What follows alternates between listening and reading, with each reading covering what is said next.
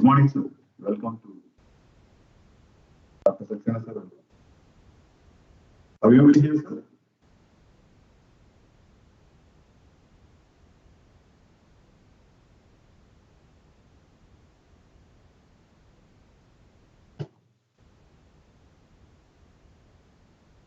Good morning and welcome, sir.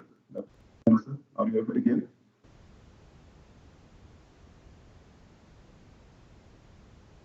You are on mute.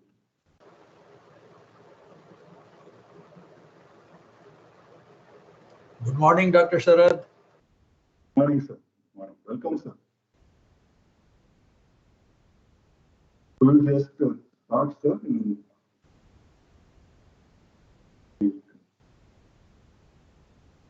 We'll start, sir, now. I think I'm handing over the mic to Dr. Right now. Voice is not clear. Not able to hear, sir?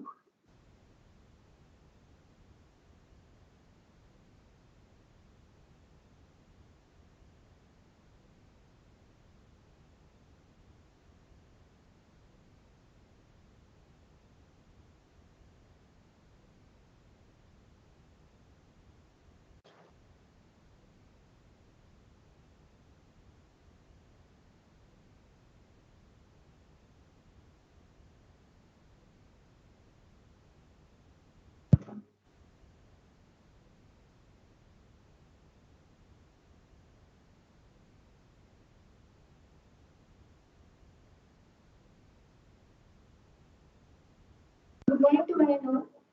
You all know today we gathered here for a one-day webinar based on cryptography. So, first of all, I welcome please, Dr. Shankar to deliver the welcome speech.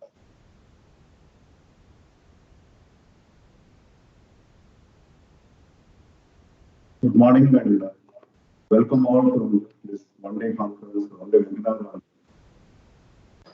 And especially welcome our guest of honor, Dr. Saxena, sir, PhD and also former director. You're welcome, sir. So thank you for accepting our Your presence gets all of us working to know new trends in the area of quantum physics. And I also welcome all participants who are attending hybrid mode from SETS campus auditorium, and also many from across the country. And I welcome you all for showing a lot of interest and joining us on this. And I also welcome the speakers who have accepted our request to deliver these talks from various institutes. That's the speakers that make this more useful one. Knowledge distribution as a part of sets and this kind of webinars we keep conducting. Just I'll take this opportunity to very briefly say that sets is a I also welcome our team here, sets team, and especially coordinators, Dr. Prem Lakshman Das, who is also cryptography and his team and other sets team. Also, Dr. Nageswara was coordinating this. Dr. Lakshman. Your voice is not clear. It's not clear? Yeah, I'm not able to. My voice is coming? My voice is coming, sir.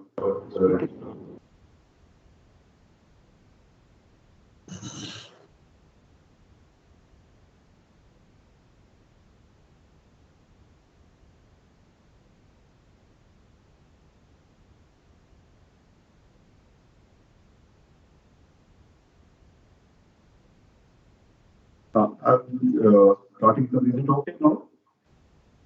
Yeah, now better. Yeah, okay. So, you know, the importance of this workshop, I'm sure guest of honor, our speakers would talk about the need of, and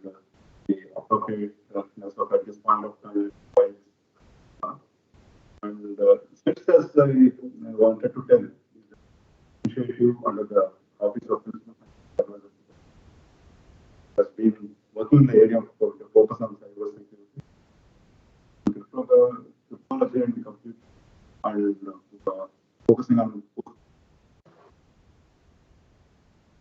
And also, the set focuses on hardware security for related areas. We're also working on hardware tests what is the embedded device. And we are working on the area of network security, especially tools like integrated device management,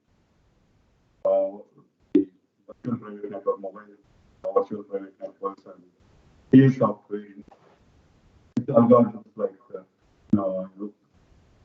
RSA algorithm, plus the EC concept, down and fast. They're all done, and the users are aware. Some of the key users are.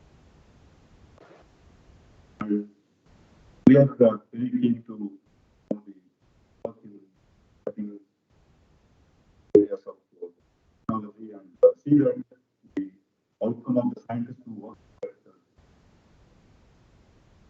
As you are all aware, the computing is probably the most, and people feel that okay, the features are starting to more nano is I think the minimum that it could do, and beyond that the quantum take over and won't actually be able to do.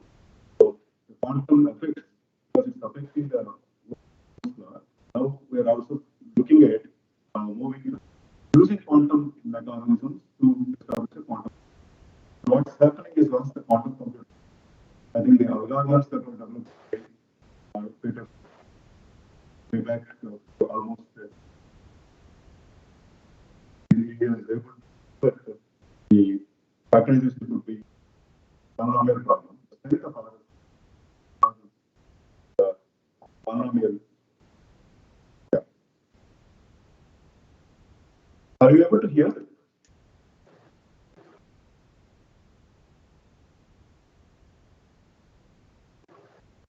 So, yeah.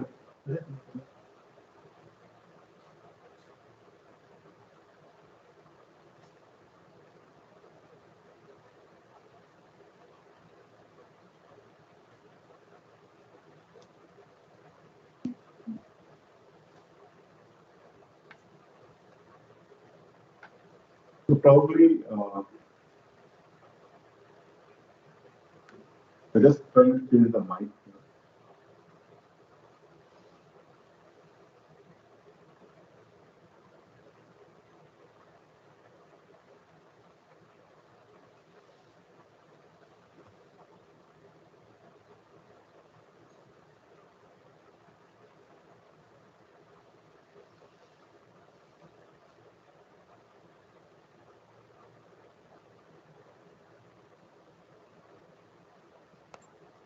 The need of post-quantum cryptography has come as the need as the quantum computers come. The algorithms like Shor's algorithm, which is providing the polynomial based algorithm, which can break the codes based on RSA and continue similarly VCC kind of things. So people, we may think that the quantum computer of reasonable size to do this may take a decade away. But what happens is now the adversaries can keep recording, and in future break it as and when the quantum computer comes, their adversary, maybe a national level actor. That is going to be a serious problem because all our important information can come into the plain text once the quantum computer is realizable of the reasonable size. So keeping this in view, while you are probably it's quite expensive to arrive at your own quantum computer, but use some complex mathematical problems and arrive at post-quantum cryptography or quantum resilient cryptography. That is the kind of focus here. And as you are all aware, there's a NIST challenge which was started way back in 2017 or so. And today, I think they have gone through the third round. There are around 4 there is a key encapsulation mechanisms, and the 3 signatures are finalized, and alternates also 3 each were there in this case. And in this, once again, one more round will go with, to finalize the final winning candidate. So I think it's the time for all of us to look at, instead of waiting for what is the final algorithm, we need to look for the transition of the classical methods, which were probably would be broken in due course of time, to quickly look at how fast we can transit from the classical methods to the post-quantum methods, which are considered to be, not easily breakable. But only thing is transition is important. It's not that just you move from RSA 1024 to RSA 2048.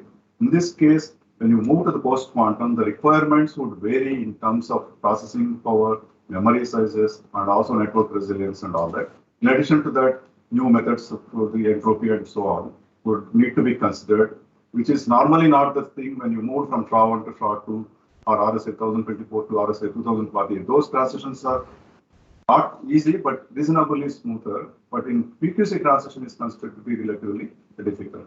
So in fact, you can see the latest ACM communication. There is a very short article by Mr. Brian from Microsoft. He tells how difficult it is for the transition. It is a very small article, interesting article. So I feel I don't want to take much of the time in the experts who actually talk more on the algorithms and all. I take this opportunity only to say that India, while it has to work on quantum computers, but it is quite an expense. A lot of money has to be spent.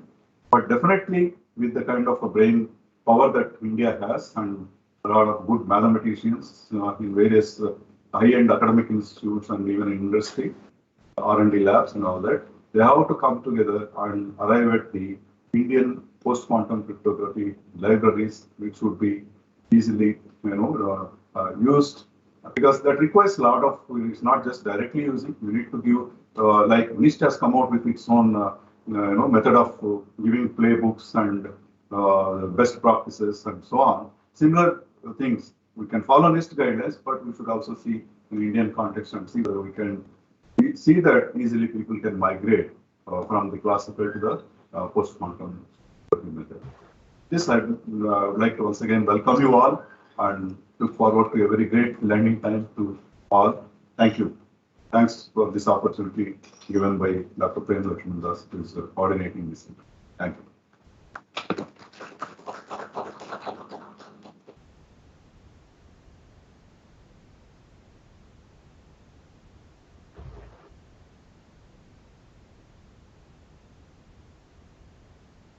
Thank you, sir, for welcoming the gathering. Now, I invite Dr. Saxena, sir, to deliver a guest of honor address. Now, before we move on, I would like to give a short profile of Dr. Saxena, sir. Dr. P.K. Saxena holds PhD degree from Indian Institute of Technology, Kanpur, and MSc Mathematics from Kanpur University. He is a chairman, advisory board, and member of Governing Council of SETS. He joined SAG DRDO as Scientist C in 1981 and became Outstanding Scientist H in 2009. He held additional charges of Director, Security for Metcalfe House Complex of DRDO, Chief Information Security Officer of DRDO from 2010 to 2014. He is a former Director at Scientific Analysis Group, DRDO. After joining Office of the PSA, Dr. Saxena has been involved in activities pertaining to cybersecurity, machine translation for Indian languages, and quantum computing. He is a member of working groups on cybersecurity and technology development in regional languages, TDIL, under MITI, and has chaired several government committees for review of projects funded by DRDO, MITI, and Office of PSA. I welcome you, sir.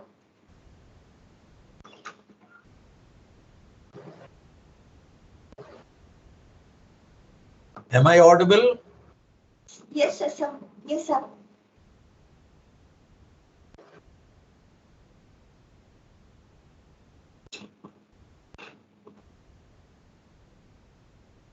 Let me share my screen. Yes. Yes, sir.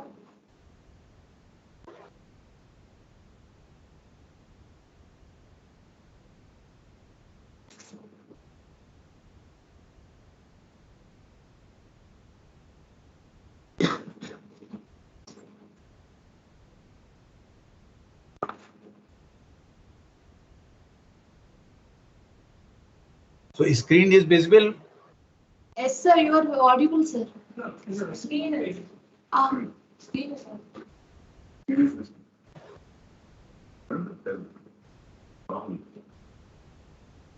Yes, sir. Screen is visible, sir.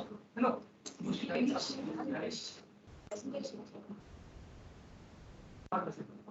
Sir, it's not visible, sir.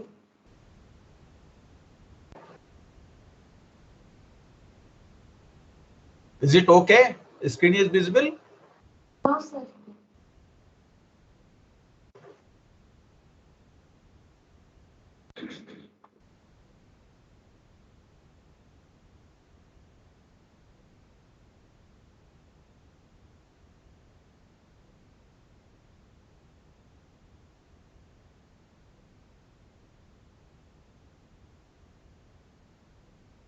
Am I connected? My screen is visible? No, sir. Your screen is not visible, sir.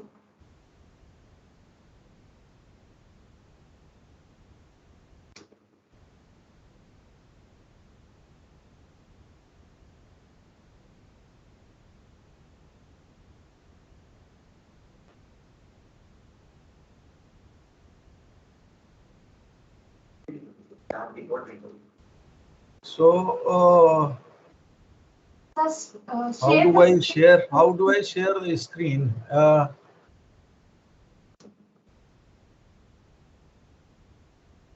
the whole window of the screen. Sir, please go to that share button. You can share the whole window, desktop, that whole desktop you can share.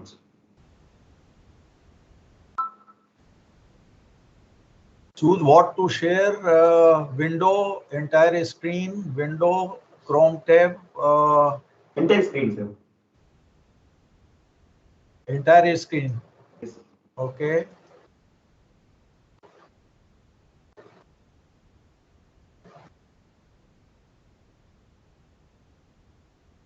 After selecting that, Is it visible? Click on that. After that, you can share the button.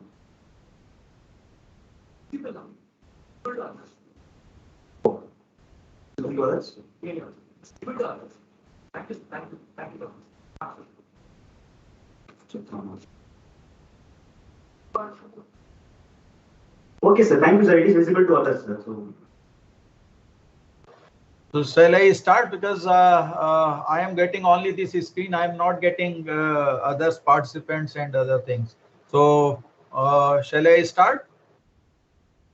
Yes, sir.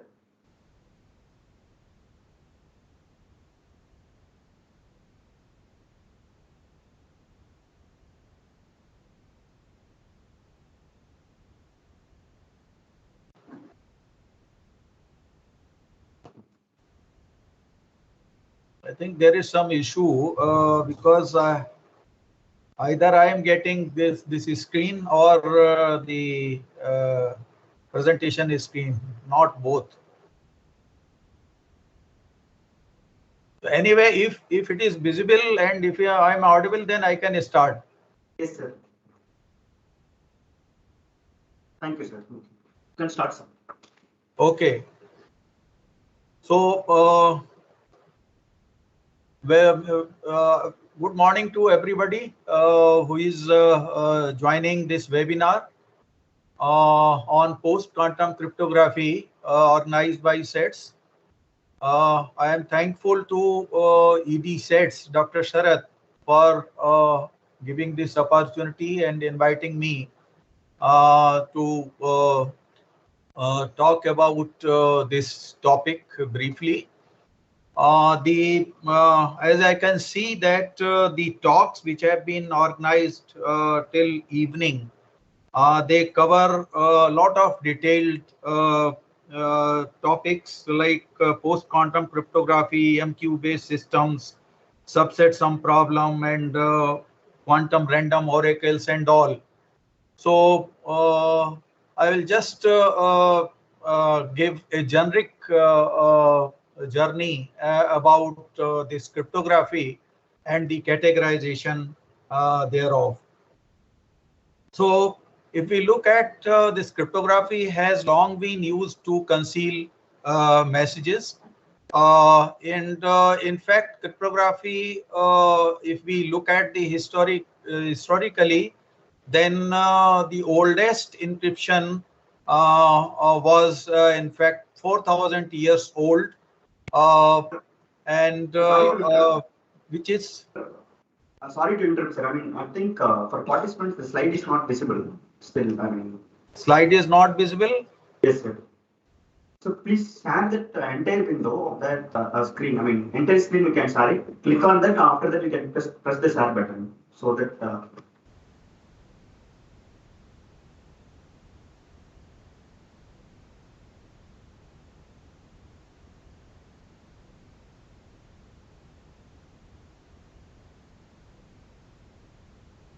This is visible.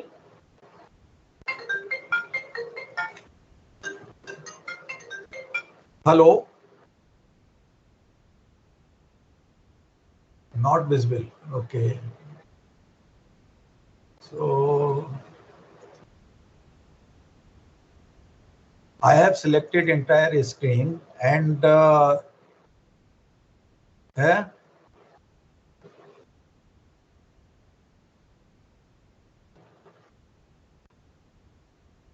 I will rejoin. Shall I rejoin? Okay.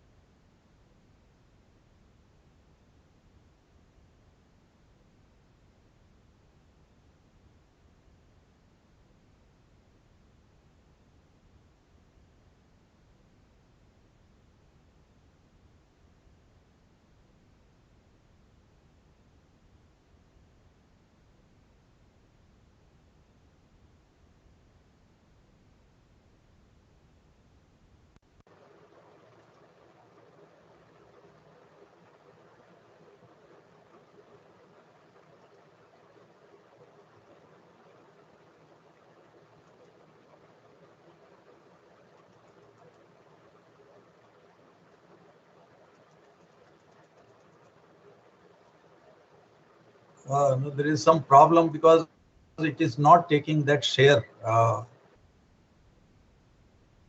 That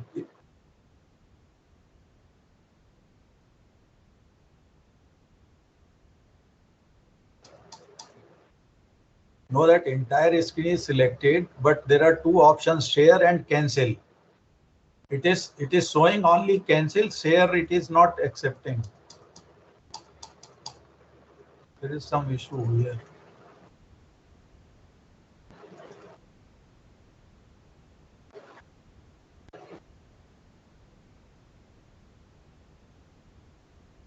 Yeah, I am clicking, but it is not doing nothing. Okay. Okay.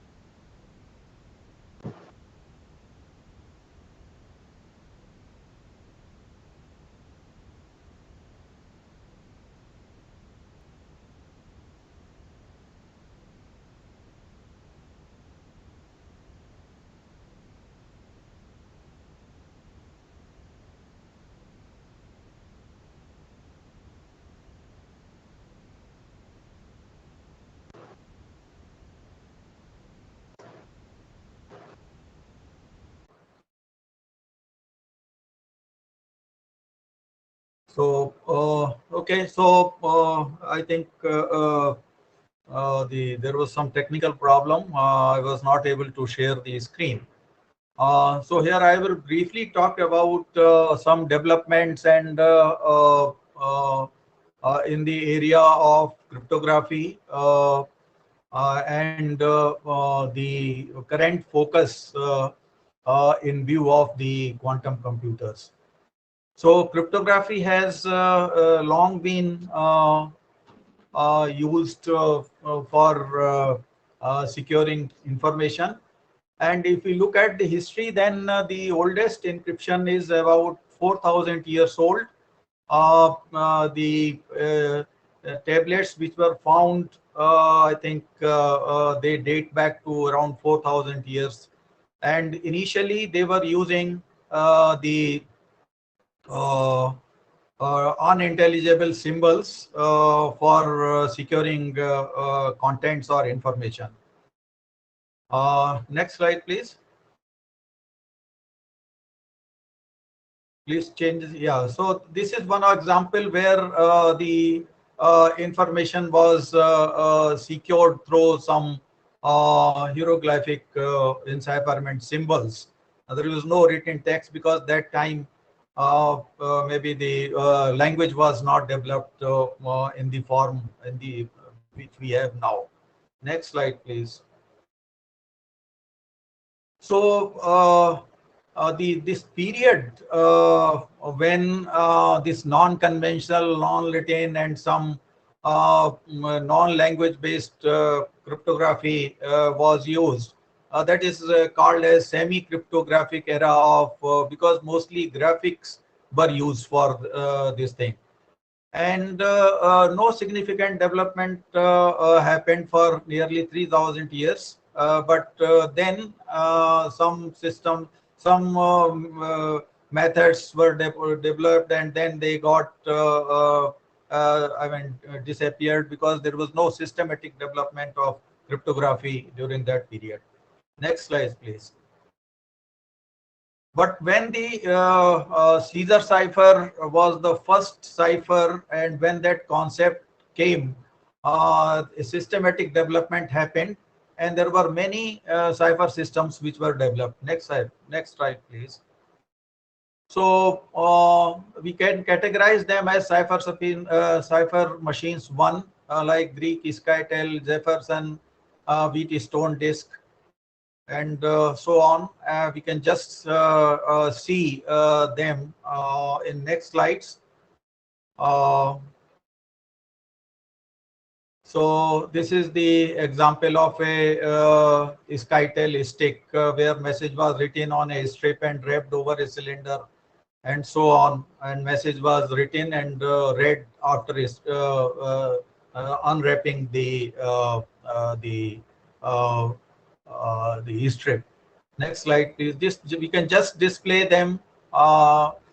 This is a Jefferson cylinder where different cylinders with some alphabets inscribed. They were there. Next slide, please. This is next. This is example of Wheatstone disk. So these were simple mechanical systems used to use encryption. Next slide, please. Then the mechanic came into picture, and the systems which were developed, they were mostly mechanical gadgets like German Enigma, Swedish Hagelin, American Sigava, etc. We can just show them the pictures and move forward. So this is the machine, Enigma machine, which was having different rotors, and each rotor means a substitution. So a sequence of substitutions performed based on some selection of leg settings and other things. So that was the machine used in World War II. Next machine. This is Hagelin machine M209, heavily used with 5 rotors. Again, the 5 substitutions in a sequence and then based on some mechanical settings. Next slide, please. This is Sigava, again electromechanical machine which was used during World War II. Next slide, please. So we can categorize cryptography, which have developed from 4,000 years to till date. We can categorize them in pre-computers when there was no computers at all. So some simple mechanical devices or simple ingenious methods of encryption.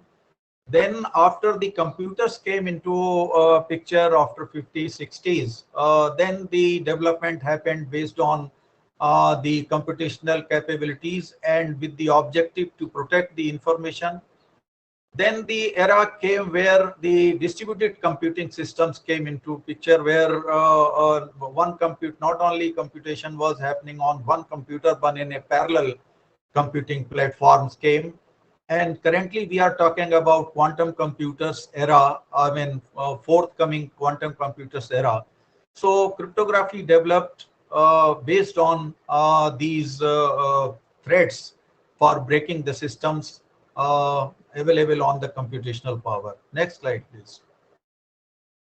So, in fact, initially they developed like substitution cipher, transposition cipher. So, pre-computational era, these were all paper pencil job.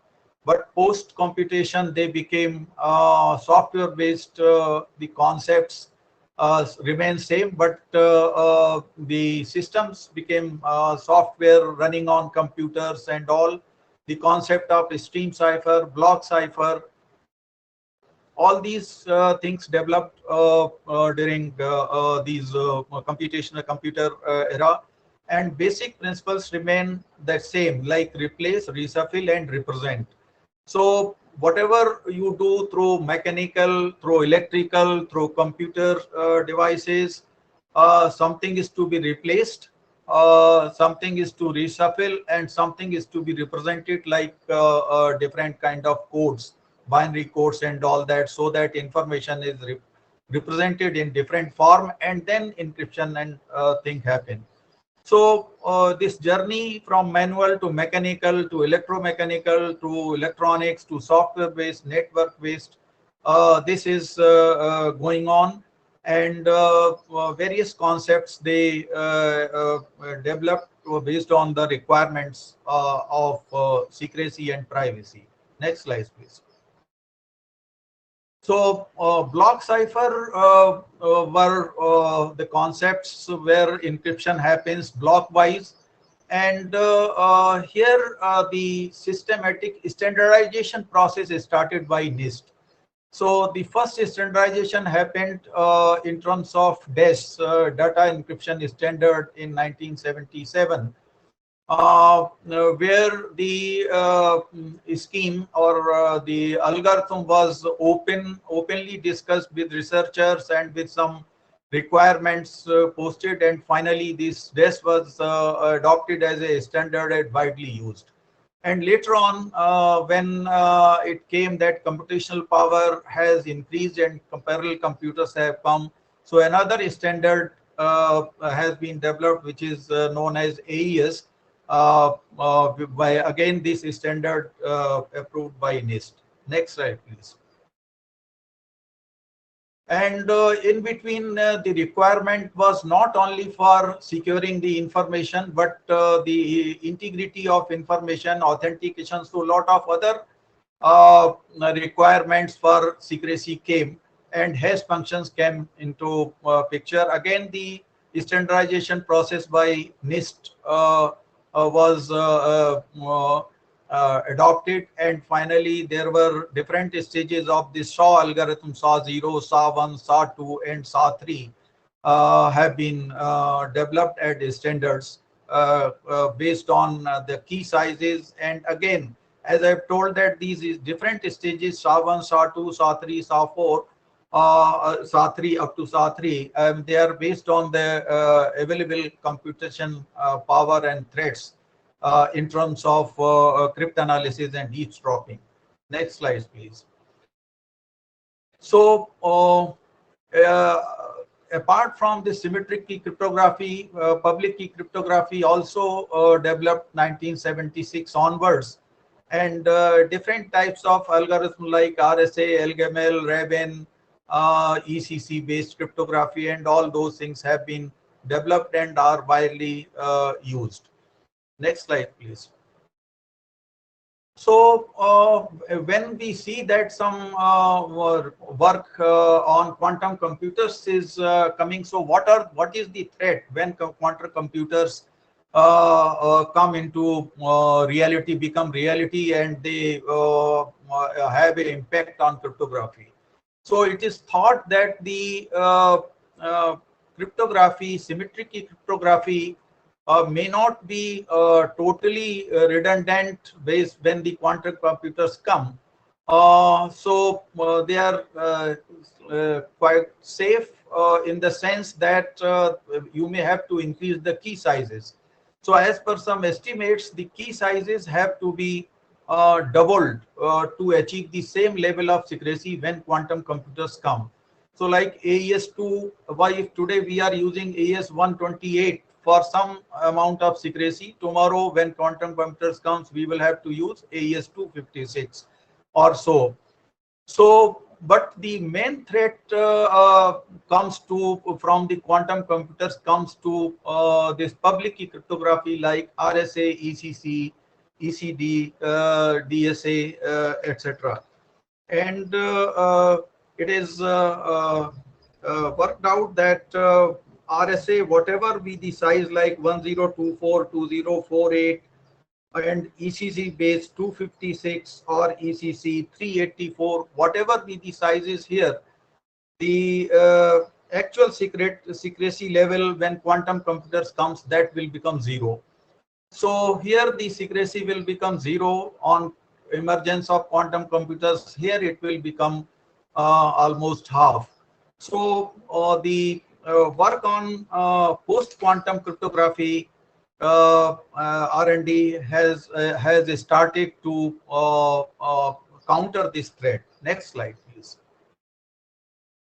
So presently there are 4 main mathematical primitives or approaches which are being adopted or which are being studied for quantum post-quantum cryptography, like lattice-based, code-based, hash-based, and multivariate cryptography. So, but apart from this cryptographic algorithm, there are many more other things which are to be developed and studied in post-quantum quantum computing era, like protocols like post-quantum SSH protocol, and some other communication protocol, quantum key distribution, because this is a major problem for symmetric key cryptography system where keys are to be distributed beforehand, quantum random number generators, post-quantum distributed ledger cryptography, which is again very significant in terms of cryptocurrencies, because cryptocurrencies, they use this distributed ledger technology and blockchain technology, where mostly these key generation and key sharing is done through public key cryptography. Of course, the integrity, etc., is maintained through hashing. So this quantum emergence of quantum computers, which have a direct impact on the cryptocurrencies and distributed ledger cryptography. So today, when the research and realization of quantum computers is a premier paramount important, and people are working, and of course no one can certainly tell that when a real working quantum computers will be available, but based on that threat we have to work, and the work is R&D is going on in all these areas. Next slide, please. So as it appeared that whatever cryptography, whether it is pre-computer, post-computer, post-distributed computer cryptography, everywhere there was a need for standardization, as I talked about data encryption standard, AES, and then hash functions and all. So for post-quantum era also there was a need felt for standardization, and NIST again took the initiative, and they started that process of standardization by calling the proposals. And the requirement for these proposals to pass through are listed here. That is, the algorithm should be implementable on traditional computer platform. That's one of the requirement posted. Hardware implementation should be easy. Speed, performance, power consumption, these are all considerations for any proposal which was to be submitted to this competition. Security, whatever desired level of security. Key sizes, because the key sizes is important because it requires the hardware, suitable hardware, and then if depending on key sizes, computational requirements will increase. So signature size, side channel resistance. So these were all the parameters which were to be considered for evaluating the proposals to be submitted for post-quantum cryptography standardization process. Next slide, please. So as I told that this process started in 2016, and different rounds have happened. The third round, in the third round, which was concluded in the 2020, the four algorithms were finalists are listed here. Crystal Kyber, which is lattice based and module learning with error based concept. Saver, NTRU, and classic McElsey, which is code based, and binary kappa code have been used. So in all these processes, the standardization process finally still the final evaluation and selecting one, that process is still on. And I think there is a talk here, the first talk in the schedule, so where this topic will be taken up, introduction to post-quantum cryptography and MQ-based systems. So details of all this standardization process and the plus points of crystal Kyber, negative points, and because always, as I have told, that there are many parameters which were listed in the previous slide. So some trade-offs are to be worked out for final selection of a particular algorithm for particular application. It's not that only one application like DES may be selected. So based on the computational power available, based on the security requirement, based on other different parameters, I think the different people can use different kind of algorithms post quantum era. So next slide, please. So this is what I just wanted to initiate the discussions for today. That out of these finalists, what are the plus point with one against the plus point of the others? How do we compare them? And which direction this work is going on? As far as government is concerned, there is a mission started by PM Stack at Office of Principal Scientific Advisor. So this quantum computing mission, within this mission, all aspects of quantum computing are covered, including the realization of quantum computers with the reasonable number of qubits, R&D, and communication, quantum communication, whether it is free space communication or it is on wire fiber optics communication, but long distance communication. So almost all topics relevant to quantum computing are included in the mission, and it is being funded by Department of Science and Technology. As many of you may be aware that five clusters of research organizations have been created who are working on different domains, all these four verticals, and the work is going on. So I think in today's seminar, webinar, I think you will come to know many of these directions in which work is going on. So with this, I once again welcome all of you who are participating in this webinar to listen to the speakers who are uh, uh, listed in the program schedule from IIT Kanpur, from IIT Madras, and some people from SETS itself. So with this, I conclude, and once again, I thank Dr. Sharad and the team at SETS for inviting me for delivering this overview and the on this post-quantum cryptography. So all the best, and I hope that these deliberations will be very fruitful. Thank you.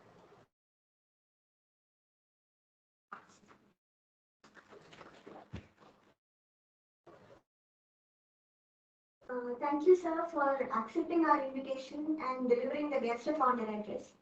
And also, thank you, sir, for your wonderful presentation and for giving us a glimpse into the history of cryptography, ancient cipher systems, cipher machines, and also finally for giving us a brief into the post-quantum cryptography standardization process.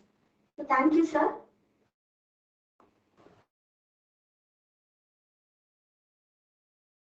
Thank you very much, sir, from my side as well. It's a great opportunity to listen to you, and we look forward to your guidance in the actual implementation from SETS Lab. Thank you, sir. Over to the next. So SETS have a big responsibility to demonstrate these things which we talked today.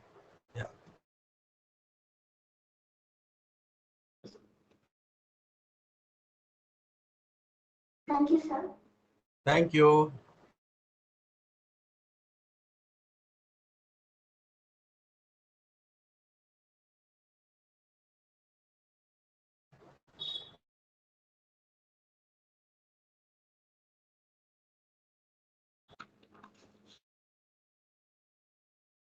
Now we move on to our next speaker, Dr. Tapas sir. I would like to begin with a brief profile of Dr. Tapas sir. Dr. Tapas Pandit received his MSc in Mathematics from Calcutta University and MTech and PhD in Computer Science from Indian Statistical Institute, Kolkata. Currently, he is working as a specialist scientist at the Department of CSA, IISc Bangalore. His research interests include design and security proof of public key protocols in the area of predicate-based cryptography, multivariate-based cryptography, and post-quantum cryptography. I welcome you, sir. Voice? Sir? Can you hear my voice? Yes, sir. Yes, sir. You're audible, sir. Yeah. So can you? So it is clear, right? Voice is clear, right? Yes, sir. Yeah. Focus your face. Actually, I have different camera. Yeah. So I think that will Yes, be. sir. It's clear now, sir. I think yeah. Can I start? Sure, sir. Okay. Good morning, everyone. Okay, so let me share my slide.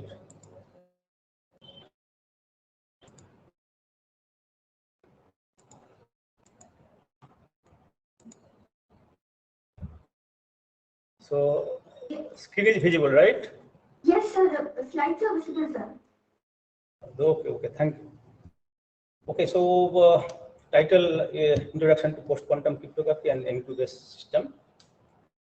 Actually, it has two parts. So this slide actually contains this introduction to post-quantum cryptography, and there's another slide that will have this NQ-based system. So actually, so before this talk, so I just want to mention that actually I'm suffering from throat problem and fever. So my voice may be a little bit down. So if you have any problem, just let me know. I mean, okay. So let me start with this. What is quantum computer? So quantum computer is a machine that performs computation, based on quantum mechanical behavior. So this is the behavior of particle at subatomic level. So this is the briefly what is quantum computer. Then I will discuss a little bit, very briefly on quantum computation. I think you know this classical bit of fundamental concept of classical computation, and it's analogous concept. It's called qubit. A qubit can be in two states at the same time according to certain probability. And similarly, n-qubit system can be in all possible, basically 2 to the power n states at the same time, and each with some certain probability. So surprising thing that when you measure the states, for example, say n-qubit state, then actually it is going to collapse to one of the 2 to the power n states according to some probability distribution that we will describe in the next slide. More mathematically, an n-qubit system can be represented by 2 to the power n dimensional Hilbert space. So actually, this is something called complex equivalence space. This is nothing but this 2 to the power n Cartesian product of C. So that is the vector space and over C. Okay, so for better understanding, so just I will describe one qubit system. So first, what are the classical states for n-bit classical system that we know at 0 and 1? So that can be described by some state in the analogous version of, quantum analog version. So here, computational basis actually are vectors, basis vector in C2 or C cross C. So there are actually two distinguished something called canonical basis vector 1 0 and 0 1. So this is called something called Kate notation 0 and Kate notation 1. Actually, this will represent your classical bit 1 0, and this will represent your classical bit 1. So this is, I mean, here you can just simply identify classical states are nothing but your basis vector in the computational basis. Now, what are the arbitrary quantum state? So this is simply unit vector in C2, right? And so this. So if this is your arbitrary quantum state psi, so then psi can be written as something called that the way you write some vector in the vector space. So like scalar combination of your basis vector. So here scalar is complex number, and these are your basic vector. So that basically you can think of your classical state. So kind of some combination of classical state, complex combination of your classical state. So, but to ensure that this vector will be norm 1 or unit 1, then there will be restriction. Restriction saying that this is something called amplitude. So sum of the amplitude square should be 1. So this is the requirement. And so in other words, so you can see this is something called, you can see that sum of the probability is equal to 1. So basically psi encodes a probability distribution with this state. That is important. And this is actually called the superposition. As you can see that, I mean, this is other than in your classical state, right? So there are actually many, countably infinite numbers of such states. So now there is another important thing, something called state evolution. So I mean, it basically says that how state will evolve with time. So that is captured by something called unitary matrix. So, or simply we used to say unitary. So if psi and psi dash are two states at time t1 and t2, then there is a unit or unitary matrix U, such that if you apply U, then you will get psi dash. So here just to point out, so unitary has a major role in design of quantum algorithm. So basically, if you look various quantum algorithms, so that this unitary has a big role, because if you see that various algorithms like source algorithm, even Simon, Gover, they are actually unitary as different. Like in case of source, so unitary, I mean, kind of quantum Fourier transformation, discrete transformation is used. So in case of other situation, you can see unitary can be treated as a n-fold Hadamard. So the point is that I mean, to design your algorithm, if you are a good designer, then you are able to handle unitary, or you can design unitary in a good manner. So that is the main point I want to say. And now, so thing is that I mean, this is something different from the classical thing. So once you want to observe a quantum state, then you have to disturb it. So when you just going to measure, so it actually collapses 0 with probability A0 square and 1 with probability A1 square. So that is all about quantum 1 qubit system. Some fundamental facts here. So basically, entangle, uncertainty principle, no coding theorem. So this is also entanglement is also called spooky action at a distance. So if you suppose you are separating a group of particles by a long distance, for example, you can take one particle one side of the universe and other particle other side of the universe. If you do something with one particle, that particle will influence other particle. So that's a very strange thing. So that is the reality, quantum reality, if I say. And uncertainty principle says that certain property you cannot measure. You cannot measure exactly at the same time. For example, position, velocity of a quantum particle. So it can be possible for classical object. But when the object are getting very tiny, something called subatomic level, so that cannot be possible. Another thing is the no coding theorem. It says that you simply cannot copy a arbitrary quantum state. Right. So based on this, basically based on these fundamental facts, you can design some crypto system that will describe some of them. We will describe later on. Now come to oracle access in cryptography. That is an important thing. So here actually this guy is adversary.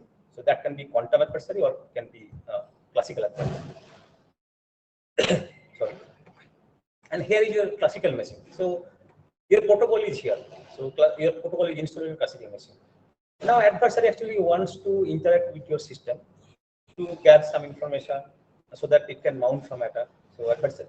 So that for example, adversary may want to know that something called some ciphertext for a given plain text, or plain text for some ciphertext, or signature for some message. So all of these things you can treat kind of functions. So adversary is a kind of encryption function, decryption function, and sign function, right? And all these functions actually, model as a oracle. So that is something that oracle means actually adversary doesn't know inside of this function. So it simply send a classical argument and it will get back the function value. So that is something called classical oracle. So here I just point out that even if adversary is quantum, but adversary cannot interact this classical system quantumly or in superposition. And look at the other side. So now here the machine is now quantum. The channel is also quantum. Or channel may be classical or quantum, depends on the situation. Now here something is running, some quantum protocol is running over here. Now here that quantum adversary can make classical query as well as superposition query. So it will send maybe some quantum particle, and it get evolved according to the rule. Rule means some unitary that actually implement the underlying function or oracle. So it will get back the corresponding value. So that is the difference from the classical ones. So now have a look on this well-known some well-known quantum algorithms. So I think this I think all of you can recognize these famous people. So they are famous by their algorithm. David Boyce, 1985, Peter Source, the Source algorithm, that 1904, Simon's 94, Grover's algorithm 1997. So okay, so last three algorithm is very much related to our cryptography context. Okay, so first talked about this Boyce algorithm, right? So Boyce algorithm, why I have kept it here. So this is the first quantum algorithm, or something called some powerful algorithm, some demonstration that can do some quantum algorithm can do, but classical algorithm cannot do. So this Boyce algorithm takes single superposition query, can distinguish two classes of function, basically one bit function, Boolean function, and something called this constant function and balance function. But classically, actually, it requires to say deterministically two. So that is the first, something called separation result, you can say. But here you can also look that there is something I have written input. So here input means I'm talking about the quantum input of the quantum algorithm. So here, input at superposition here you can say. And here also that this. So presentation is not visible. So, excuse me. Can you hear my voice? Hello. Yes, sir. I can hear your voice, sir. But, we can hear your voice and we can see your slides also. Okay, but I got it. Okay. Anyway, so some comment I have noticed that someone said that screen is not visible. Okay, anyway. So so that is the something called more celebrated result. That is the something called more threat, I would say, from the cryptographic perspective. So source algorithm that can break that can factor large number. So here lambda, that is lambda is the bit length of the number. So it can do something called polynomial time, and you can see classical algorithm will take exponential time. Although there are actually I have written a big O notation, but there are some sub exponential algorithm. And so not only this factoring, but also it can do many things like something called order finding, right? So you can solve discrete problem, some other many classical problem. But point is that here input is classical. That is the one of the main observation. So here input is classical, but algorithm is quantum. And Simon also there is another algorithm that is also very much important for cryptographic context. So it also actually solves some Simon function. So Simon function, there is hidden period, so that algorithm can solve in order n. And here actually it will take something called this exponential. So you can see that this both source and Simon actually showed that something called exponential speed up, right? So here again the input is superposition. And if you look at Govert's algorithm, so yeah, so Govert's algorithm is about to search an item in a database, unstructured database, not sorted. So it will take, I mean, so here n is the number of items in the database. So classically, it will take actually n. So I have written order n, but at most n. But here you can see you will have a something called quadratic speedup. So that is something. I mean, you can observe that. And here also included superposition. So here so I just want to emphasize some points. So both the Simon function, I mean, both the algorithm uses some Simon function and Govert's function, right? I mean, say both the function to run this algorithm more fruitful manner, then you have to provide superposition access of those functions. Otherwise, you cannot do anything using this algorithm. Okay, now based on this algorithm, we can see some kind of threat to the existing crypto system. So, I mean, natural question. I mean, what will be the situation if quantum computers are ready for use?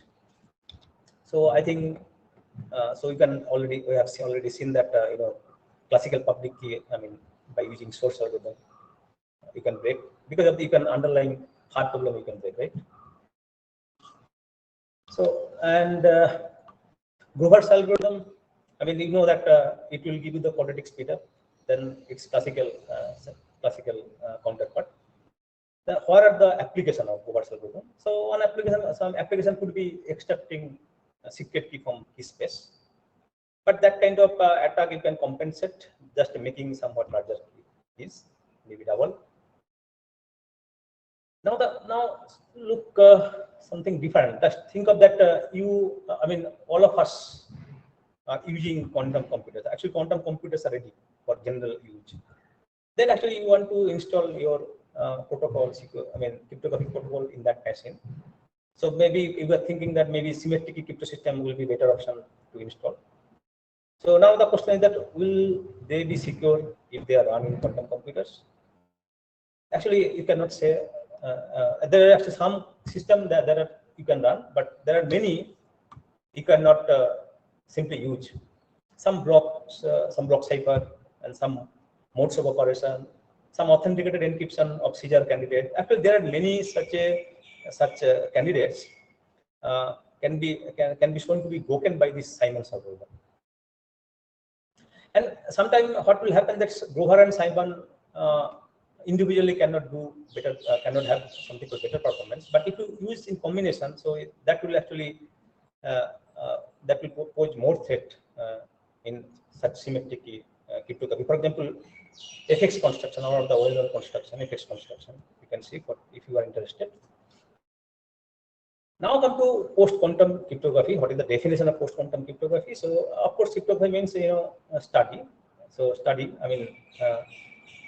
Study crypto system. What kind of crypto system? That run on conventional or something called your classical or traditional machine, and are secure against both classical and quantum computers. So here attacker may have this quantum power, but your protocol will be run on classical machine. Right? And security is called the post-quantum security. And one of the basic requirement is that underlying hard problem must be quantum safe. That means no quantum. I mean, quantum algorithm cannot break that problem. For example, you cannot RSA cannot be a post-quantum candidate because factoring problem is easy for quantum computer, so that problem is not quantum safe. Now, what are the candidates? So potential candidates. So actually, there are many candidates. So eventually, you can use one-time type. So of course, this is not. This is not practical. Of course, symmetric cryptography option, hash-based cryptography, Merkle hash tree, public key signature, multivariate, code-based cryptography, lattice, isogeny. So there are many actually candidates you can use for for future communication.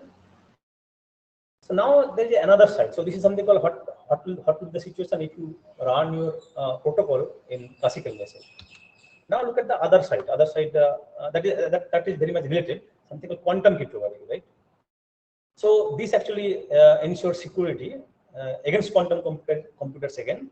But this time your crypto system will be run on quantum computers. So this is, I mean, this is something called most challenging task I mean, from the point of view design. So unlike post-quantum security, I mean, here adversary may interact with the system quantum. Right? So there are candidates in this category like Q-query distribution, BB84, UCAT91, some classical scheme, some symmetric and cryptographic scheme, also some other classical scheme, not classical, basically some public scheme.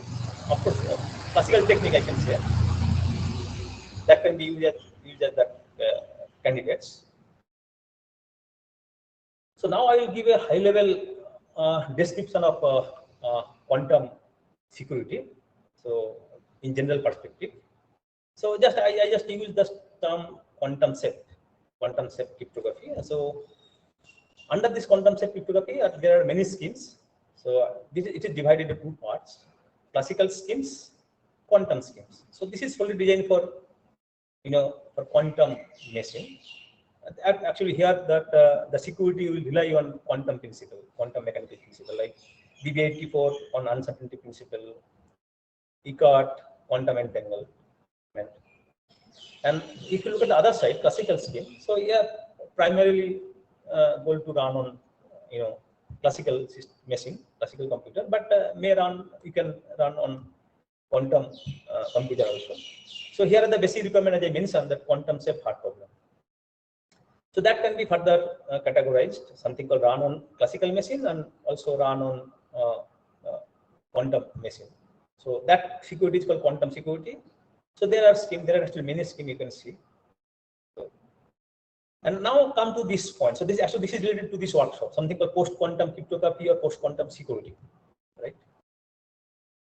So this, suppose you have designed some system, right? So based on different candidates, maybe it's lattice, hash, code, whatever.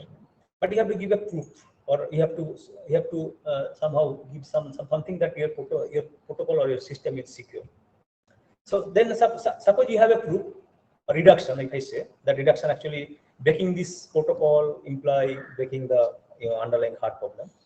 Suppose you have that kind of reduction that works against classical adversary, right? So actually, yeah, there are many such schemes.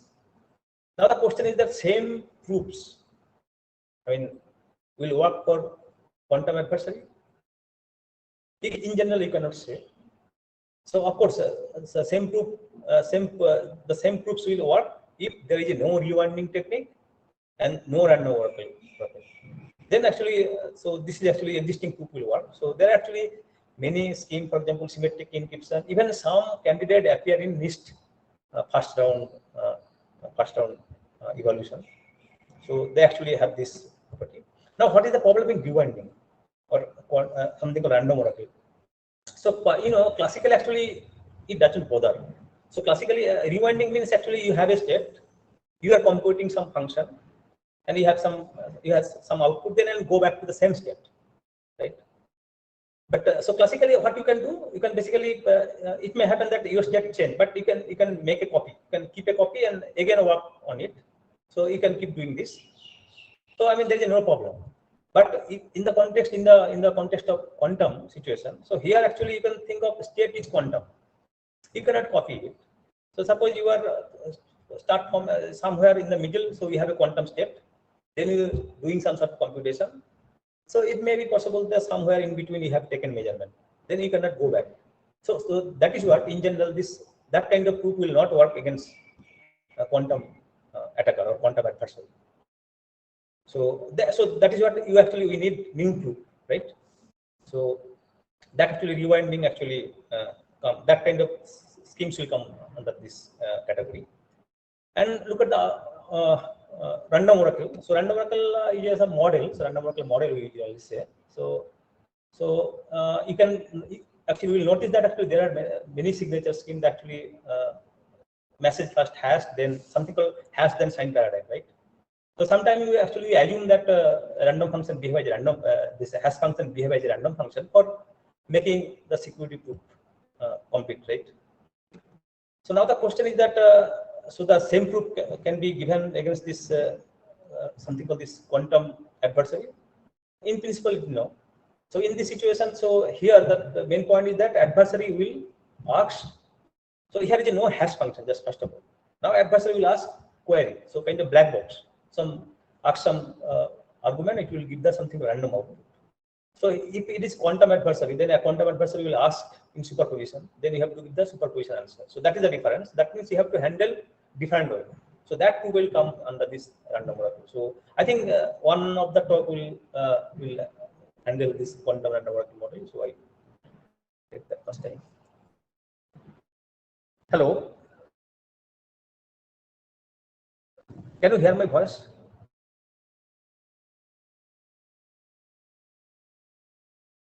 Hello. Yes, sir. We can hear your voice.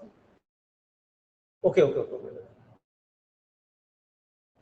So now something called standardization. I think already Sir also talked about. So I will not. So this is basically some timeline you can see. I mean, announcement, something called published requirement and evaluation criteria, then submission. So round 164 paper was submitted. Then in round 2, candidate announced in January 2019, July 2020. So 7 finalists and 8 actually alternate candidates, something called second track. This is the first. So here actually you can see the distribution, right? Like lattice-based candidate 12. This is for second round situation. So actually this blue color one actually will be discussed today, right? Lattice, multi-grade has. And these are the third round candidates. So 7 finalists you can see. This is the encryption or KEM candidates, and this is the signature. And here you can notice that, look at the category. So actually lattice actually more you can see that more candidate in this lattice. I mean, who are working in lattice, they will be happy this time because you can see that look at the distribution. Okay, so if you have any question, then you can ask related to this. Otherwise, I will move to next slide, or you can ask question at the end also, not a problem. So better I'm just moving second slide.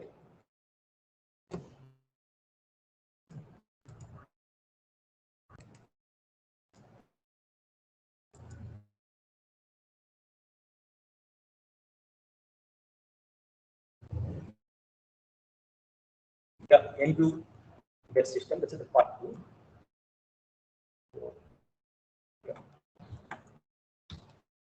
So I think all of you know the purpose of digital signatures. So I'm not talking about this. What is the ingest? So first, what is the abstract definition of digital signature? So basically, you can see that there are 3 algorithms. Keygen actually generate public key, secret key, something called verification key, signing key. Okay, can you see my screen?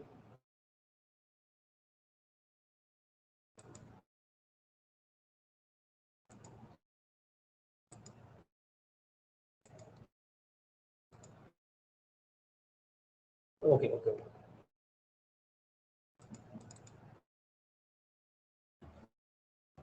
And signing algorithm will take the signing key and the message and produces signature. So these 2 algorithm, this is something called randomized algorithm, and this is the verification procedure. So this is something called verification key, or you can say public key. It takes message and signature, either reject or accept. So there's a correctness. So correctness is that I mean for all public key, secret key, and for all message, once you sign with the using the signing key, the verification always go through. So now come to the security model. So it is defined as a game between a challenger and an adversary. So this is kind of this is kind of this similar situation in case of physical situation, right? Physically, you can see many signatures on different document.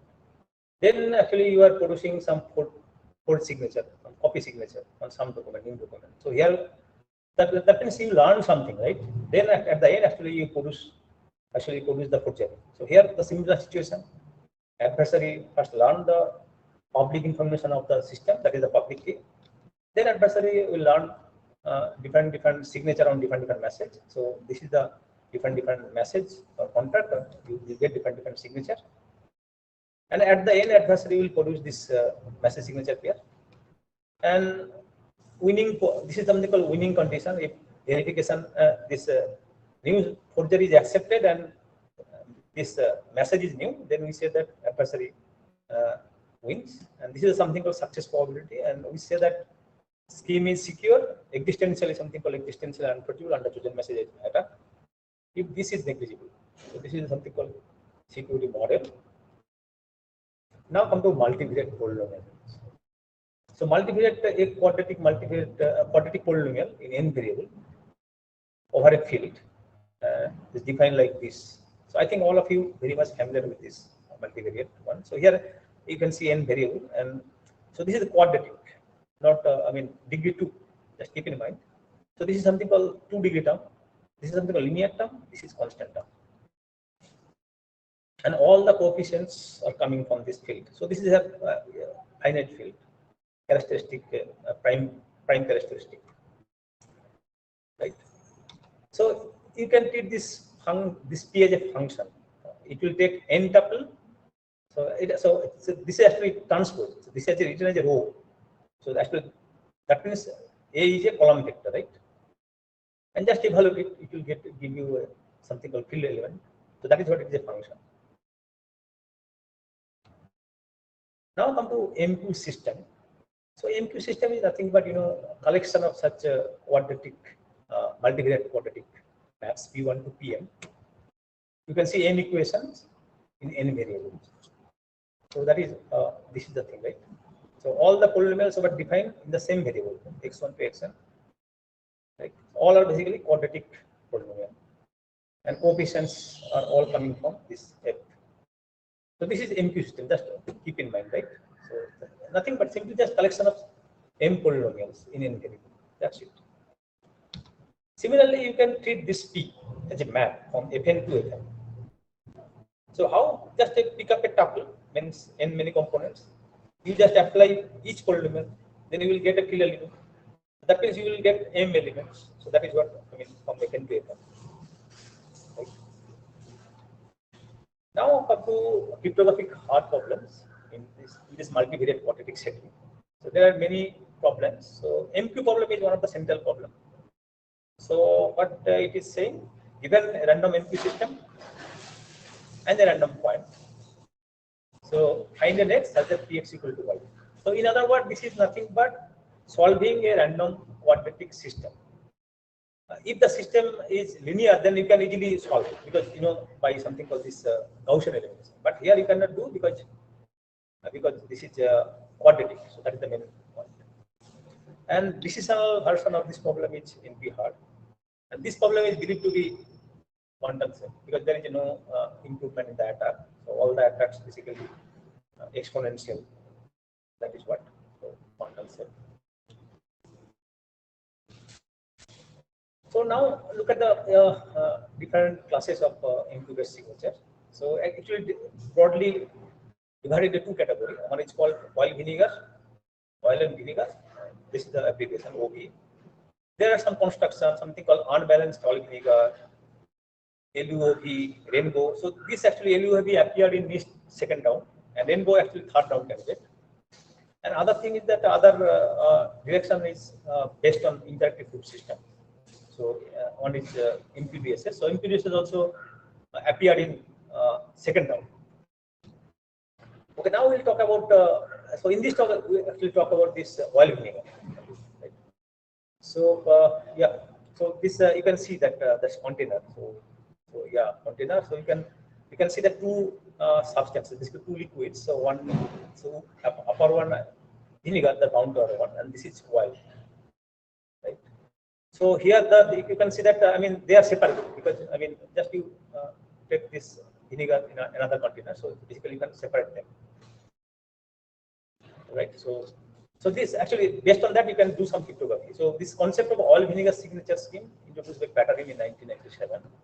So yeah, the essential idea is basically that's separating oil from vinegar. So that is the main idea. So you can think of it is a kind of trap information, right? So for example, if you look at the public and secret key is your trap. So if you separate, so separate information is your trap, right? Something called secret key. And if you set this container, so you can see there is a fine mixture between these oil particles and vinegar particle. So and some peak instance. So that actually will work as a public. So I mean, then that time actually you cannot separate the thing. So it's like a random thing, right? So that actually captures something called notion of public. We'll see more in details. Okay, so now we'll describe what is oil and vinegar. I mean, MQ system basically. So in this, basically you can here actually we'll just keep in mind that n is number of variable and m is number of equation. Here number of variable is more than number of equation, and v is the difference. So, right. So v actually number of vinegar variable. So some variable will come over here. So basically you are not doing what? You just basically all the variables are partitioned into two parts, right? So first part 1 to v called vinegar, the brown one, and part below one is something called this, oil variable. So how many? M. So here actually M and O are same. A number of equation and number of oil variables same. You can see, right? So this actually, so board actually denotes vector notation. So this is something called oil variables, and this is this is vinegar variable. This is oil variables. And now we'll define multivariate quadratic polynomial of oil vinegar type. Right? Yeah, this is also again a quadratic polynomial, but some special kind of quadratic polynomial. So what kind of special? So look at the simply just 2-degree term, right? Look at the 2-degree term. So it's saying that first term. So this is I1 to V. So this is something called, this is vinegar, and the remaining term can be anything, oil and vinegar. So in other words, you can see that this 2-degree monomial, 2-degree term never contains oil, right? You cannot see the oil square or oil. So that is not the case. So that is something more, some structure actually some structure is involved here. So that is the basically oil term will not be there, right? In the product term basically. So sometimes we will so if you take the collection of such map, we are sometimes referred to it as a central quadratic polynomial of oil vinegar type. Some toy example. Here you can see. So here V is 2 and oil number of equation is 2. That means number of variable is 4. So this is a 2 vinegar, 2 oil. And here you have taken the field to be Z3. I mean Z3 means here characteristic 3. 0, 1, 2. This is the object of this field. Every person is modulo 3. Right. So as you can see that then f to the power m is 81 and f to the power m is 9. So right. Now that if I ask, so these following systems or following basically polynomials are all vinegar type. Can you see?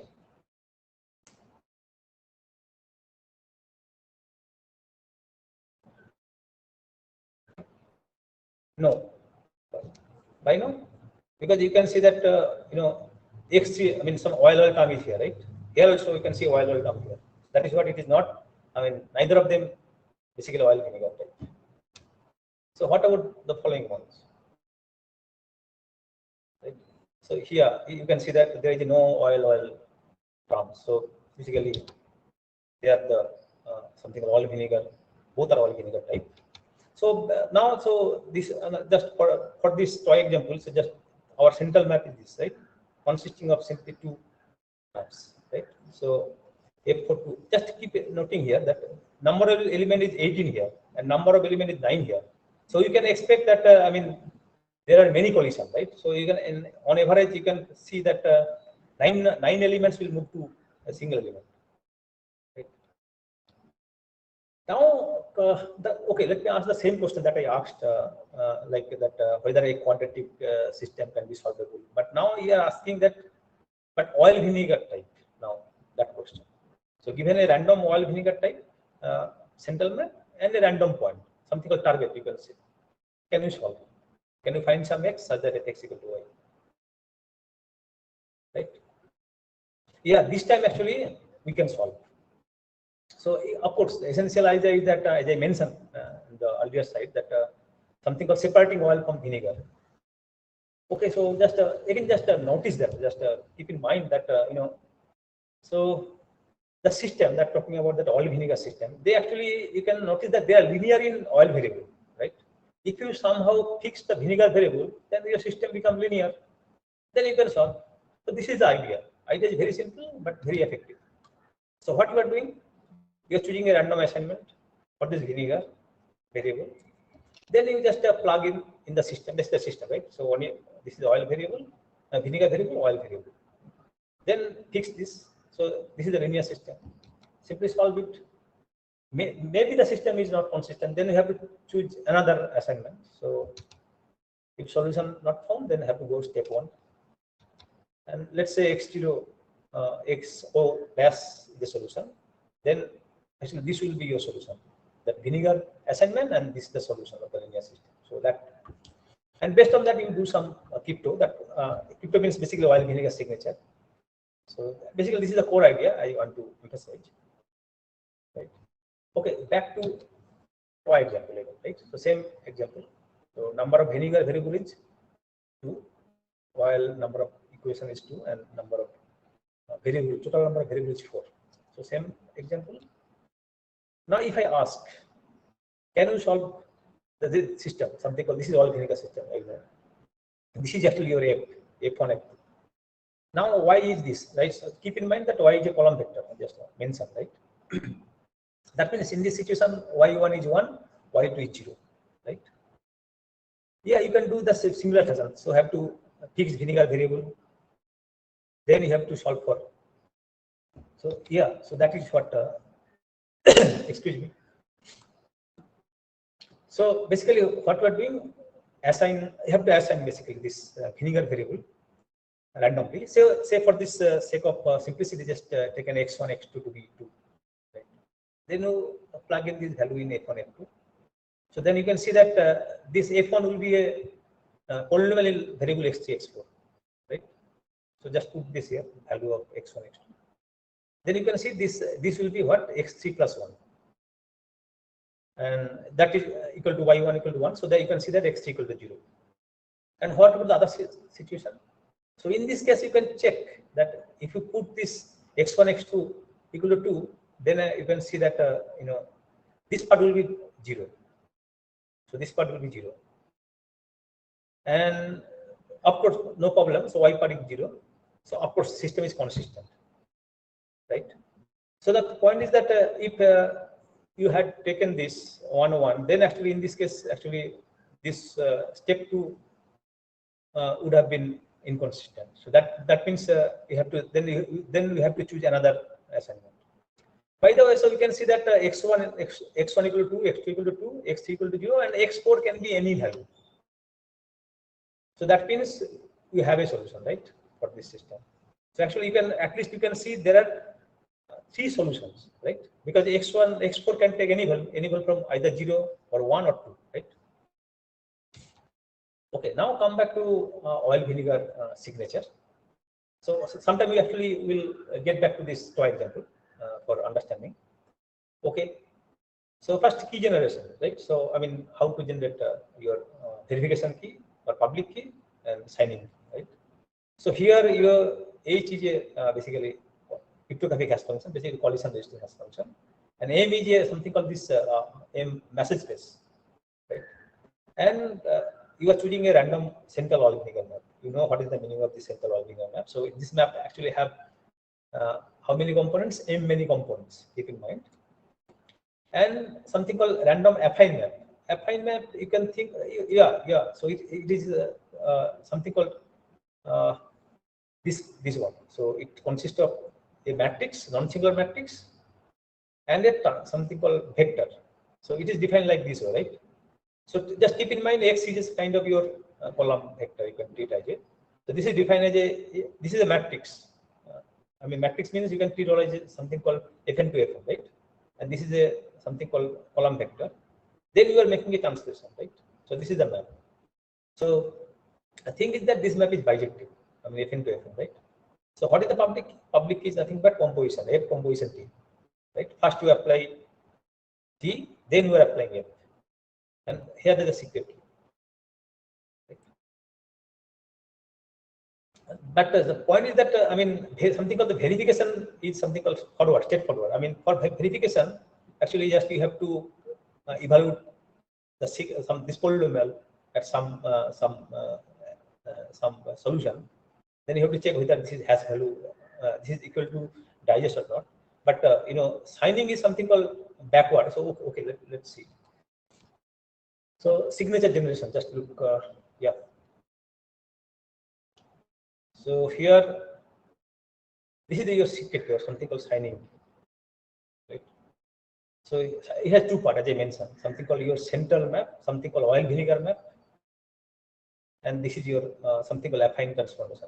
For the sake of understanding, you can just simply consider as a non-singular matrix, right? So first you compute digest, right? That's digest. Then you are doing what? Something called inverting. So applying that F inverse. So F inverse means you are basically solving this quadratic system. Just keep in mind this is a oil vinegar system, right? So you can solve it, right? So this is already I have mentioned. You have to choose first the vinegar variable, then you have to plug in the system. So now it will become linear system in oil variable. If solution is not found, then you have to go to the step one. Let x0 xo dash solution be the solution. Actually, there could be many solutions. Just keep in mind. Right? So then you have to pick one of them. And yeah, so here this is actually x dash is this solution for this system. Then we apply something called T inverse. So as I mentioned that signing is kind of doing backward operations. First, so just if you go the previous slide, so you can see. So computing T is kind of forward map. First you computing T, then F. But when you are doing this signature computation, you are just first you are doing F inverse, then T, right? So this is the solution. Then we are applying T inverse. So that is actually signature. Right? So as you can see, the signature is a is an element in Fn, right? And verification is straightforward simply. So just you know, your signature is X. So X is a column vector in Fn, and public key is something called this public map. And then you are computing this value, and you are basically okay. Hello. Okay, sorry. No, I'm in the talk. Sorry.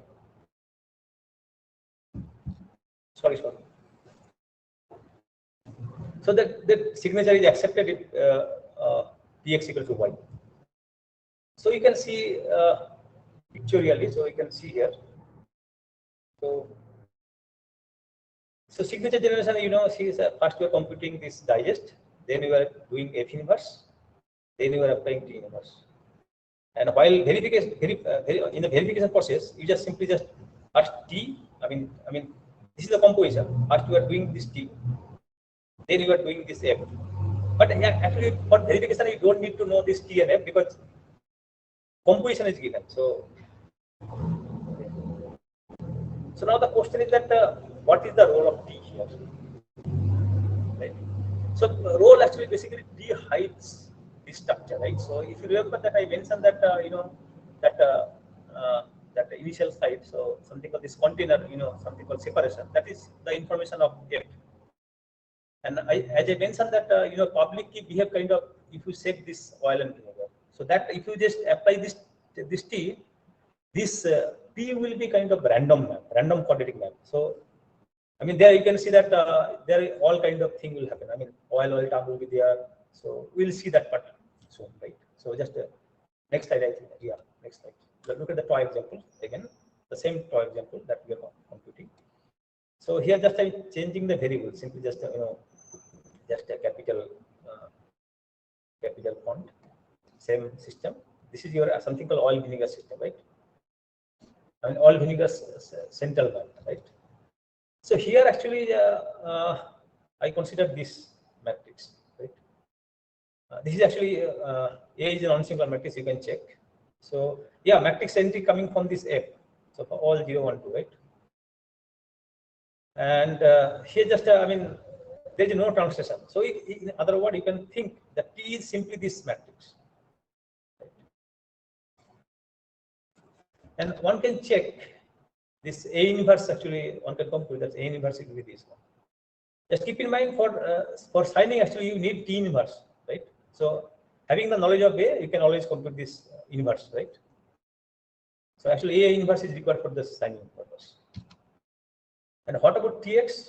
Just so look, Tx means what?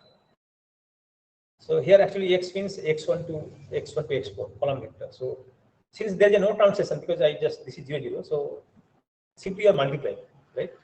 Multiplying is you can think this is the thing, right? Right? This is the first element, second element, third element. So now if you then the question that what is the P1x and P2x, right? So P1x, P2, I mean something called public map. So if you just apply P1x means what? If you remember that F1 composition Tx, right?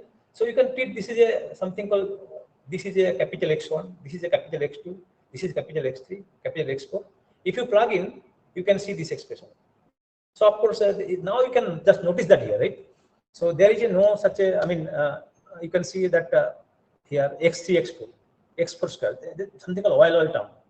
So actually started with simply oil vinegar type, that is there is no oil term. Now you can see that there is some oil term in this situation. And also look at the P2, here also you can see X3, X4, eventually X4 square term. So that is something called very chemistry. I mean, your central map doesn't have oil term, but after applying this something called shaking this oil vinegar, you can see kind of random. I mean, all kind of terms are available, right? So now look at this again. This is the public. Just back to example, right? This is the public key or signing. Public key means verification key. And this is your signing key. So I just have written A inverse instead of T because A inverse will be useful. Okay, so suppose you are given a message and with digest actually digest say for example say 10 T. So 10 transpose means 10 column vector, right? Now using this procedure, I mean what we have been describing, can you sign or can you find signature? So signature means what? So first we have to apply F inverse, then T inverse. So in our this toy example, T inverse is what? A inverse, right? There is no, I mean, something called this translation. But you know, actually we have computed something in this evaluation of this toy example. We have seen that how to solve. Eventually, we have computed something, right? We know something that for which f of x just equal to y, right? Yes, we know, right? So for any, actually, we know that at least 3 such a solution, right? So for example, you fix x4. Then actually this is the solution for this f x equal to y, right? So one solution. Then can you compute signature? Yeah, can you compute signature? So that signature will be what, right? Just you have to multiply A inverse with this column vector, right? Yeah, so that you can do it. So I'm just because out of time. So I mean, you can check this is your signature, right? And if you take another X4 and this, so and you can check that these are the signature, right? So for the same message, you can find the 3 signature. It may be more. So because we're using this one expression. Okay. Now come to this, something called unbalanced oil vinegar. So when V equal to 0, signature is called balanced oil vinegar signature. In 1998, Samirat Kipnis showed an attack on this balance scheme. So this case, so they actually given a formula for their attack. Yeah. So yeah. So when this V greater than equal to 0, that is called the unbalanced oil vinegar signature that I initially mentioned. But to compensate this attack, because you can see this expression, if V equal to nearly equal to O, then actually you can efficiently. So that is what it is recommended V to be almost double.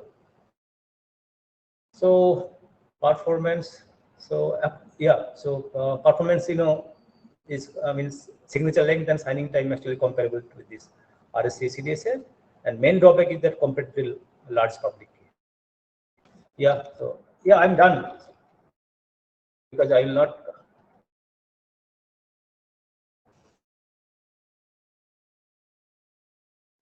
Hello.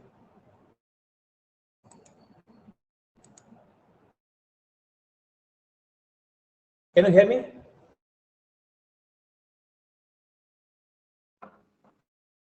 Yes, sir, we can hear you. Yeah. Yes, sir.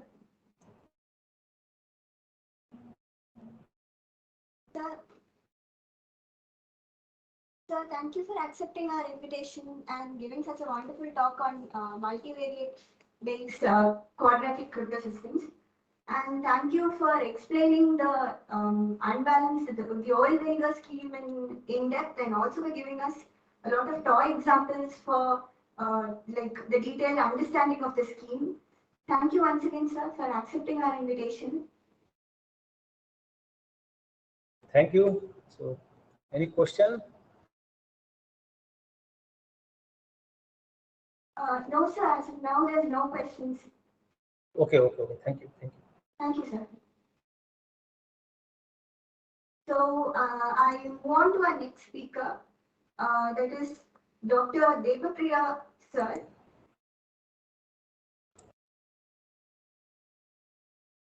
Sir is here to deliver a talk on hardware implementations of post-quantum candidates.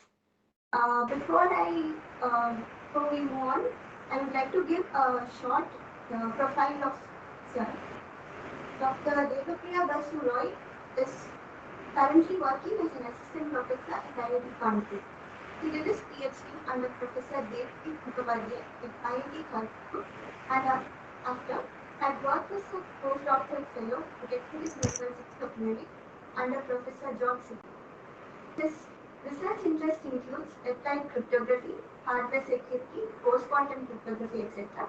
His expertise lies in the field of developing efficient hardware accelerators for cryptography and side channel analysis. Good morning, sir. To you, sir. Yeah, good morning and thank you for the kind introduction. Am I audible and is my screen Yes, visible? sir. Is my screen visible? Yes, sir. The screen is visible, sir. Okay, and you can see the slides, right? Yes, sir. Okay. Okay, so thank you everyone and also thanks Seth for inviting me for giving presentation. I really enjoyed the presentation on this MQ post-quantum candidates.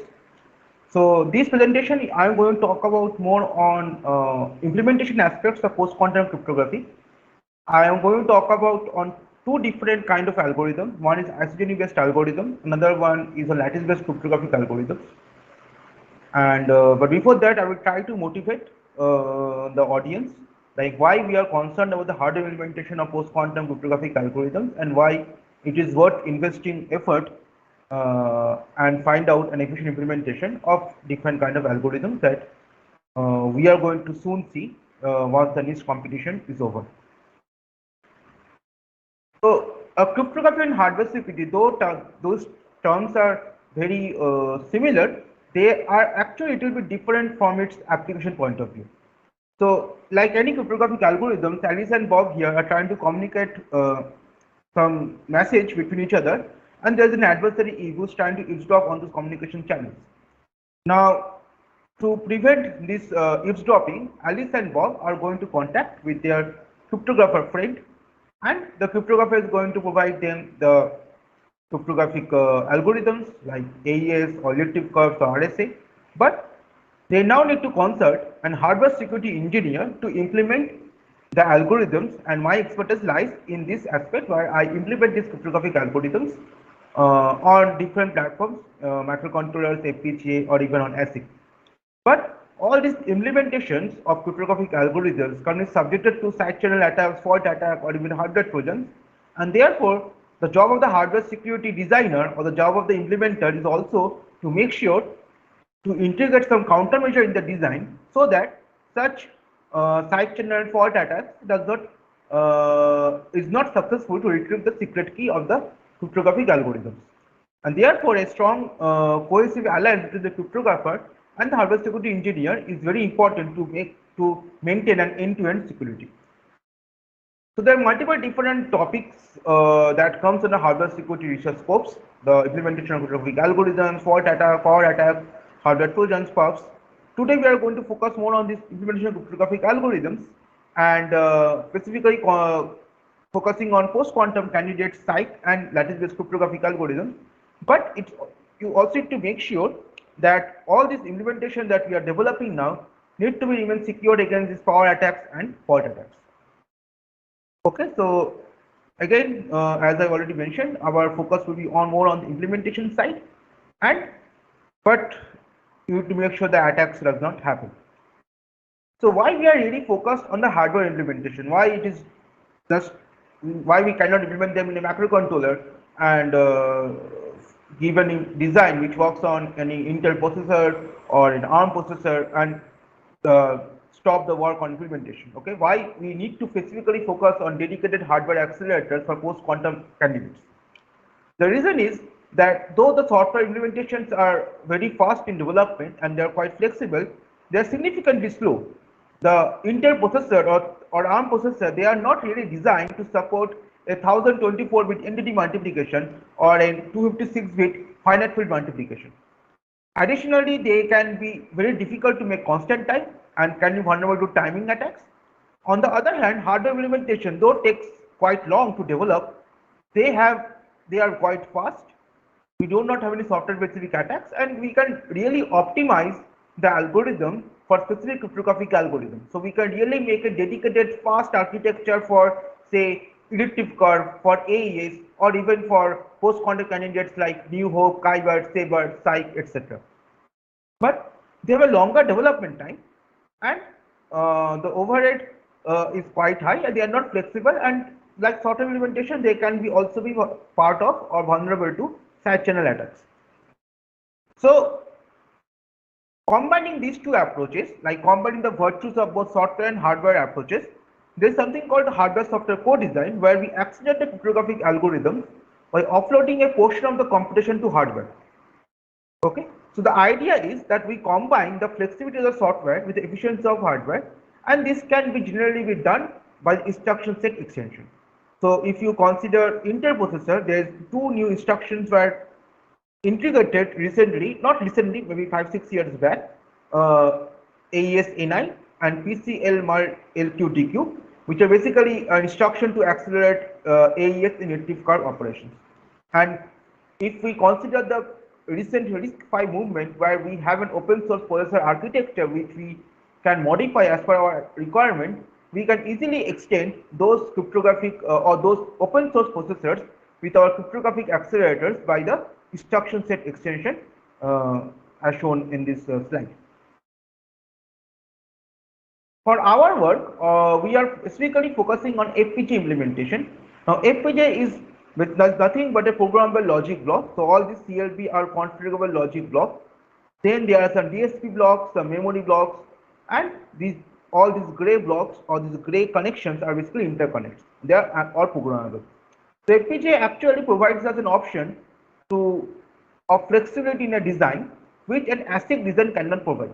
Okay, but of course FPGA designs are much more slower than an ASIC design. But the flexibility of this FPGA design, and considering that the cryptographic algorithms can be changed anytime if in the presence of some new attacks, the FPGA designs are more suitable for cryptographic accelerators compared to ASIC. Specifically, if you're not really looking for a batch design, like if you're not really looking for say 100 chips, but only looking for like 2 or 3 designs of cryptographic accelerators, then the FPGA designs seems to be a more cost-effective solution. Now, in the previous presentation, Professor Tapash Pandit already has explained that this RSA and elliptic curve algorithms, which are the public key algorithms, can be broken by Short's algorithm in quantum computer. The inputs the classical RSA and ECC outputs, and on a quantum computer, Short's algorithm can break them in a polynomial time. Of course, AES 120 and AES 256 seems to be secure because the complexity is still kind of exponential.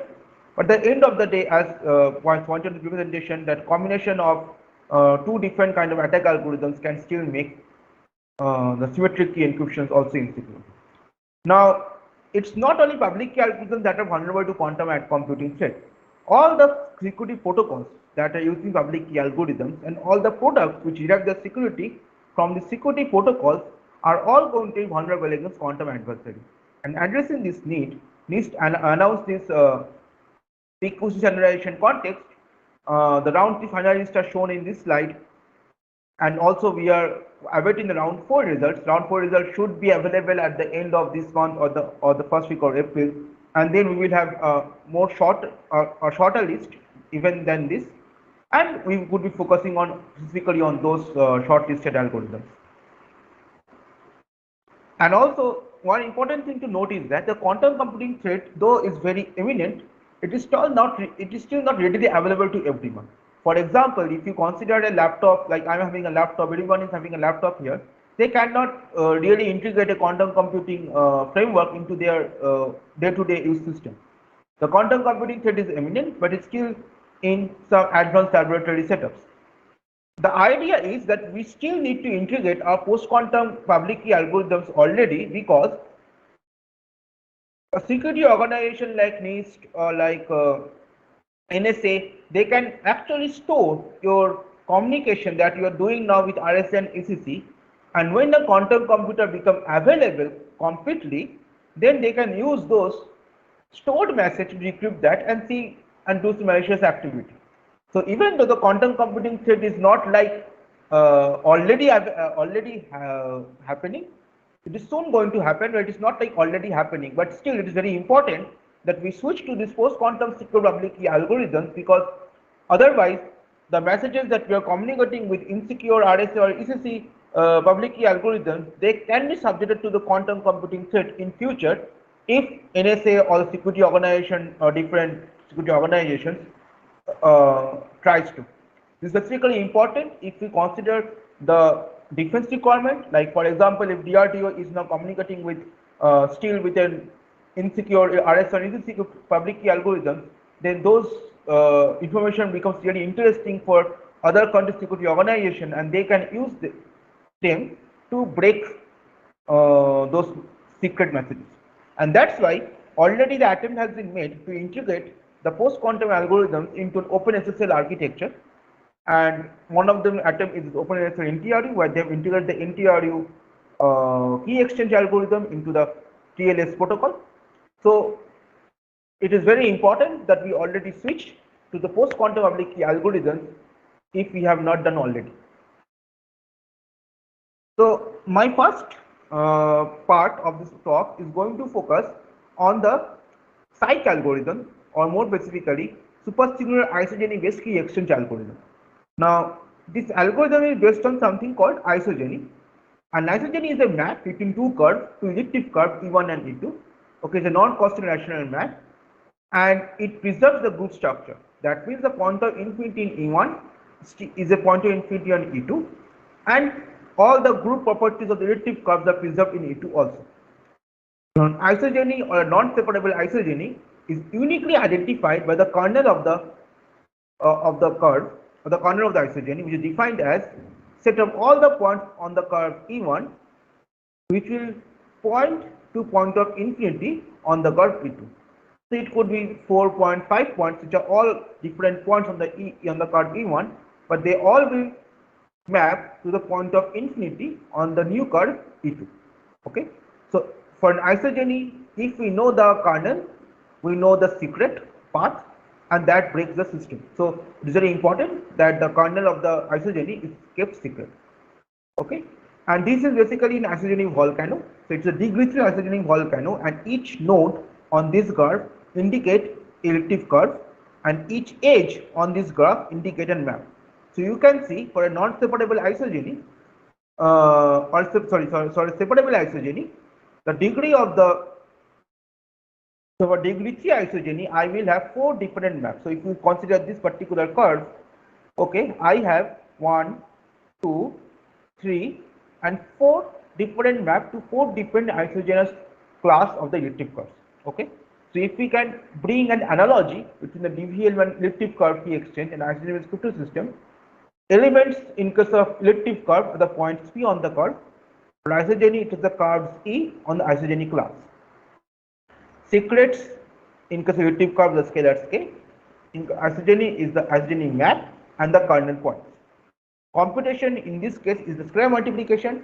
In this case, the computation is the isogeny map between two curves. So the psi parameters are listed here. We need a prime of this form 2 to the power e and 2 to the power eb plus minus 1. And the underlying field is a supersingular elliptic curve. So E0 is defined over GFP squared, where this curve is a Montgomery curve and it's a supersingular curve. Each element on this curve is basically an element of GFP squared. Public points are Alice points are PAQA and Bob's public points are PBQB. The secret key are two integers SA and SB, which are bounded by value to the power EA and to the power EB respectively. The public key is the map between the curve E0 computed using the secret key and the image of public points are isogynous curve. Okay, the hard problem is from the source curve and the image curve, the path of the mapping should be difficult. Okay, so for example, if I give you this curve E1 and E2, you should not be able to compute the map or the kernel, and there lies the security of the isogeny. If we can compute the isogeny map given the source and image curve, we break the isogeny-based crypto system. So let's take a look at the DPL1 key exchange using isogeny. So Alice and Bob first compute RA and RB using a secret value SA and SB. Note that SA and SB are the secret key, and we are computing the kernel point RA and RB using the secret key SA and SB. So for the sake of security, both RA and SA remain secret and RB and SB remain secret. Then we compute the path or the isogynous curve EA from E0 using the kernel point RA. As I already mentioned, the kernel point uniquely identifies the isogeny. Therefore, given a kernel point, I can compute the new isogynous curve EA from E0. Okay. Similarly, Bob also does the same thing, and then we compute the image of the curve of the Bob's public point PB on the new curve EA, and Alice's public point PA and QA on the new curve EB. Now we exchange the information. Note again that E0 is known to everyone, EA we are sharing publicly.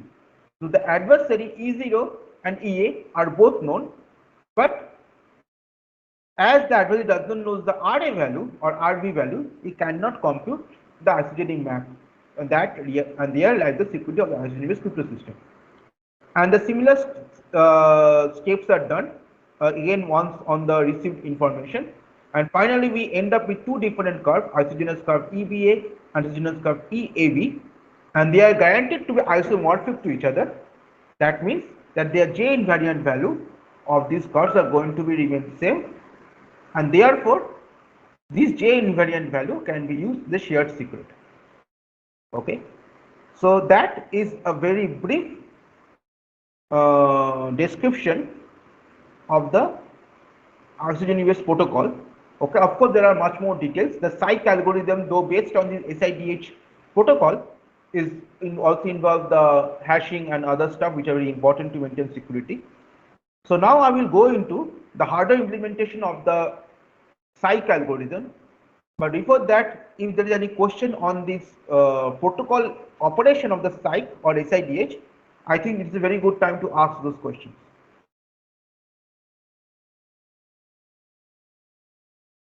Is there any questions?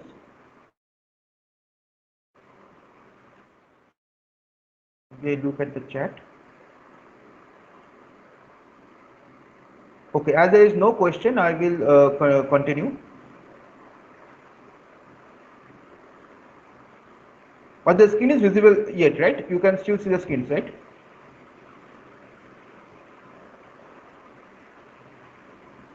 You can still see the screens, right?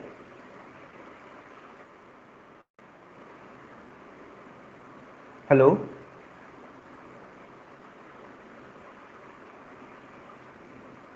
Can you guys hear me? Can you hear me? Hello?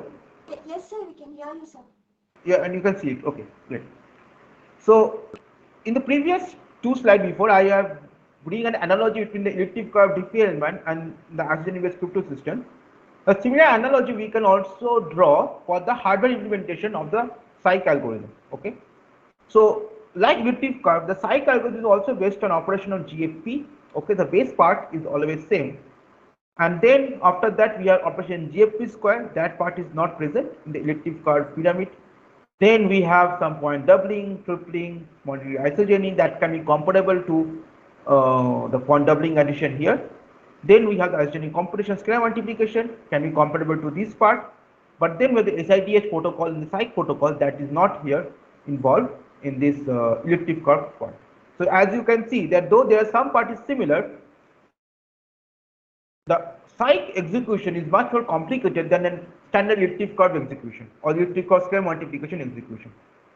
Okay, and also important point to note is that in elliptic curve, all the least certified curve or this curve 25519, the Bernstein's curve, they are all based on either this pseudo-Mersenne prime or Salinas prime. Okay, the pseudo-Mersenne prime, Salinas primes, they are very efficient for performing modular reduction on hardware.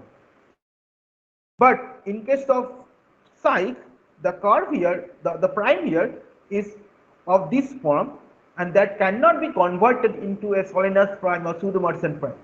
And therefore, the modular arithmetic in case of cyc is much more complicated than the elliptic curve square multiplication algorithm run on least curves or curve 25519. Okay, but if you really want to support for time being a unified architecture which will support both standard elliptic curve scalar multiplication and cyc architecture, then you need to develop a finite field architecture that will support both cyc parameters and also elliptic curve parameters. And therefore, our first focus would be on developing efficient architecture for finite field operations in hardware. So there are multiple designs have come up for cyc accelerators. Okay, so these are the few listed here. This list is not complete because after the 2020 there are also been multiple work, so this list can be also be updated. So my presentation is going to be based on this work that we have published in ICCA 2020. It is basically in hardware software co-design of cyc on ARM and RISC-V microprocessors. So before I go into the exact architecture, I am going to present the basic fundamental mathematical block that we have used in our implementation. So when we add two numbers, say d-digit numbers x, we want to add with another number y. So here say a and b, we are adding it here. So generally we add this number, we get a carry, we propagate that to the carry the next block, and so on. So the carry propagation becomes a bottleneck. This is a very basic principle of ripple carry adder. We all know about this stuff, and we all know ripple carry adder suffers from the large carry propagation delay. Now consider that the cyc architectures or the elliptic curve architecture, they are all based on large prime field. Okay, so the cyc, the smallest prime field that was submitted in round 3 was 434 bit. The largest was 752 bits. Okay, so you can understand that if I want to do a mathematical operations on these large numbers using standard redundant non-redundant number system where we have this large carry propagation delay, the design is going to be extremely slow, and we are going to end up with a very suboptimal performance of this algorithm. To reduce that or to remove such delays, we can of course use something called redundant number system, where we add two numbers of say r bit, n bit block. So r is the redundant non-redundant bits, n is the redundant bits, and we are adding these numbers, but we make sure the carry propagation is not happening between two adjacent blocks. Okay, so the carry propagation is now limited to only the addition between this two number r bit block with this two n bit block. So whatever be your number size, make it 434 bit, make it 1000 bit, make it 2000 bit, make it 1 lakh bits, I do not care. My delay of the design is going to be determined by the value of the r and value of the n that designer I will decide. So you can understand that if I develop or deploy this approach, whether I am implementing a 434-bit cycle, whether I am implementing a 752-bit cycle, my critical path, my delay of the design is going to remain same. And that is a very good advantage to have, because then we can actually predict our performance even before we design it. And of course, the delay is much more smaller if we apply a redundant number addition.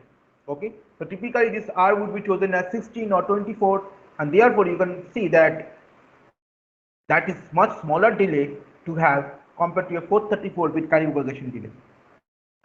Okay, so using this fact, of course, if we choose R equal to 1 and N equal to 1, we will obtain the basic carry safe form. So using this feature, we have developed our architecture for the finite field operations for cycle. Okay, so our approach is quite simple. For the ARM implementation, this is our ARM processor.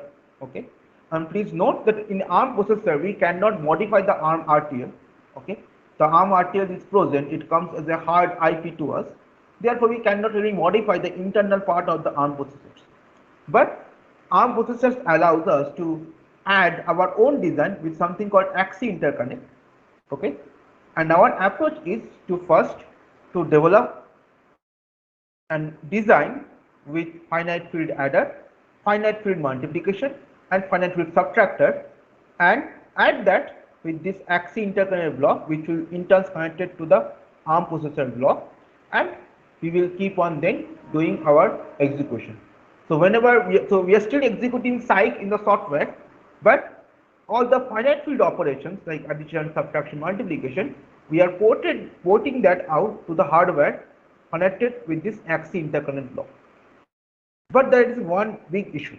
The issue is that the actual multiplication that we are doing here is taking only 154 cycles, but the transferring of data from ARM to the accelerator and reading the result back from ARM to from accelerator to the ARM, taking much more clock cycles than the actual execution multiplication.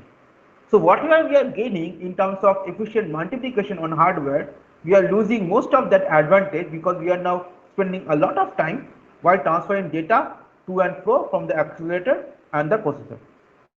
So to solve this issue, what we have done is that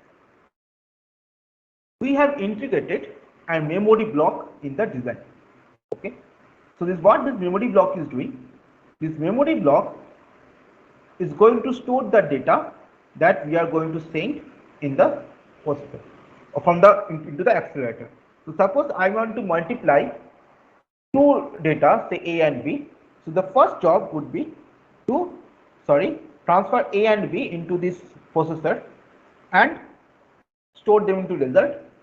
We then do this multiplication of them, but instead of sending the result back to the processor, we store them in the block RAM only. Okay, so suppose you want to multiply two operations and then do addition of those two of data. So like I want to do A into B, and then I want to do, for example, say D into B into C. Okay, so for the second operation B into C, I will not send the B again because B is already in the memory. I will just send the address of this location where the C or the B value is stored, and I will use that for my multiplication operation. So for every multiplication operation or addition operation, subtractor operation, rather than sending the data, I just send the addresses. So address 1, address 2, address 3, and address 4, 5, and 6. Okay, and then I send with this flag multiplier start, sub start, add start, move start, whatever. I say what operation I want to execute. The accelerator supports 6 operation: multiplication, subtraction, addition, move, read, and load. Okay, so I will just load the data once into memory, the start of the execution. Then I will just use the address values rather than the data to do all the multiplication, subtraction, addition, and other operations that I want to do. And once the entire SIDH part or the entire cycle part is finished, then only I will read my result back into the hardware or back into the processor. Okay, so I load them once, I compute the entire operations of SIDH, psych, or whatever I want to do, and once this entire operation is finished, I will read the result back into my processor. So with this approach, now you can see that this is the number of execution count of the operation, and this is the number of operations. So like in the entire cycle P40 for execution, I require 160 numbers of load operation, 27 number of read operation, and this large number of move, addition, subtraction, multiplication operation. Okay, so now you can see the load and read takes much more clock cycles than the move, add, subtraction, multiplication, but their execution count is much smaller than the execution count of move, addition, subtraction, multiplication. Okay, so our approach not only saves the clock cycles while transferring data to and fro from the processor and the accelerator, we are also making sure that the advantage of fast hardware accelerator is truly reflected on the entire performance of the integrated design. So this is our finite field accelerator overhead. We have integrated this accelerator on the Xilinx Z board, where we already have Cortex A9 processor integrated. So there is the corresponding LUT overhead, flip-flop overhead, DSP slice, and the VRAM requirement. Okay, so that was our strategy for ARM. But apart from ARM, we also have a very popular software or popular processor architecture called RISC-V. And the advantage of RISC-V is that we can modify the internal RTL of the RISC-V or the internal hardware architecture of the RISC-V, which is not possible in case of ARM. And therefore, we really do not need the AXI interconnect in case of RISC-V. We can directly integrate our modular multiplier, adder, and subtractor with the register bank, the floating point register bank of the RISC-V architecture. And therefore, you can see that I do not require any extra memory to support my finite field accelerator. We have integrated that in the Pulpino processor, which is from ETH Zurich, and you can see that I do not require any extra memory unit compared to the existing without accelerator Pulpino compared with our with accelerator Pulpino. Of course, DSC block will be required because I am using that for my multiplier design, and the flip-flop and LUT count will also increase a little bit. So in summary, if you go to the result, so these are the different results. Again, this result is not completely up to date because these are the up-to-date result from till year 2020. After that, there have been a few work, but there have not been a much work on this hardware software co-design strategy. So you can see that when we compare that with our structure with optimized assembly based implementation of SAI, even on much powerful microprocessors, the A53, A75, they're like much more powerful than Cortex A9. Our requirement clock cycle count of multiplication, addition, and subtraction are much. So multiplication is much smaller. Addition and subtraction is more than the say assembly instruction of A55 and A75, but this multiplication is so less that even this increment is not really important. It's not really that issue in terms of overall performance, because the clock cycle count of our design on ARM processor is 65.5, much smaller than all the other ARM processor based design. And for RISC-V, it is even less because I do not need to spend clock cycles due to the AXI interconnect. Therefore, RISC-V is even more efficient in terms of clock cycle requirement compared to ARM in context of integrating our proposed accelerators. Okay. So any question till now? Because then I will go into this the ongoing work. Maybe I will finish this first. So in the ongoing work, we are trying to improve the performance. So we have identified that all the different routines like point tripling, the RCGN evaluation unit, they are all basically requires two finite field multiplication in parallel. Okay. So the idea for us is that to have two different multipliers in parallel with the design, but to increase this performance of this individual multiplier, with higher radix design. So radix 23, radix 45. So our optimal strategy is to focus on that which loop we can unroll. So for example, for point shifting loop we cannot unroll, but we can of course unroll this particular isogeny loop because it does not have any dependence on individual on this previous and next data. And excuse me, we have proposed 3 different design of the site. Uh, one is this radix 46, the other 2 are radix 23 based design. Okay, we have also optimized the Montgomery multiplier further for our approach, and this is the current structure that we are currently working on. We have one dual RAM block RAM. Okay, we have 6 parallel Montgomery multiplier, modular adder, modular subtractor, some Kitchak unit if required. If you want to integrate the complete cycle in the hardware, and then there's an instruction memory where we load our instruction from the processor and then execute those instruction into the design, and we get our final result back. This is an ongoing work. We are still fine tuning our design for some more optimization. But also it is very important to note that whenever we are implementing our design, we should not forget about the security or the side chain security of those designs. So currently the design that we have proposed are not side channel secure. So this is a t-test result of this psych accelerator that we have designed, and we can see that it is not secure. So we are now also integrating the different kind of countermeasure that is relevant for the psych architecture and evaluating their corresponding security vulnerabilities and trying to remove them. So this is still a big topic, the side channel security part of psych or other algorithms. So I'm not going to elaborate on that further, but it is also, if someone is interested, please feel free to contact me and we can discuss it.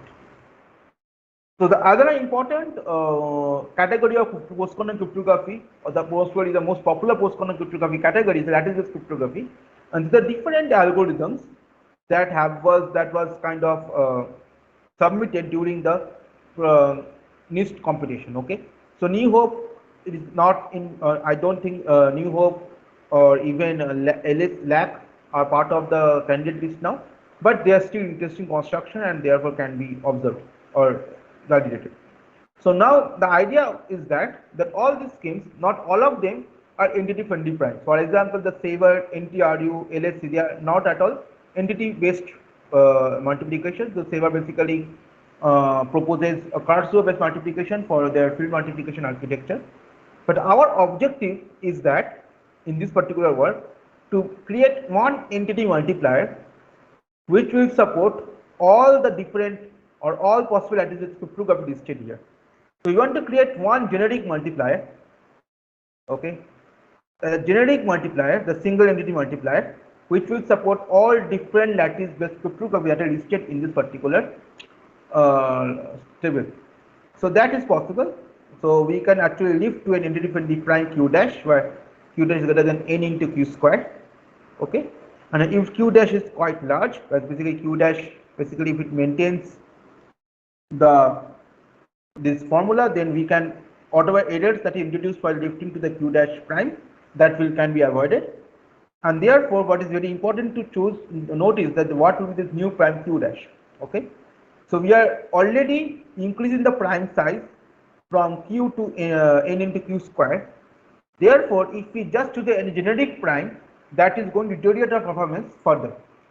So what we will do is that, or what we have done is that, we have find out a prime q dash which can support all the different lattice-based cryptographic algorithms, and is of from Solinus prime. Therefore the arithmetic on the Solinus prime would be efficiently implemented. So this is our prime that we have chosen, the q dash 39 should be 12 plus 1, and this holds this q dash equal to 1 mod 2n. Therefore it is an entity-friendly prime. The nth root as well as 2nth root unit also exist, and with this we can design an entity architecture. This entity architecture will be based on this modular arithmetic unit, and then of course we have to find out a memory for 2 dual factor storage and wrapping the address, point address unit. These are all different type of operation involving entity execution. The modular arithmetic unit will be consisting of 2 subtractor, 1 adder, and 1 multiplier. And this multiplier would be a dual multiplier which can not only perform the solidus prime multiplication but can also perform 24-bit non-body multiplication. So therefore, if we go back to this table, for entity friend D prime, we will switch to non-body multiplication because the dimension is only at most is 24. For non-entity friend D prime, we will switch back to the solidus prime that we have chosen, and for that we would be using this particular prime for modular reduction. Okay, so that is our design that we have created. The partial model either unit are implemented using carry safes or the carry chain of FPGAs. DS multipliers are using multiplication, and all the other things are quite straightforward. Okay. But the advantage of this design is that you can support all possible lattice-based cryptos that are currently in the round 3 candidate with the single multiplier architecture, and therefore it is highly flexible and giving reasonable performance of the design. For more interesting part of this paper was published in Teachers in 2022 actually, but this is a long paper. It also talks about side channel security of the lattice crypto and how we find out these corresponding multiplier architectures. So please feel free to visit the paper, and this work was done in cooperation with Tim Fritzman, Michel Van Brendanoff, with me, the Privasuroy, Patrick Kall, and Thomas Kramberger, Ingrid, and Professor George Siegel. And there is a joint work between TU Munich and KU Leuven University of Belgium. Okay, so that brings us to the end of our end of my presentation. So hardware implementation of post-quantum cryptography is a very interesting design challenge due to its very large data, okay, and complicated mathematical operations. The round 4 results that we are awaiting now will bring up more design challenges. I think side channel security and fault detection security is going to be a major concern, and therefore developing secure side channel secure hardware implementation is going to be a very interesting design problem that we researchers are going to encounter in future. So yes, that brings us to the end of my presentation. Thanks for your patience for hearing my talk. I would appreciate any feedback regarding my work, regarding my presentation, and also if you have any questions, please feel free to ask me now.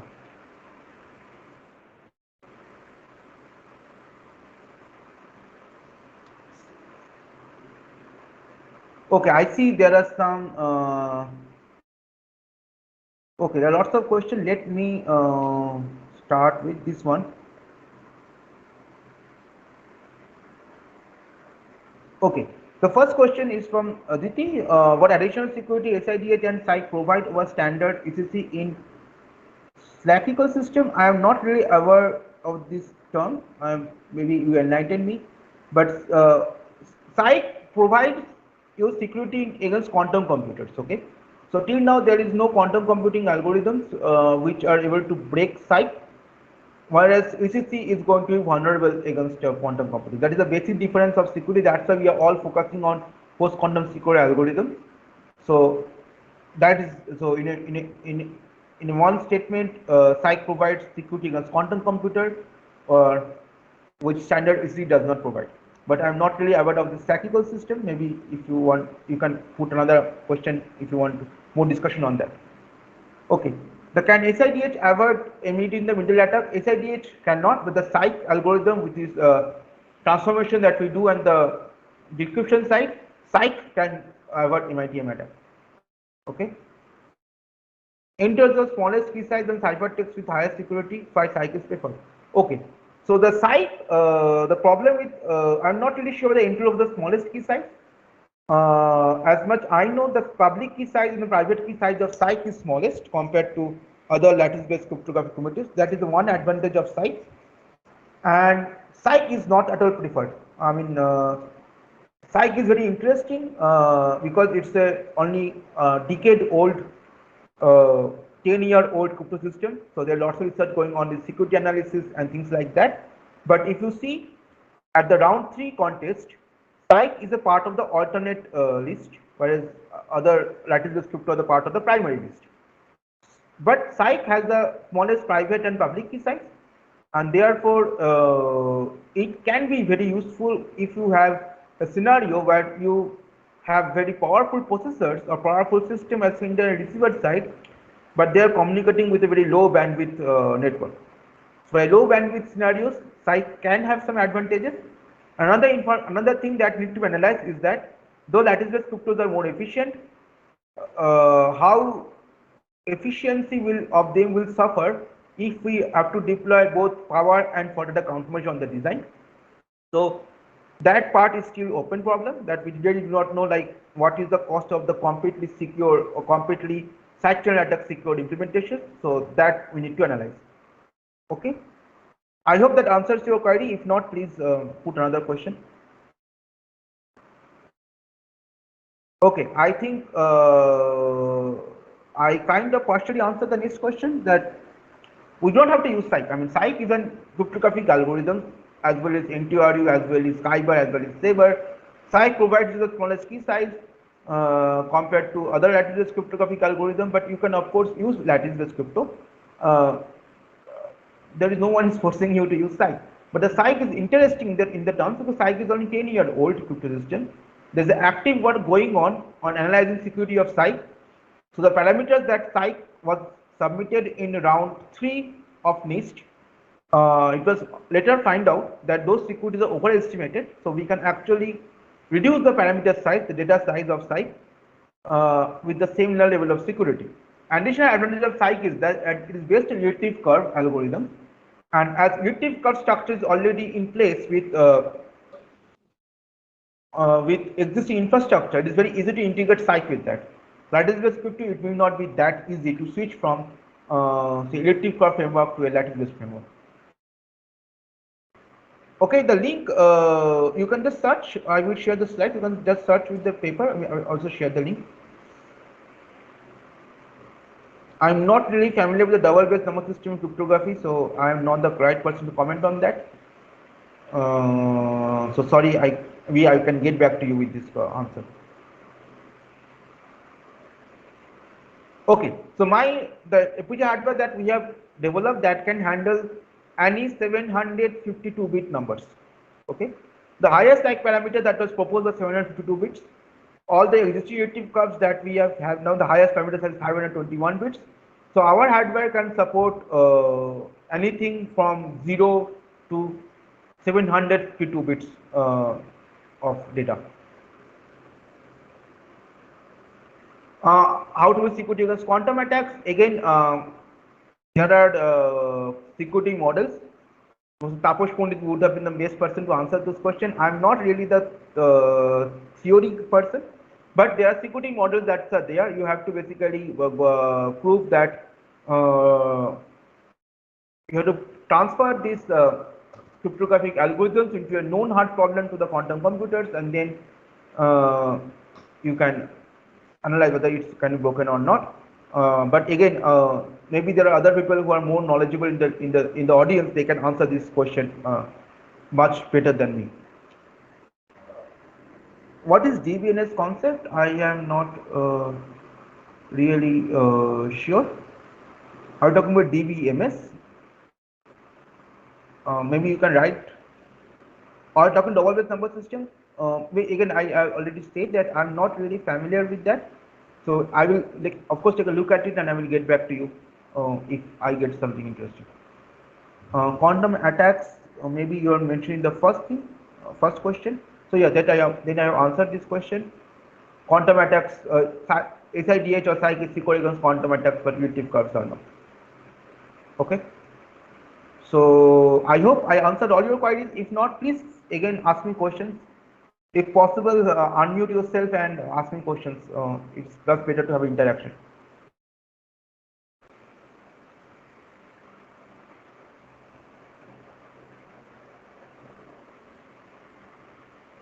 A frame here. So, meaning, doesn't your finite field accelerator, does it have inversion module? So don't you need that? For Yes. Inversion is implemented using Fermat's theorem.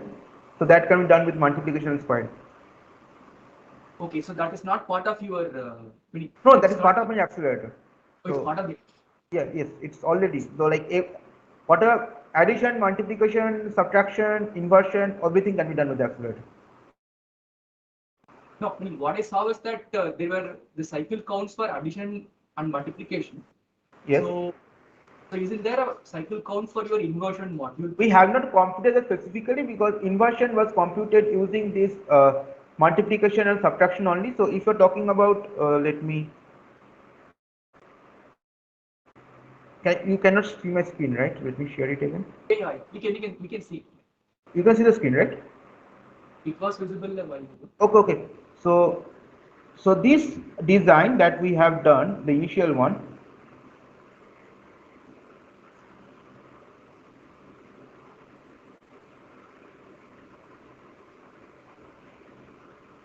yeah. So this is that the inversion was not part of the design. Okay, but the final design that we are currently working on, this one, that has everything included. Thanks. Sure.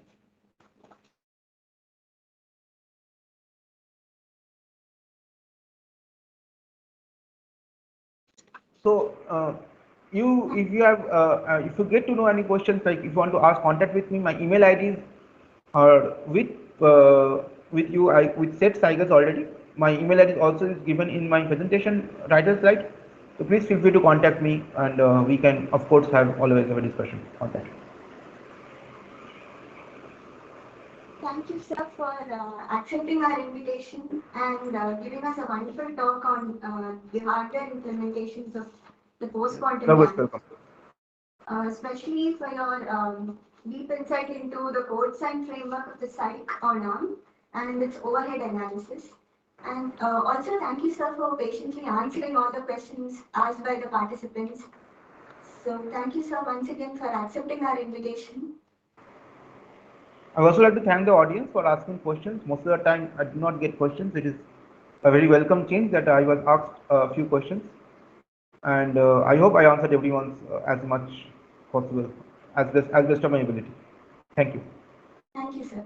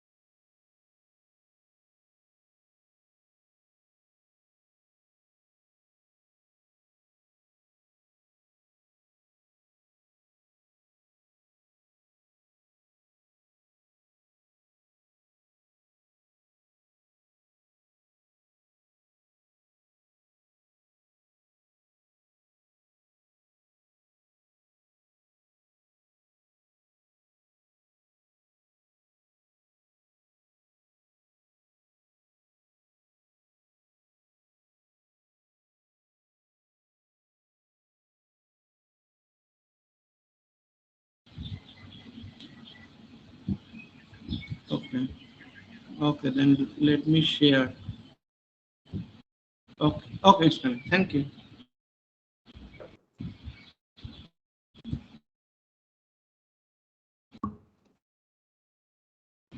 So now, moving on to our next speaker, uh, Dr. Shantanu sir. First of all, I welcome you, sir, to the webinar. Yeah, hello. And before moving on, I would like to give a brief profile of Dr. Shantanu sir. Dr. Shantanu Sarkar received PhD in mathematics from the Indian Statistical Institute, Kolkata in 2011. During his PhD, he worked on cryptanalysis of RSA lattice-based techniques. After his PhD, he went to USA and joined the National Institute of Standards and Technology as a guest researcher. There, he worked on stream ciphers. He was in Chennai Mathematical Institute as a DST-inspired faculty for 1 year. Then he joined as an assistant professor at IIT Madras. He is currently an associate professor at IIT Madras. His main research interests include cryptology and number theory. I welcome you, sir, and now over to you, sir. Okay, thank you. Can you hear me? Yes, sir. Yes, Okay. sir, I can hear you. Okay. Can you see my screen? Yes, sir, screen is visible, sir. Okay. Okay, so today I will discuss about subset sum problem. This is not new problem. This is very old problem. People try to use this problem to build crypto system. Then again, some people came and broke these crypto systems. So let me.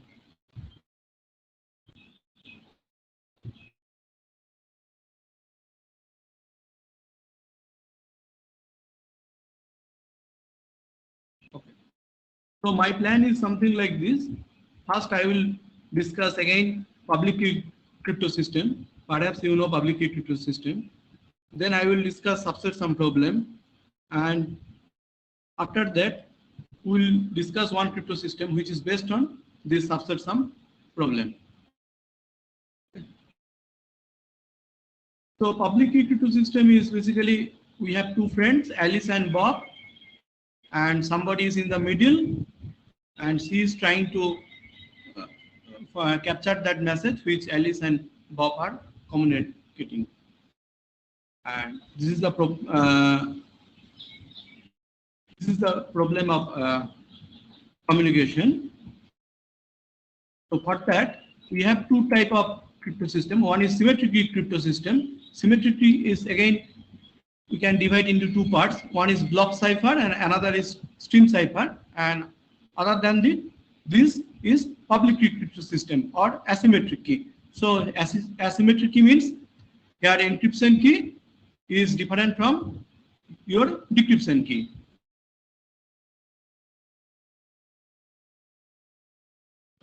And use your public key and send this ciphertext, but then use private key which is different from public key. In symmetric key, this private encryption key, this private key and public key both should be same. So both should be encryption key is same as decryption key, but in public key these two are not same.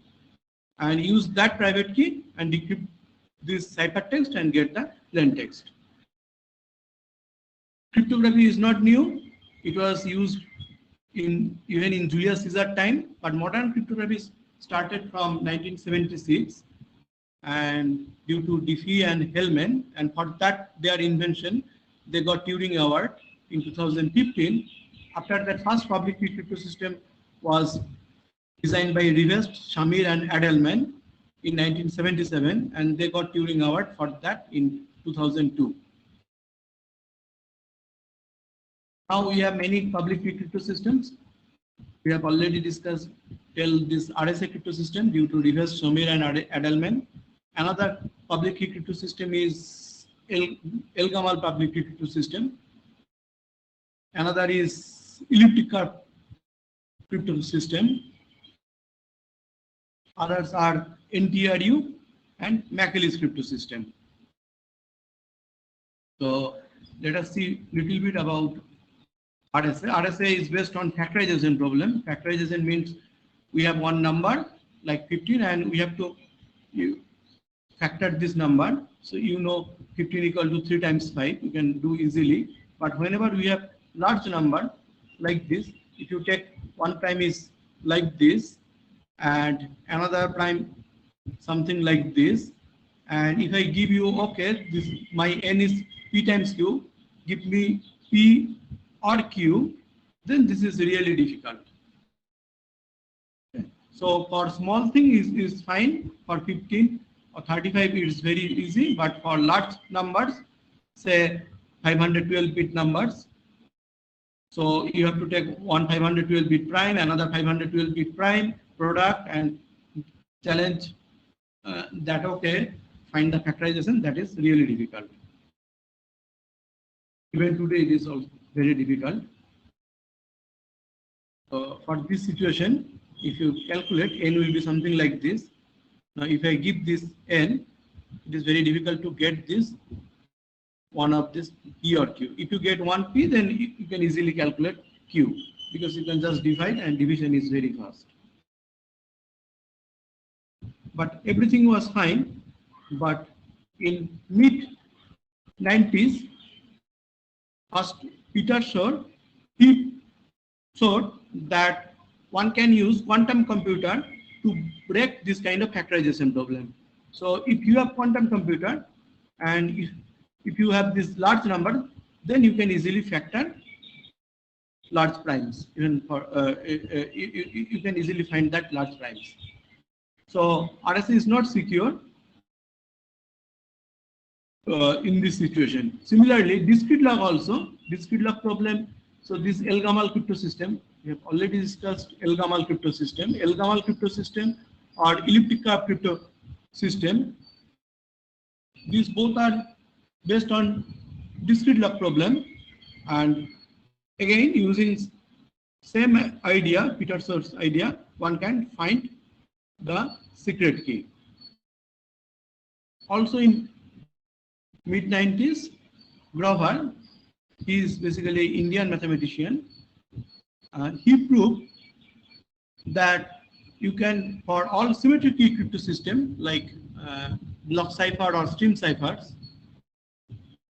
suppose you are using 128-bit key or 256-bit key, then you can find that key with square root time. So for 128-bit key with complexity to the power 64, you can find the key. So that is Grover's search algorithm. Okay. So we need something new, and one possible candidate is subset sum problem. And this problem was first used to make one crypto system by Merkle and Hellman in late 70s. So that same time when RSA was invented, 1977. That time I think it was 1978 or sometime like that. They proposed one crypto system based on this subset sum problem, and this is very fast. So what is subset sum problem? Subset sum problem is something like this.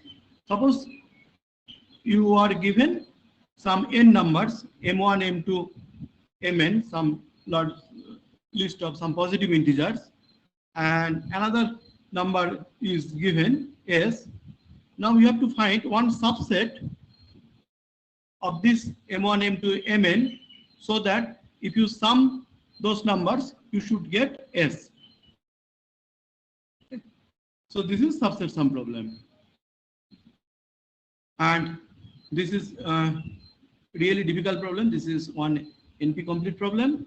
So people thought that, okay, we can use subset sum problem to build crypto system. So let us go one small example.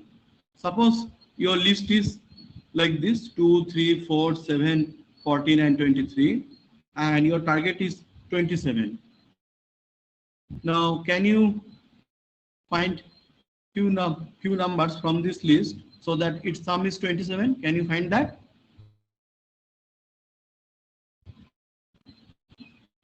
Any idea?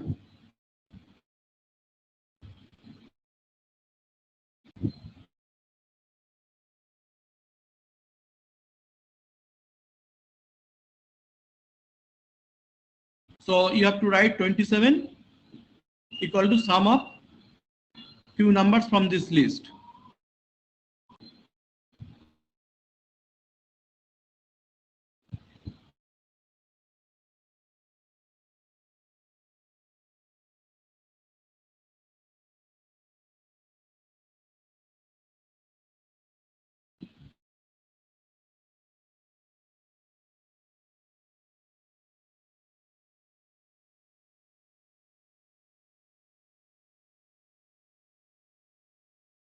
Yeah, 23 plus 4. Very good.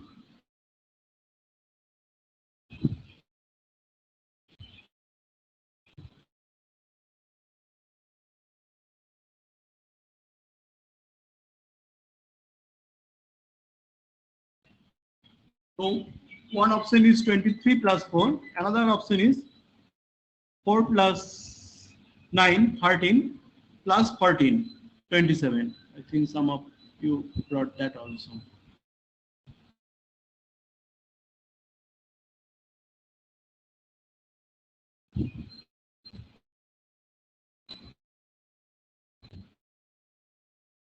No, so this is not correct. This is not only subset whose sum is 27. Okay, so now suppose take 29. Can you write 29 as sum of few numbers from this list?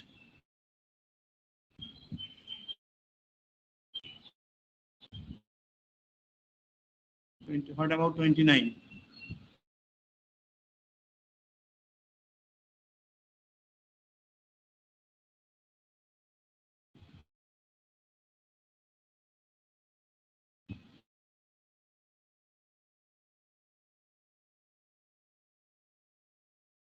Can we write 29?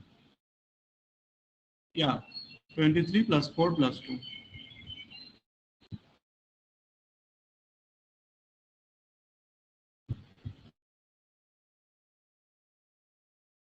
So 23 plus 4 plus 2 and any other also you can write like this.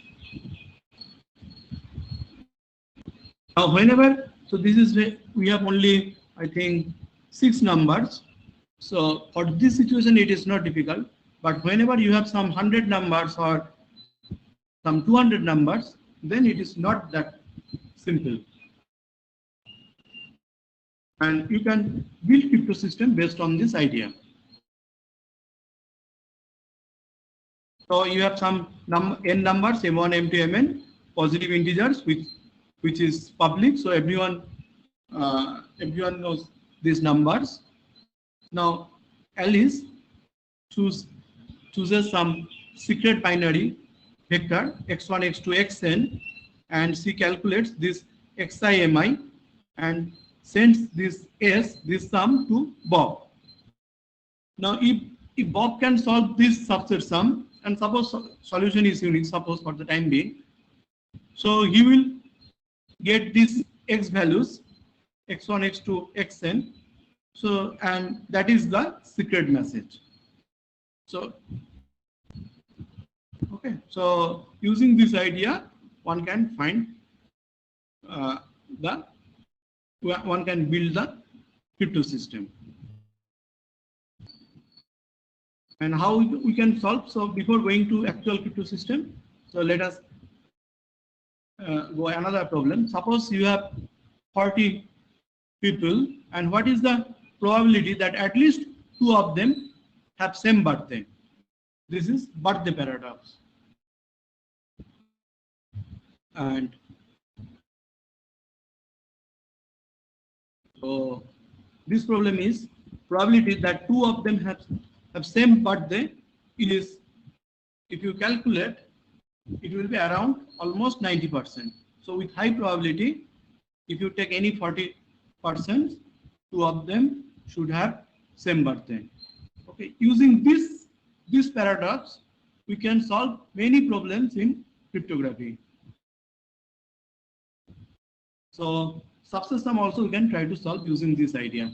So our target, we have one target is, we have to find, we have x1 m1 plus x2 m2 plus xn mn.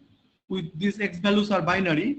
and we have to find this by these x values. How we can find? We can, normal approach is you can try all possible x values. So x1 has 2 options, 2, x2 has again 2 options, so 2 times 2, like that you have 2 to the power n options. This is very straightforward. But with complexity 2 to the power n by 2, you can solve using but the idea. So idea is make 2 lists of size like this 2 to the power n by 2. So first start from 1 to n by 2, one subset, and another subset is n by 2 to n, and make 2 lists and try to find the collision between this list AI with list BJ. And if you calculate that thing, you will get the, if you get one collision, then you are done. So your sub S is something like this. I'm not going, but using this idea with 2 to the power n by 2 time and 2 to the power n by 2, around 2 to the power n by 2 memory, you can find the solution. Around means 2 to the power n by 2 times some constant, maybe some 2 or 3 with that memory, and with that time you can find the solution. But whenever your n is large, say n equal to say 500, then 2 to the power n by 2 is 2 to the power 250. That is also again very large. So you cannot solve using this idea.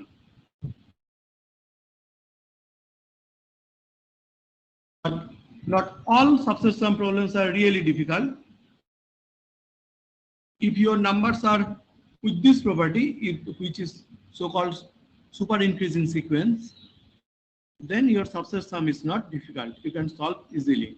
So you have some n numbers R1, R2, Rn with this property. Next number R2 should be 2 times R1, R3 should be 2 times R2, like that. Rn should be 2 times Rn minus 1. If your sequence is like that, then you can solve subset sum problem. So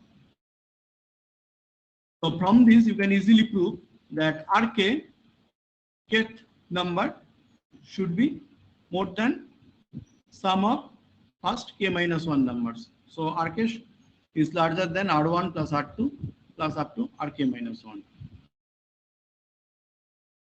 So what is the idea? Idea here is something like this. So this is super increasing sequence, 3, 11, 24, 50 and 115. So you can see 11 is more than 2 times 3, 24 is more than 2 times 11, like that. So this is super increasing sequence. Suppose your target is 142. 142 is more than 115. So you take your x5 equal to 1 and replace s with s minus 115. So your new target is 27, and you have to write 27 as the sum of these first 4 numbers. Now 27 is less than 50, so you take x4 equal to 0. But 27 is more than 24, so you take x3 equal to 1, and your new target becomes 27 minus 24, 3.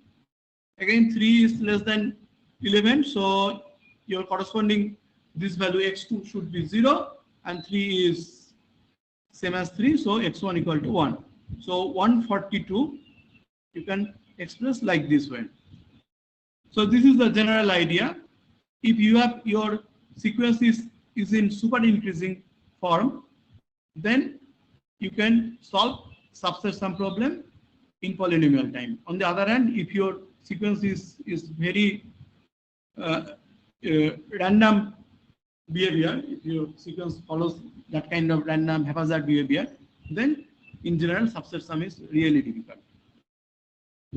So using this idea, one can build crypto system. So you can build like this way. So we have 3 friends, Alice, Bob, and in middle Eve. So idea is Alice first wants this public key from Bob. So should maybe, let me, just 1 second.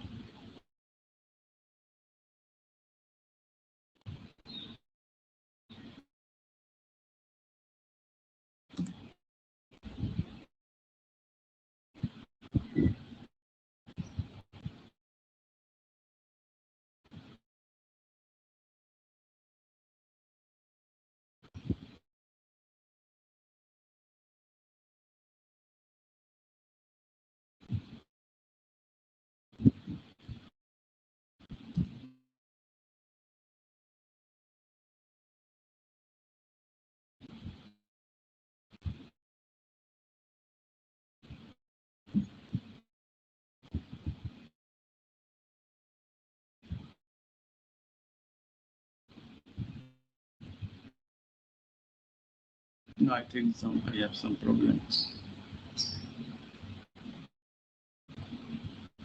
Let us go normal.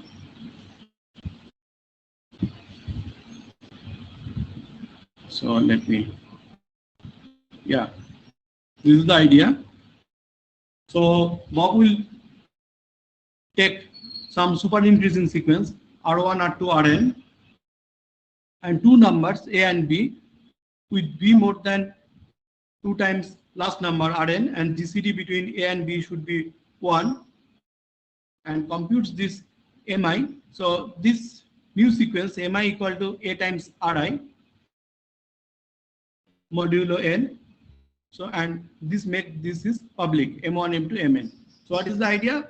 Bob first take some super increasing sequence R1, R2, Rn, and also he has to take two large numbers A and B, with B must be more than 2 times Rn, last number, with GCD between A and B should be 1.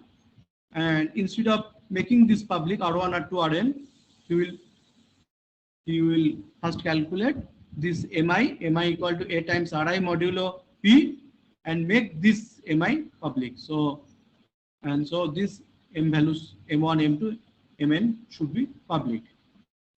And now in the Alice situation, since these M values are public, Alice will take any binary plain text and she will calculate this S equal to x1 m1 plus x2 m2 xn mn, and make this sum S and sends to Bob.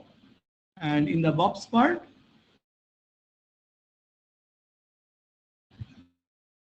what he will do, he will calculate A inverse this sum S and modulo B and try to solve this S.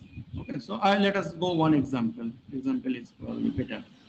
So take one super increasing sequence 3, 11, 24, 50 and 115, and take A equal to 113 and B equal to 250. You can see 250 is more than 2 times this last number. Now Bob will make this public. So 113 times 3, 113 times 11, like that, modulo 250. So this is public key. Now suppose plain text is something like this 10101. Then calculate this target sum S equal to 1 times 89 plus 0 times 243, something like that. You will get 536. So this is ciphertext. Okay. Now after getting the ciphertext, since you have to calculate this number, let us see the last slide. A inverse S modulo B. So Bob has to calculate. So A inverse in this situation is 113 inverse modulo B is 177, and 177 times this target sum modulo B is 142. Then try to solve this subset sum using this super increasing sequence. So try to write this 142 as a sum of these values. Okay. So up to now, any doubt?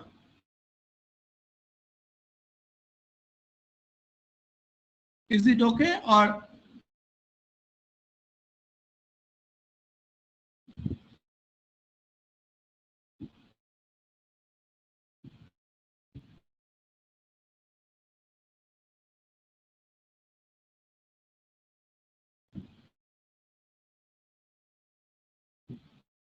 any doubt up to now?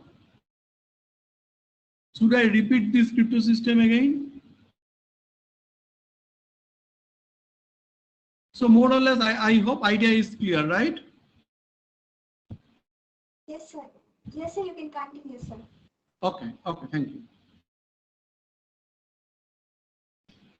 So main idea is you have to start with some super increasing sequence and make that sequence somehow ugly.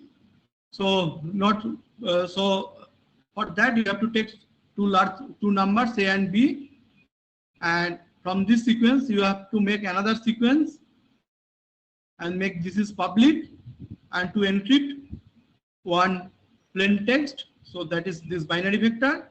Calculate this thing. So this ciphertext will be like this, and then from this target sum, you have to change again your target. So then use your super increasing ID sequence to solve this new target, and then you will get your plain text. Okay. That's the whole idea. Now, although this is a very difficult problem in general, but whenever we have to make crypto system, we have to make something public. And if you make that,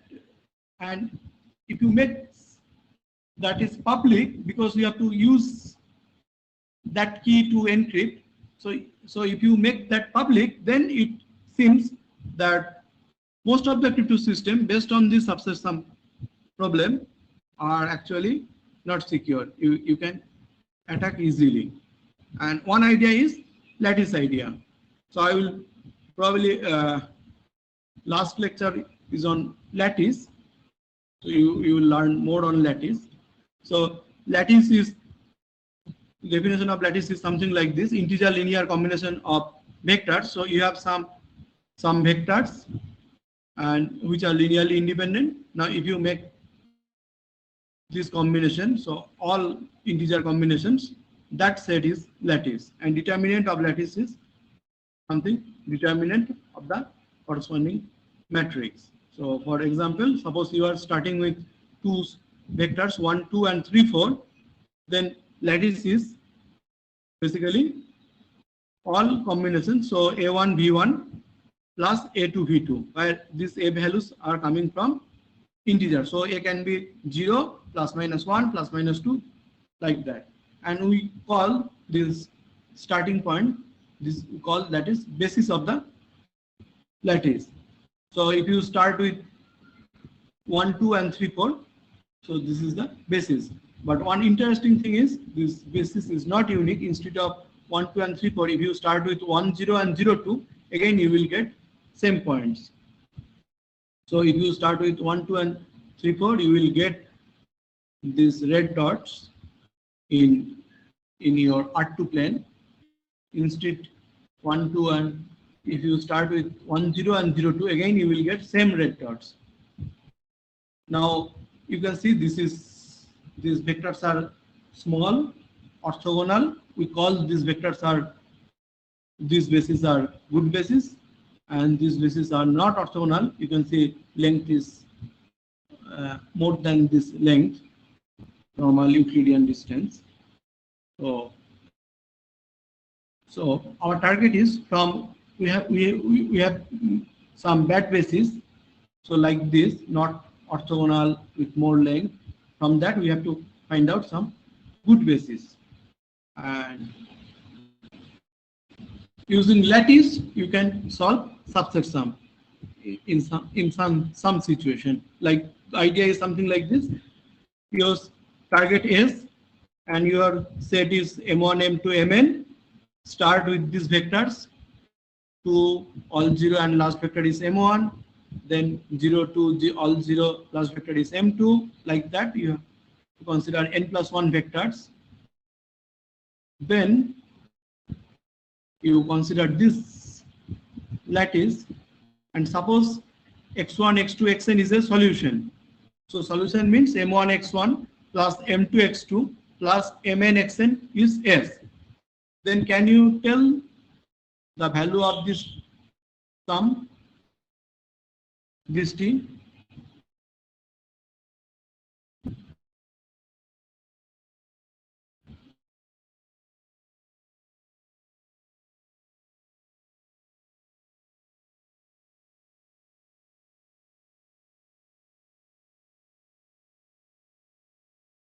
What about the last coordinate of this vector, this T?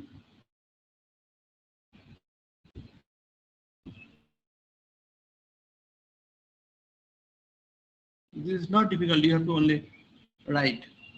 So your V1 is 2 all 0 M1, V2 is 0 2 all 0 M2, like that. And you have one solution. One solution means M1 x1 plus M2 x2 plus Mn xn is S. Then what can we say about the last coordinate of this T?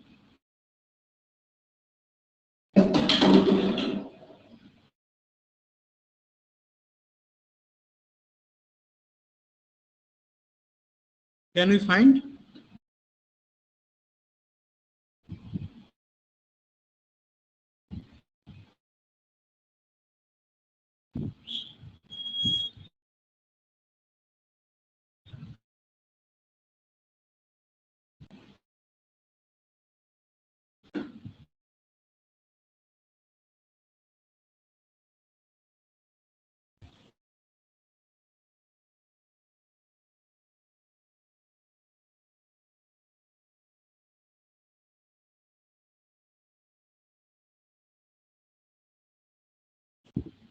So if you calculate, your last coordinate should be 0. Because M1 x1 plus M2 x2 plus Mn xn will come from this sum, last coordinate, and then minus 1 times S. And we know that S equal to M1 x1 plus M2 x2 plus Mn xn. So last should be 0 and all other coordinates will be something like this.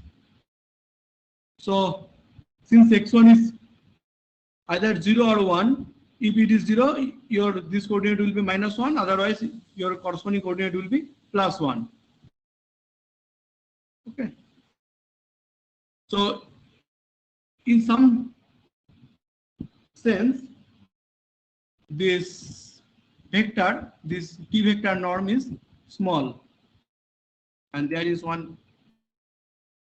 So if you consider this matrix n plus 1 cross n plus 1, and if you generate by this row vectors of this matrix, that is corresponding lattice, then your T is also in this lattice. So T is a lattice point. And one result due to Minkowski, that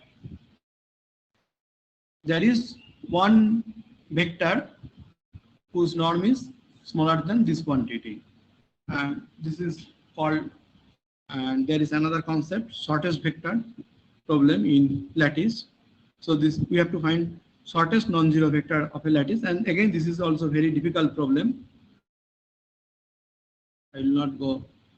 For Z2 it is simple. Z2, your shortest SVPs will be something like plus minus 1 0 or 0 plus minus 1. But in general, whenever you have 100 cross 100 dimension lattice, then finding shortest vector is really difficult. Okay. And using triple L idea, somehow we can solve. So if you have this kind of vector, if you use triple L idea, then you will get short vectors. And using this idea, you can solve, you can find this target sum, this sum T. this T in some situation, but not always.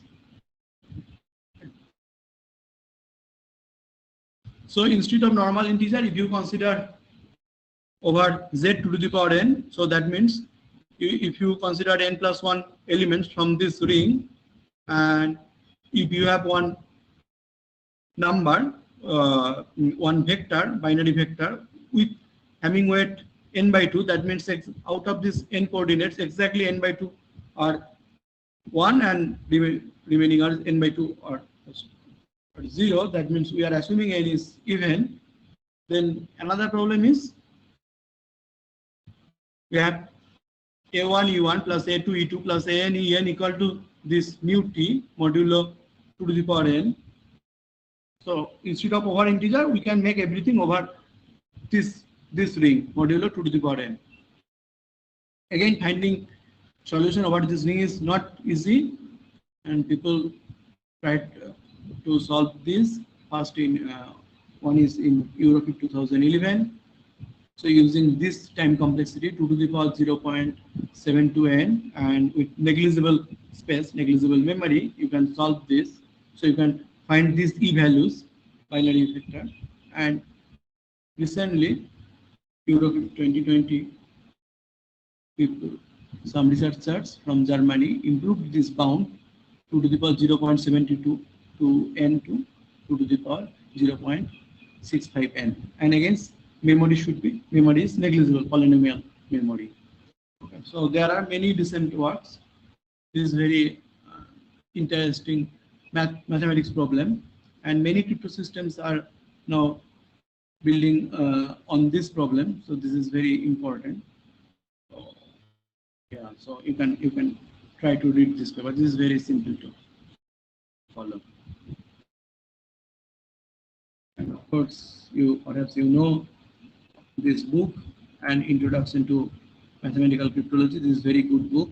You will see lattice problem, subset sum, everything in this book, and you know this set software, this free software, and triple L or all these matrix operations are here, so you can use this free software. This is very nice. Yeah, that's all. So if you have any doubt, then you can ask me now.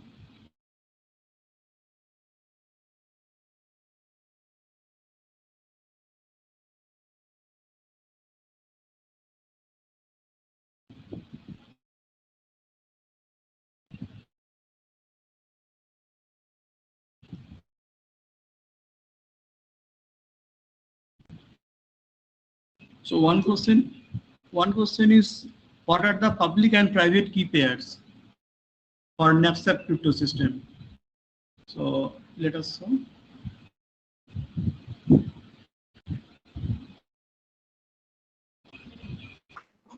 Yeah, this super increasing sequence would be private, and these m values m1, m2, mn, it should be public. So m1, m2, mn should be public. The super increasing sequence A, B, all remaining things should be private in this crypto system.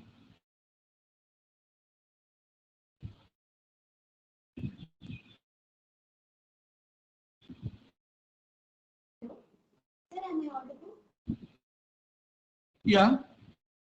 Sir, I have a question that was there any schemes that were submitted to the NIST competition based on the subset sum problem? No, I think this is very, I don't know exactly, but I think this is very close to LWE problem. I also have one more question that you were saying that I thought this was an NP complete problem. They were able to make it. So can you name any of the attacks so that we could read upon it? No, so of course, without public key, this is a really difficult problem. But with public key, because you have to build crypto system over using this problem, with public key, most of the crypto system based on this problem, it seems that they are not secure. So if you take just one hard problem, it will not give you crypto system. So to make crypto system, you have to make one should be public key and one should be something should be private key. Now, whenever you make some information like public key, then this problem, in many situations, this problem is not difficult. Okay, sir. Thank you. Mhm.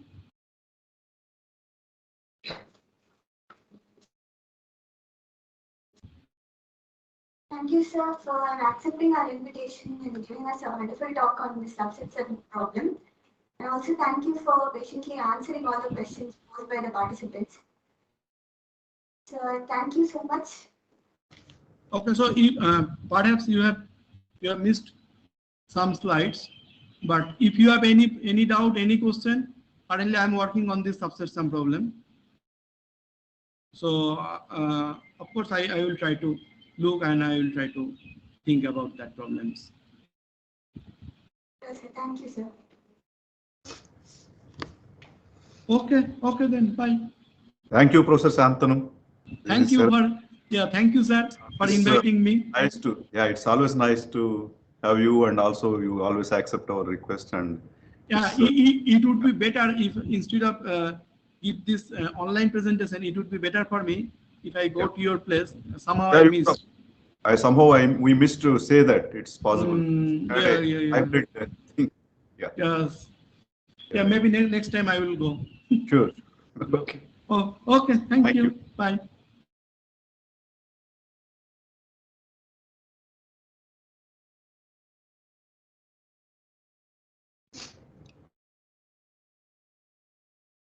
Vaishnav, you have to announce the lunch break.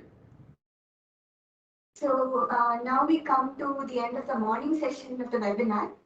Now it is time for lunch and we'll meet at 1:45 post lunch. Thank you, Vaishnav.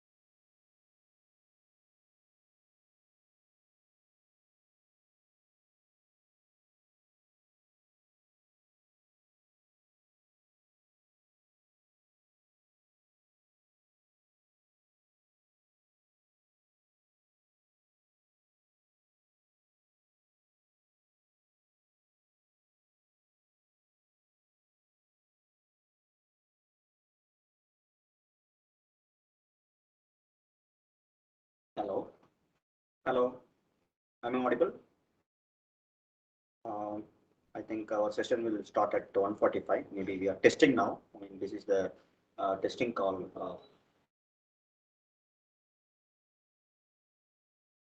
Thank you.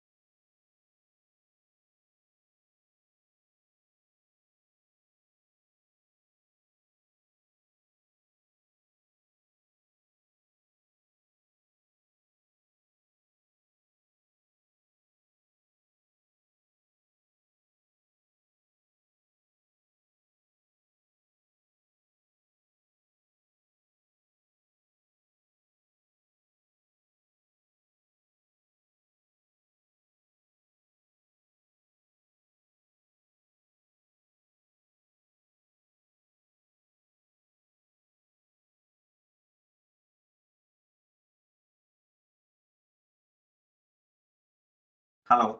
Testing. Hello. Hello. Testing. 1, 2, 3. Hello. Testing. Yeah.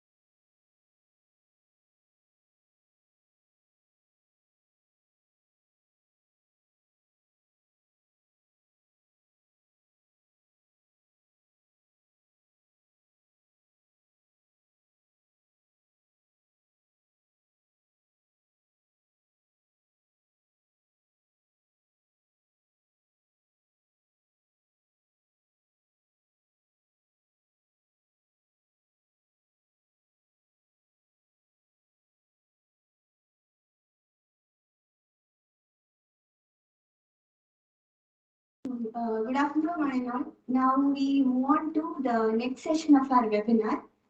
So now we have with us Dr. Natarajan sir to give us a talk on the introduction to random oracles.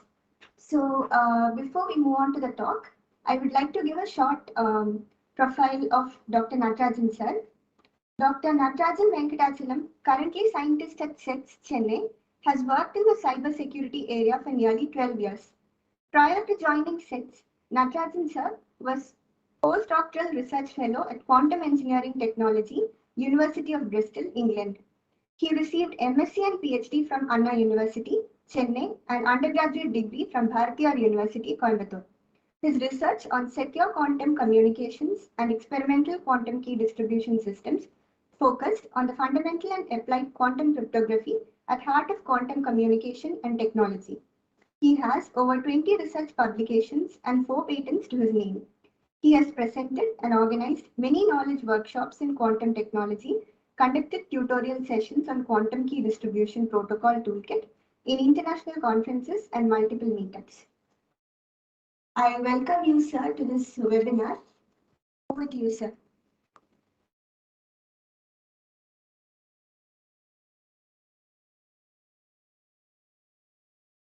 Thank you. Good afternoon, one and all. Let me quickly check voice is audible.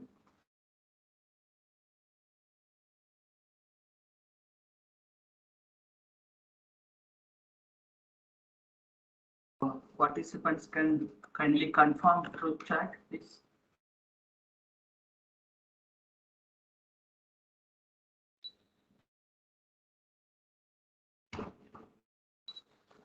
Okay, good afternoon once again. So in the afternoon session of this PQC webinar, so I'm going to talk on the another important cryptographic principle, which is random oracle models. So the random oracle models is a verification technique which comes under the provable security of quantum cryptographic systems. There are many crypto security schemes, like it starts the terms called as provable security, unconditionally security, computationally security. There are many type of security.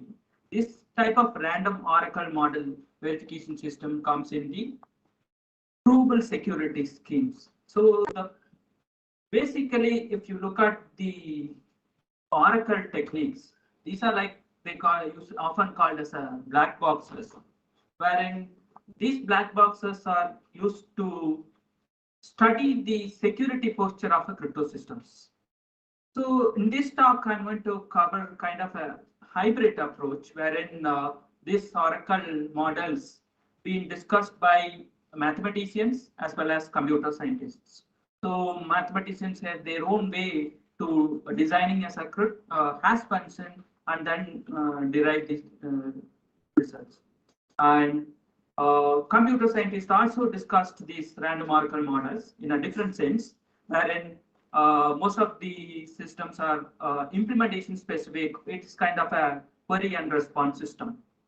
So, and also in this talk, since we are in the post-quantum era, all the crypto systems are confined to a quantum attacks or quantum adversaries that been discussed in the morning. So we are going to focus on much on the quantum accessible random oracle model, which is the next generation random oracle model. And it's kind of a descriptive level comparison between the random oracle model and quantum random oracle model. And most of the recent tools being used for implementing random oracle models, and followed by summary. Okay, let's start with the brief intro of random oracle models. So the random oracle model is a powerful tool which was proposed by Bellare and Rogaway in 1993. As I mentioned, it comes under the provable security of random oracle systems. So this is a kind of a function when you visualize this random oracle model. As I mentioned, it is a black box, or it's a random function which responds to every query with a random response. That the response is uniform. So I just put it in very descriptive way. The every outcome of this challenge and response system is uniform. And another peculiar thing is, so every time this Oracle systems if gives the same reply if you repeat the query. I will repeat. So if you query same query many times, it gives the same response. Maybe I'll give with a nice example in the following slides. Okay, it means that even if you repeat query today and tomorrow, the response is going to be the same. That's a peculiar property of these random oracles. And also there is a mathematical description. So the mathematics says it is a kind of mapping. It's kind of a relation between the domain and codomain, where if every possible query, it has some output in the output domain. So in the diagram here, it shows it's a take a lecture. So the diagram here it shows where the oracle, that means it could be an adversary or it could be a crypto verifier, can ask a query to a oracle system, then it gives a response. So the response, based on the response, we can understand that what kind of system it is. Very simple. So similarly, if you look at the picture here, it says it's between the conversation between the encryption and decryption. It could be an encryption oracle or decryption oracle. So we have two different systems. One is the oracle system, another one is the adversary system, which is combination of both, which try to study the entire crypto system. Okay. So how this random oracle model works? As I mentioned, it is most of the random oracle models which works on the strength of the crypto system. So strength of the crypto system is widely discussed. Is majority is oracles are modeled as a hash function. Here I just mentioned in this second bullet point where how the hash function is worked. Pretty simple. Where hash function is a mapping. It takes inputs as an arbitrary length string and output in n bits. That means it's a very well defined function, one-way function, where it takes a arbitrary length input and gives a fixed size outcome. This is the definition is common in math as well as computer science. It is used for different purposes. So here there was behavior of random oracle is random, completely random. It's for adversary or a verifier. The behavior of the random oracle function is completely random. So when you study the hardness of crypto problem, because all the crypto problems lie on any of the hardness. For example, inverting a certain function is a hardness, or understanding the bit pattern is a hardness. There are various ways to study the hardness of a crypto problems, wherein this random oracle model only examine the hardness of a cryptographic problems.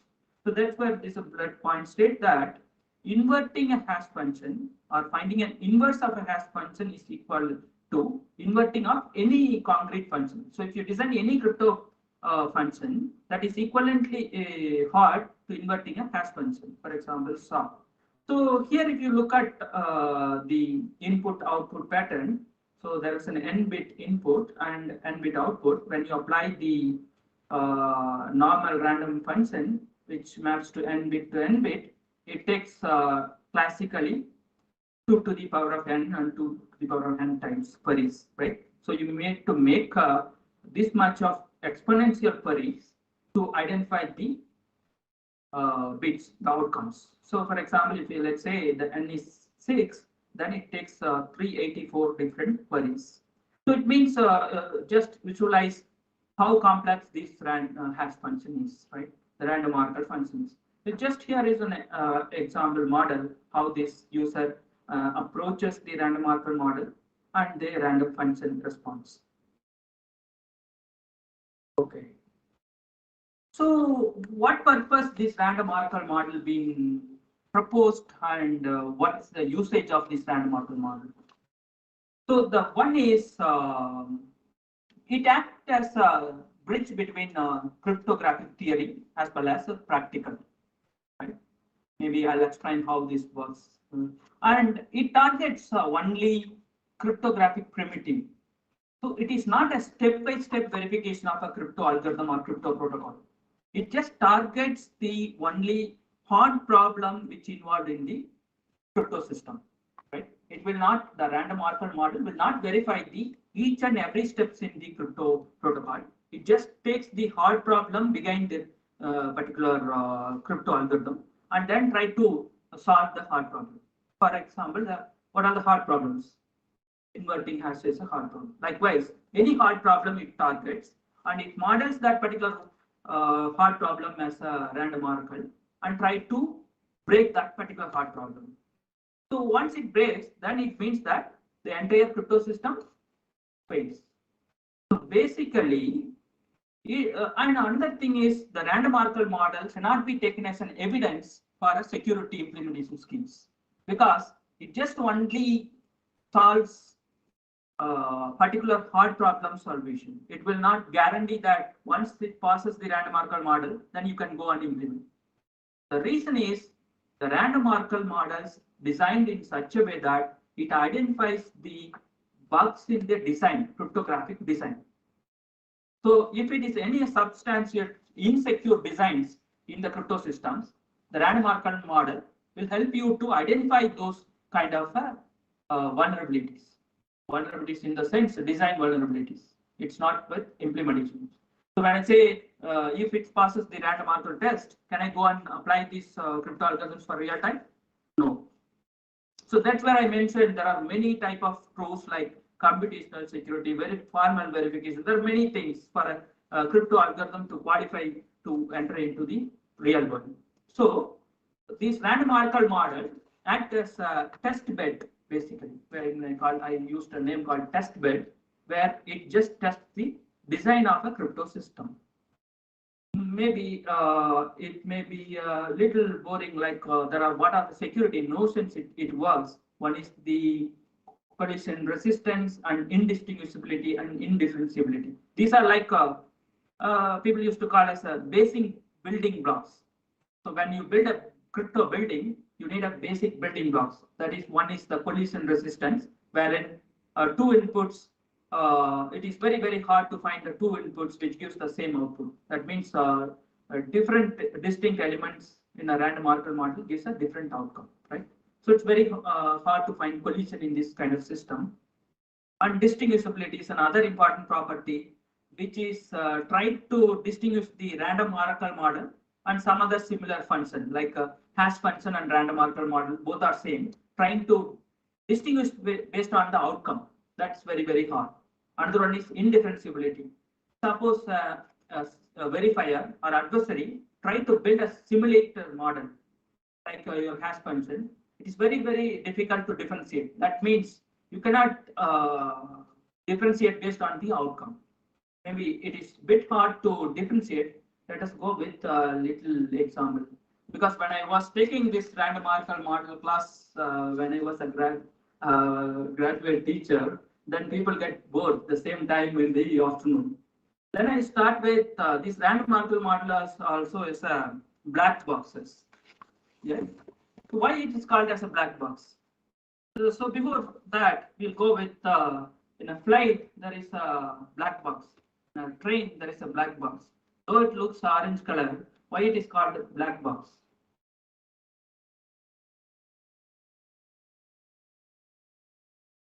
Any guess? Okay. So based on the functionality, it is not the color of the box.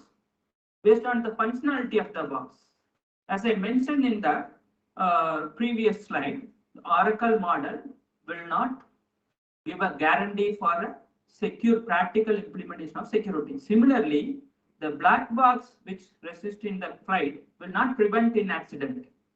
Right? It will not react when the accident happens. Only it gives an evidence what are the causes for the accident, right? So after post accident, you can analyze the data. Got it? So it's like it acts as a passive box. That's why it's called black. So it's a passive. It will not react anything. It just acts as a passive system, but it helps in decision making, preventing certain things, identifying the design flaws, wherein this Oracle method can be used in any way. So similarly, there is one other analogy called the black paint analogy. So generally in crimes, there are some criminal cases. When they try to want to hide certain cases, they use a black paint to rub the things. So once if a black paint is applied, then you cannot figure out the color of certain things like hair and other stuff. So similarly, the black paint also looks as an oracle, wherein if you mix with any type of paint with this black paint, the degree of the blackness you cannot quantify. That means it just a passive incomer, it just observes, right? So that's where the name called black box, wherein the random oracle also called black box. And also, I think still you didn't get the point. Then I moved to another analogy called zero trust analogy. So zero trust analogies can be applied for even any humans, right? So let's take a typical example of a boyfriend or a girlfriend. If you assume that is cheating, right? The assumption is cheating. So what are the queries you form? Either your friend or anybody, right? Cheating in terms of relationship, in terms of money, what do you do? It's just the first assumption is he's cheating. Then followed by you make a queries, n number of queries. Based on the query response, then you identify whether he is cheating or not. If not, the assumption is failed. If yes, then he got it, or he or she got it, right? Similarly, the crypto systems also facility works. So the guy who is cheating, what he'll do, every time if you ask the same question, he will somehow mismatch the first answer and the second answer. If you ask today and tomorrow, definitely there is a mismatch. It's really cheating because he cannot correlate, build a true story. Somehow, even after 1 month, if you ask, there is definitely a discrepancy in the response, right? Based on that, you will understand that is something going on. So similarly, it's very much applicable in the crypto world, wherein if you ask many questions in the many time, different capacities, the response is still okay. Now, if you are a normal human being, you ask questions. What if you become a superhuman being or an intelligence officer, try to investigate that? So that's what the quantum is doing. So for post-quantum candidates, I become a superpower as a quantum model and then trying to frame a question much faster than a normal human being. So that whether its system is observing that thing or vulnerable is the challenge, right? I hope this answers the understanding of Oracle model. Let's go to the real-time things. So far, these Oracle models are discussed in theory. Almost, to my knowledge, 6,000 plus papers. So there are crypto papers with Oracle verification. There are many crypto papers without Oracle verification also. But there are many controversies between Oracle, whether Oracle is very, very important or not. So in 2021, there was a company called Chainlink. They made their entire business with the Oracle systems. Oracle is, it's not the database Oracle. This is a Oracle which used for proving a zero trust system. When a blockchain environment or in a Bitcoin scenario, all the users are digital users. There is a zero trust in the network. Okay, so all the users, you can do a business with here from anywhere. So it is a zero trust environment wherein you need a certain kind of a verification in order to execute your business. So there, this company called Chainlink come up with a nice idea called decentralized Oracle network, which helps to verify the user, wherein there are many solid crypto algorithms being used in this company, but I want to go anywhere. But the idea is to execute a trusted business between any users, even non-trusted users, in order to verify that if the Oracle certifies the particular user is. So how it certifies? Again, I told you, the story. the oracle tried to form a questions on the user. If he satisfies all these answers, then it certifies that the particular user is genuine user, right? So there is a function called verifiable random function, which is majorly used in this chain link technology, wherein the random numbers are being supplied by not even single party, even a many party can contribute to supply random numbers for executing a small contract. But how can I verify it comes from a trusted user or not? That is happening by this verifiable random function. Even there is a verifiable delay random functions also. There is a very interesting research are going on this real world application for blockchains in this Oracle technology. Maybe if people are interested, you can go and visit this website. You can see real-time application of random oracles. Even the company has 10 billion revenues, right? So all I'm saying is Oracle is no more theory, it's practical. Okay. Now it comes to, I have one slide on post-quantum because we've been discussing from morning what is post-quantum and how it's used for, right? So here is a crypto system which is based on the hardness of factoring and discrete logarithm. It's already proven that in theory, it is vulnerable to quantum attack or quantum computers, because quantum computers are much powerful than the classical computer, and it can easily break the factoring problems and discrete log problems based on the assumption of the attacker capability, because attacker is now become superpower. So there are hardness assumptions like the lattice-based systems being discussed, and code-based crypto systems are also being discussed, multivariate systems. There are many crypto systems which are resistant to quantum attacks, which are already proven in theory. And these attacks are more, in general, it is secure in a classical quantum oracle, classical oracle methods. So what if the quantum computer wins? So the quantum is the property itself, it's different than the logical rules, right? So how come these attack, PQC systems in quantum world, how it's going to respond for a quantum queries? So that's what the quantum random oracle models begins. Maybe here is a little picture which explains how this qubit is represented as. Maybe we'll discuss in a couple of slides how this qubit looks and what kind of a response it's getting and how to analyze it. Okay. Now, classical crypto systems, which are modeled by classical random oracle model.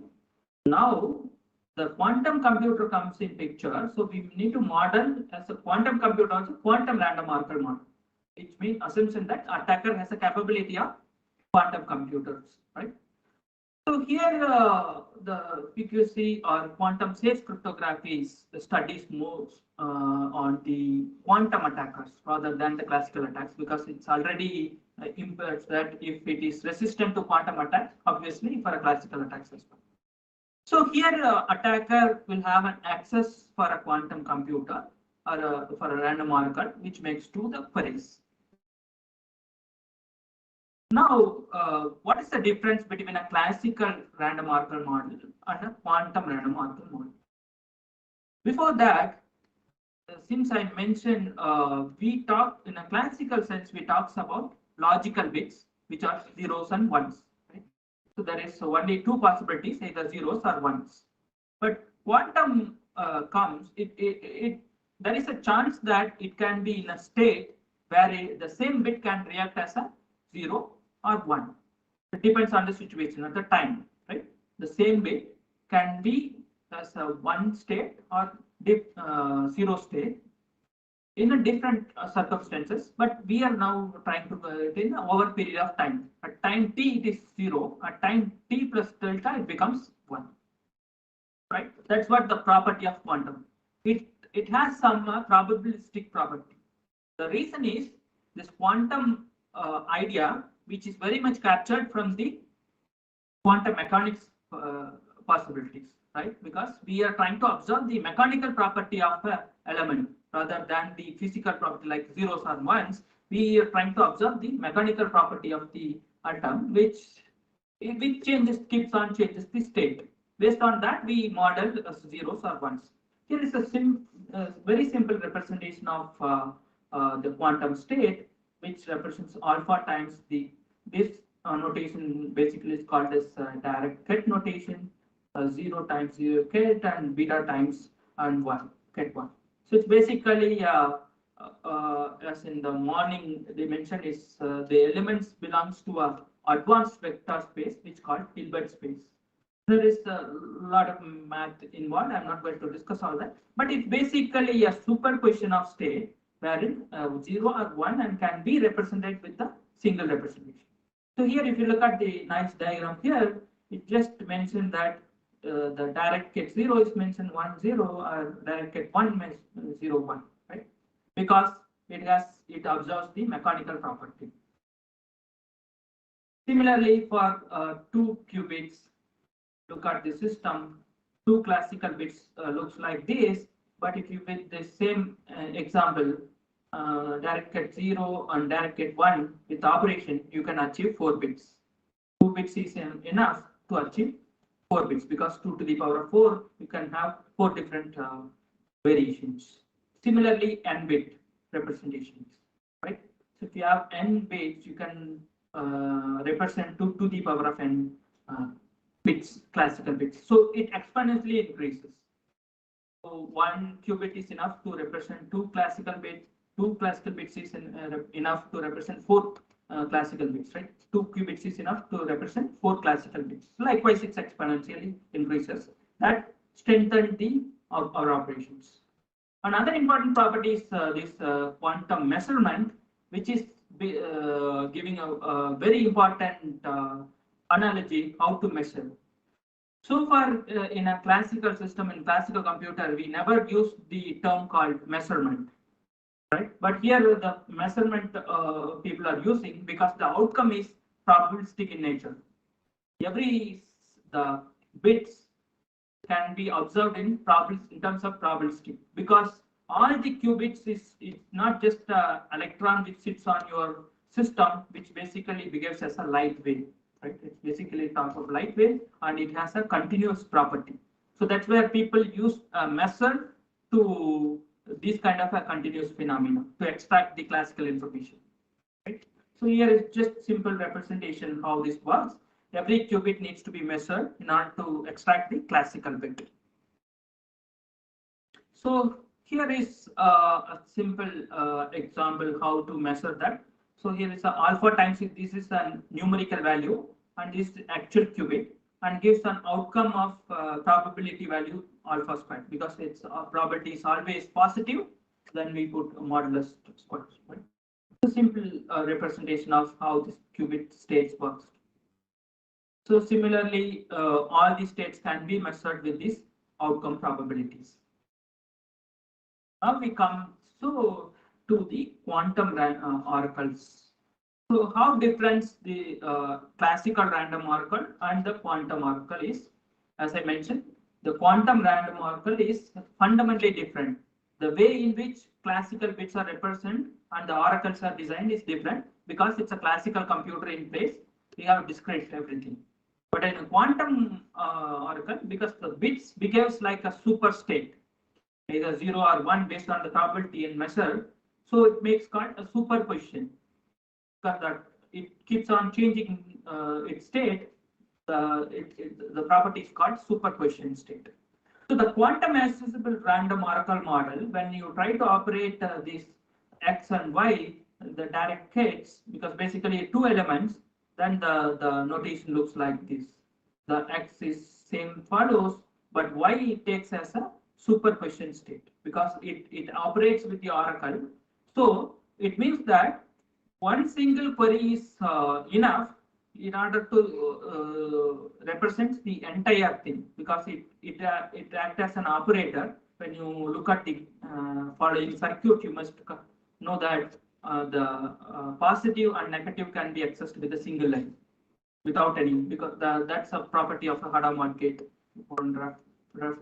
So basically, it acts as a superposition access. For example, instead of 2 to the power 2 times queries, one single query is enough to represent all the state because of the superposition principle, right? And classically, you need to make this much of queries in order to represent the entire Oracle model. But here, one single query is enough to represent all the data. So that's the difference between the classical model.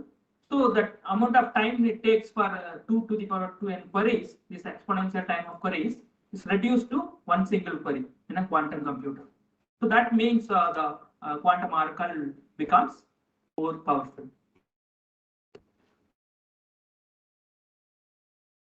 Okay, there are some challenges in quantum random oracle. One is it is not completely practical. One is the breakdown. There are some breakdowns, as I mentioned. The even random oracles or quantum random oracle models will not give a complete evidence for implementing or certifying the particular crypto systems is secure because of the very much property of quantum. Because you cannot copy the quantum bits because the copying is denied.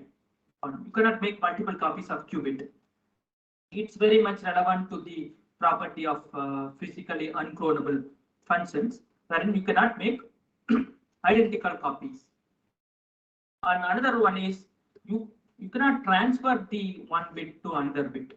Either you can operate with some operation, you cannot transfer. So, for example, if quantum computer comes, you cannot copy it from pen drive. You cannot make multiple copies. That's a property of quantum. So, an adaptability program. So this means it follows certain tree kind of a structure when you implement it. Maybe we'll discuss what is adaptability in the following slide also. These are kind of challenges in this because qubit in certain behavior cannot make adaptable program. For example, in machine learning, you say adaptability. The system adapts for different scenarios. Here it is very hard to achieve.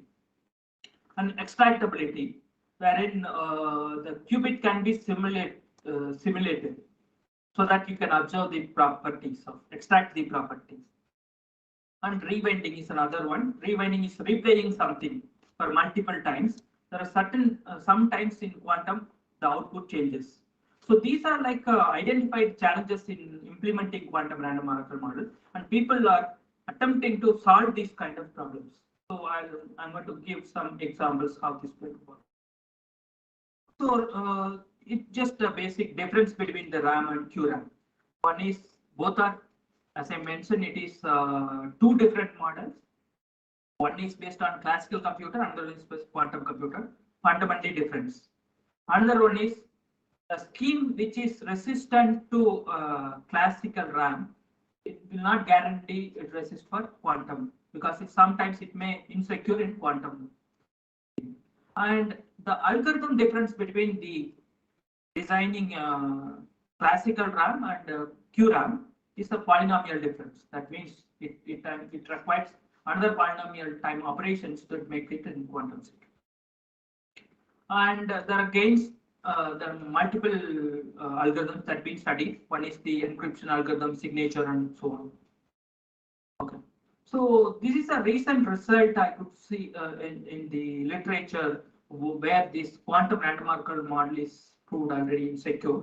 This is basically including an Indian cryptographist Vinod Vaikunthanathan along with two fellow authors proposed a lattice-based trapdoor scheme, which is based a signature scheme, which is secure against the QRAM.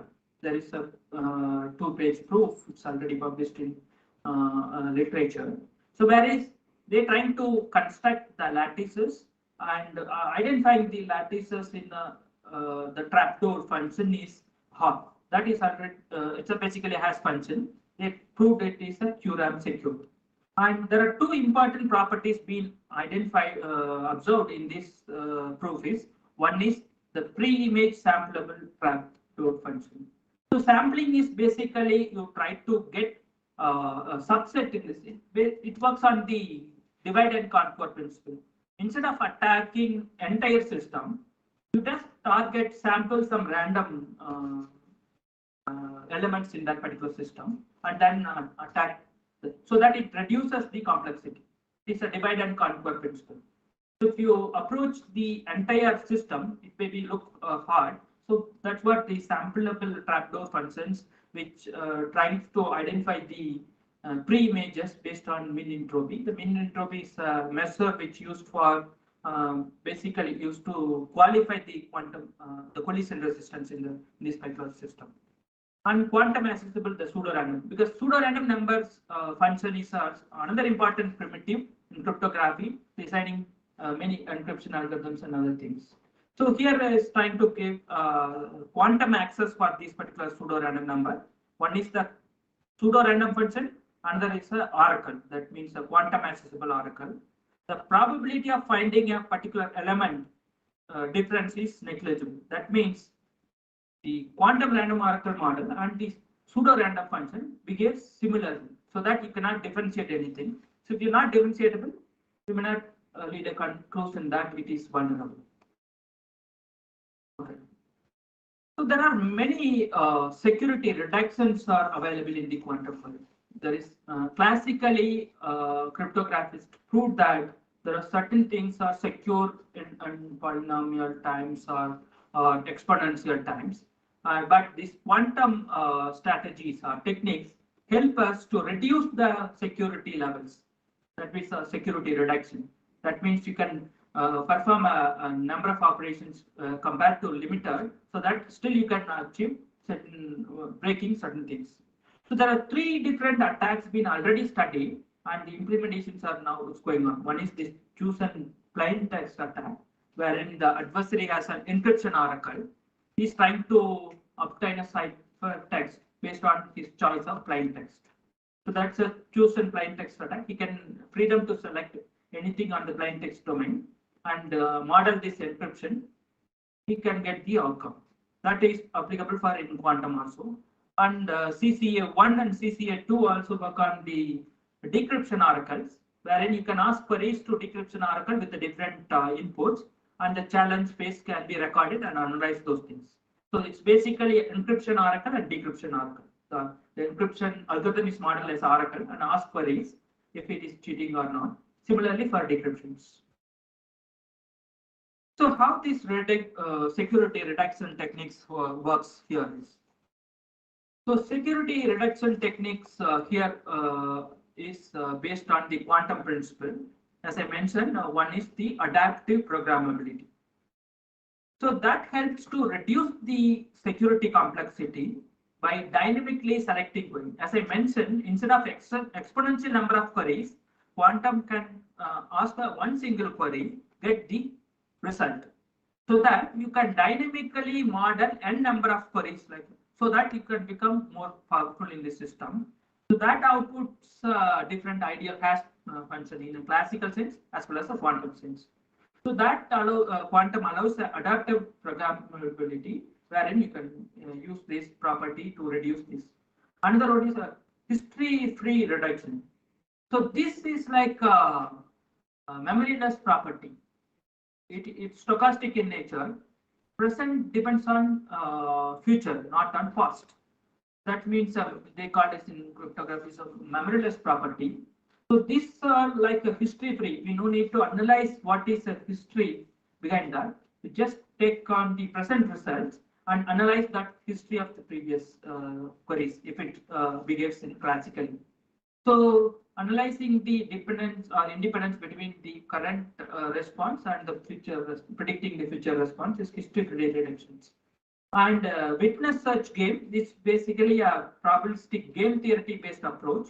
You just model these quantum queries in quantum query algorithm, speed of algorithm is a decision tree, and try to, based on the response, you change the queries. That it works on the sampling techniques also. These are different techniques. I did not give math behind that, just give a description, different ways to reduce the classical crypto security in the quantum world. Another important thing is the quantum rewinding, wherein you can make a copy of machine. So for example, if I have a quantum computer, what this quantum rewinding promises is you can make another engine, similar engine, and observe that behavior. It's kind of in physics they call it as an ideal engine. It's 100% efficient. Everything is 100%. So then you can make a similar kind of an engine, and you study that particular model engine. You will get an idea of this one, so that you can map these two. And Mark Jandry is a student of Dan Burney. He is doing enormous work in this kind of Jandry techniques. One is this is like a semi-constant distribution. It's basically, it's a combination of one or two methods, including this search-based and adaptive programmability. And he tried to, as I mentioned, it's a divide and conquer based quantum random oracle model, uses a subset to analyze and study. So here are some interesting results wherein how this numbers been reduced. So here, if you look at the factoring problem, prime factorization, classically it requires this number of operations to factorization, wherein source algorithm states. So that is an enormous reduction from the exponential terms to log n, using the methods that were mentioned in the previous. The other one is a search based. So for example, even your passwords also can be searched. So for example, n entries in the database.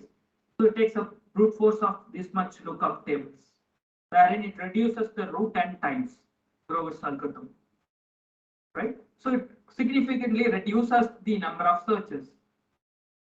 Similarly, collision search.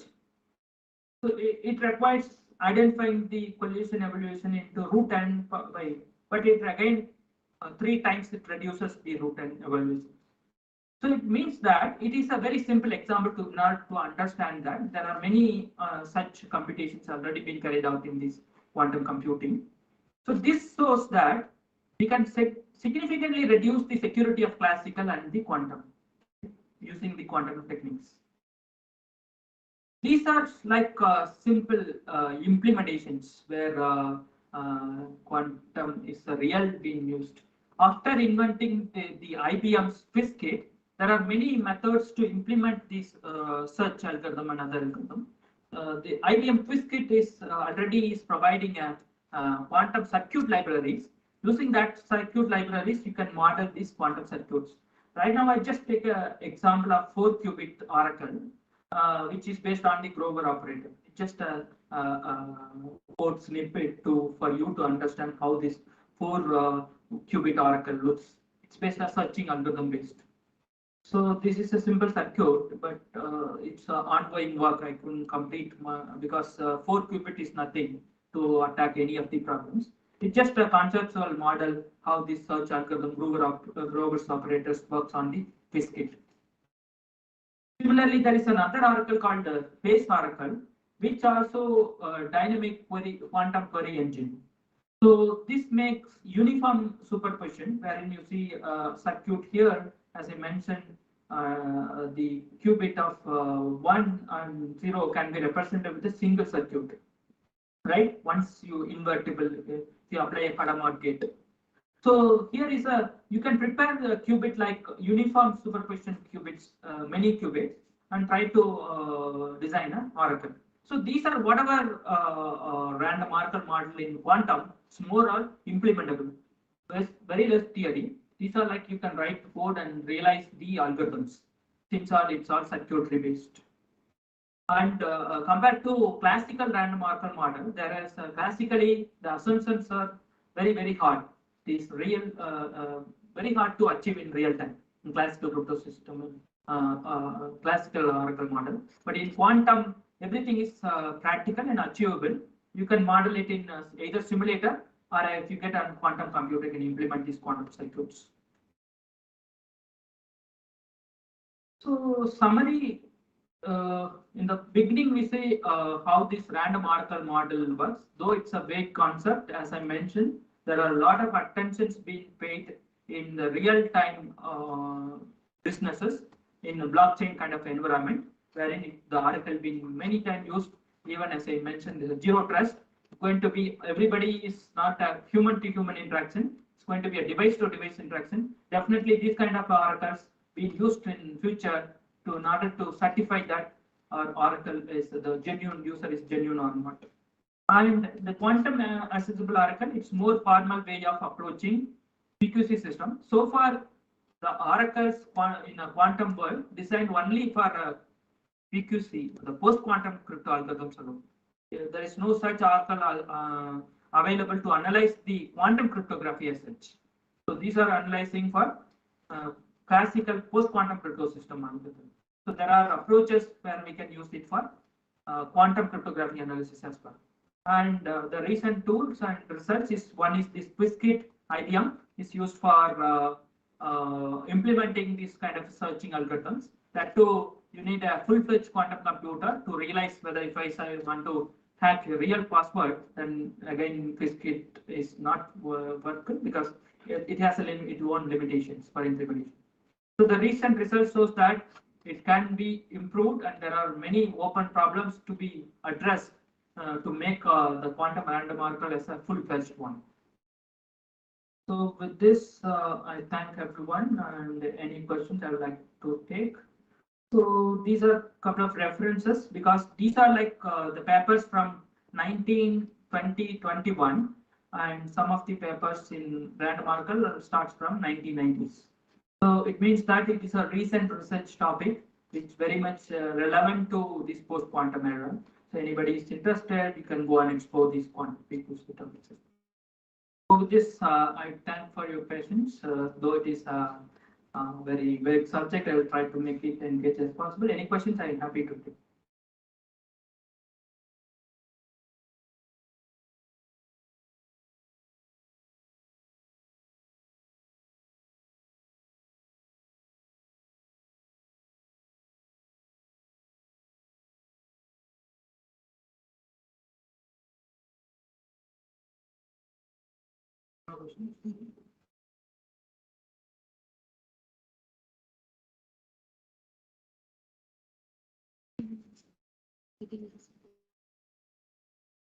Yeah.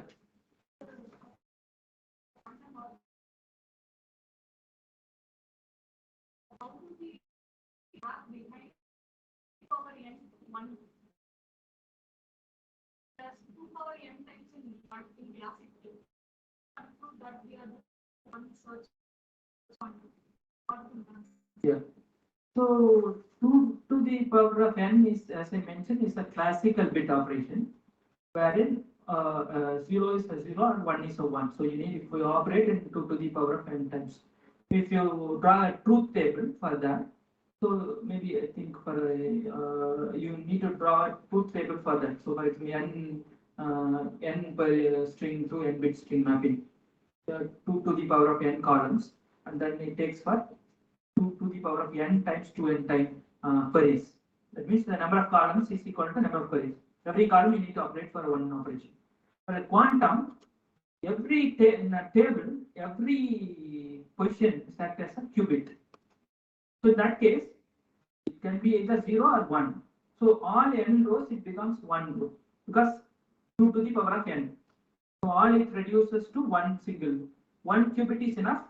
You can make it as a possible combination of all the bits. So likewise, the one the n column is reduced to one single column. So you can operate in the one because all the elements is a probability combination of all other elements in the, so that it reduced because the element is called superposition element. Or maybe a bit hard to digest, but if the behavior of the system computing is, it acts as a superposition state. So one bit is one qubit is enough to represent 2 or n. Multi-qubit system. In n qubit system, you can represent n. And there is a question from the quantum computing and PQC are entirely different. Can you please say a case study or use case where the quantum computing can be linked to PQC? Okay, so this question looks like it's not entirely different. The PQC systems are motivation of quantum attacks, right? So the quantum computing power enormous, the quantum computing, so it's not entirely different. But the case study, if you look at the existing current algorithms are crypto algorithms are vulnerable to quantum attack. That's where the motivation of post-quantum cryptography algorithms. The linkage between the post-quantum cryptography and the quantum is whether these PQC algorithms are resistant for quantum attacks is the question. That's what the random marker also comes. The linkage between is, so whatever the growth in quantum computing is directly proportional to the hardness of PQC crypto systems. Because what I understand this question is, it is directly proportional. If quantum computing power increases and the PQC also, so PQC is somewhat tends to unconditionally secure. Because quantum already proven it is unconditionally secure. So PQC also is trying to, without any constraint, moving towards unconditionally secure. Other question? Yes. What is this? Is it modeling the classical?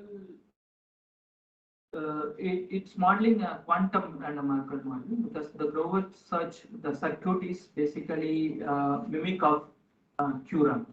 What I'm asking is, the underlying moving function is classical. Yeah. That you are calling, you are expecting a corresponding model to that, and you are modeling on. Yeah, so it's basically simulating qubits on classical. Then you can submit a query to IBM cloud, the quantum cloud, and you can execute this circuit on the cloud. So basically, it's that it has a Boolean operation as well as all the operations like Hadamard operation, tensor operations, and quantum tensor operations in one circuit, so that you can simulate the circuit in classical computer and post it to quantum computer, execute the.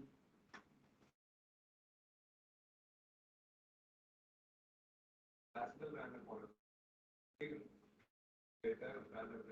Yeah.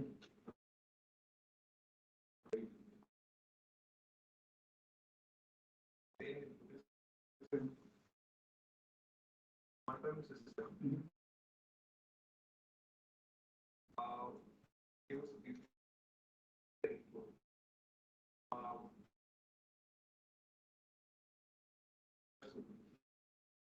so there is an infinite random.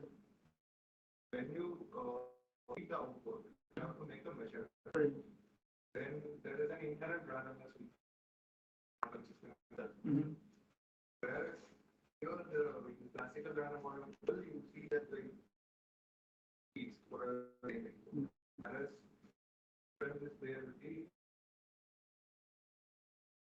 Yeah. How do you No, the inherent randomness property is like I'm not sure by what way it is relevant to security, analyzing the security of the crypto system. So I'm basically trying to study the classical crypto system, which developed by that's called all post-quantum crypto primitives. So I'm applying this quantum computer or quantum attacks on the PQC systems, get the response. Right? So because everything is modeled as a qubit circuit, and get the response. Here is the question of randomness is as similar as a random function, and quantum random function is same, but only the outcome is in terms of qubits. Right? So it holds the property of quantum. So I'm trying to model this randomness as it's a strength. It's not a weakness of quantum system. So it strengthened the Oracle system verification as well. I'm not sure what way it is relevant to security aspect. Inherent random properties are supports for security of the crypto system. That's what I understand, but I'm not sure I'm getting your question fully. you are verifying a classical. Yeah, it's basically a classical algorithm using a quantum idea. So in the same line of Yeah. You said when we send a query, it gives a random output. Correct. So again, when I'm repeating, it should be random. Like first time sending a query, it gives a second time sending it should again be random. So you know the hash technique. Hash just applying any hash. So what's the outcome? So for example, if it is not, it is has work on the principle of it takes a random output string and gives the. So every time you apply the hash function, it's basically a deterministic function. It follows the outcome is random. That means it's for whom it is random. So, but the idea of hash function is like, for example, your password also, you store somehow the server is storing your password, but it will not store your actual passwords. It stores an hash value of that. If it changes, then you will not enter in the system next time. So the property of the random is for Oracle, it is a random. That means Oracle will not guess whether it is present or in future. How can we? There is a question from me. How can we check practically whether cryptographic algorithm is quantum safe or not? Okay, so there is quantum safe. Not much practical systems being exposed, but there are some theoretical studies which address. As I mentioned in this quiz kit, there are robust search algorithms and other searching FFT, quantum FFT algorithms. But so far, there is no practical study how to say a PQC system is safe or not. At least to my knowledge, there is no practical quantum random oracle exist to address these kind of things.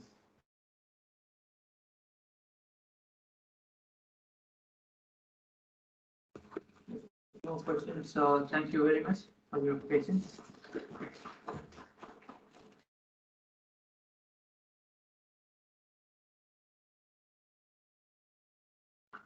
Thank you, sir, for accepting our invitation and giving this very interesting talk on random oracle models, for giving it in detail, for introducing the topic, then also for touching upon some real-time applications of the random oracle model, and finally showing us implementation too. So thank you, sir, once again. Next, I would like to move on to our next speaker for the day, Ms. Samyukta. Ms. Samyukta is here to give a talk on hash-based signatures. Ms. Samyukta is currently working as a scientist at CETS, Chennai.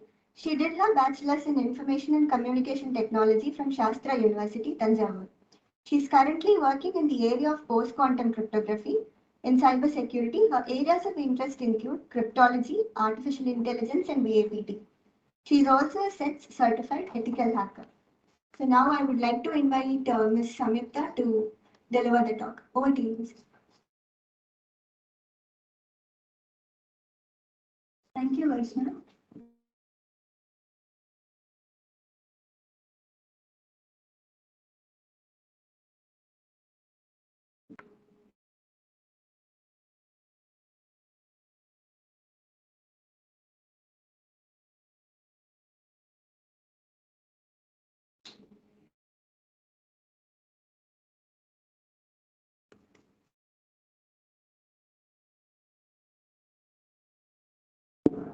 Good afternoon to everyone. Today we are going to discuss about hash-based signatures. The overview of the talk is going to be, we'll see what are hash-based signatures and what are the basic ideas behind them, and what are one-time signatures and how do we move to few-time signatures, and later understand about trees of trees wherein this one-time and few-time signatures could be put to use. And then we'll discuss what are stateless hash-based signatures and is there any stateless hash-based signature in the NIST competition. Let's start with hash-based signatures. Let's have an overview of how it works. These schemes are really simple. All the underlying concepts, we already know them.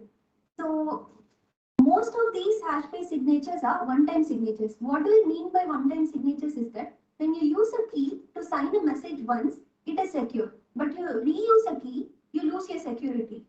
Sometimes it can be like you can use a key to sign for 5 times. When you sign for the 6th time, it becomes insecure.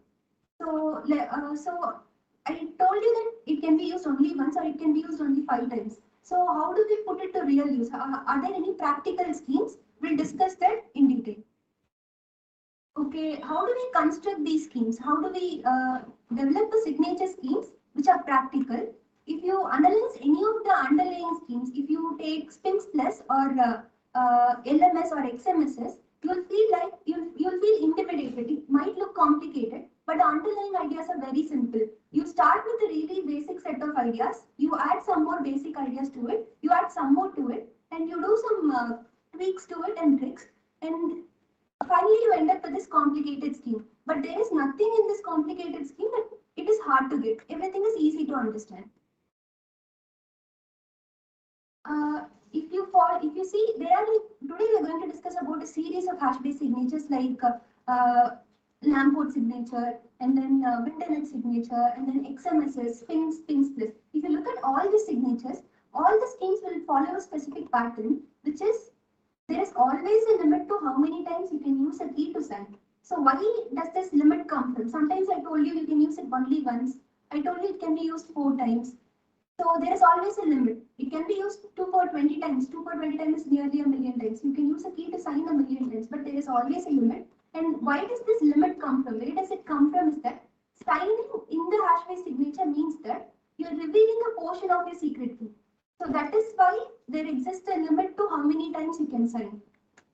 And then verifying if you look at all the signatures that we'll discuss in the future, which is XMSS, Winternets, or Lamport, it will follow the same pattern. Like signing is like revealing a portion of your secret key, and verification is like you do something or you do computation on the signature, and you feel like you ended up with a public key. So this is the structure it will follow.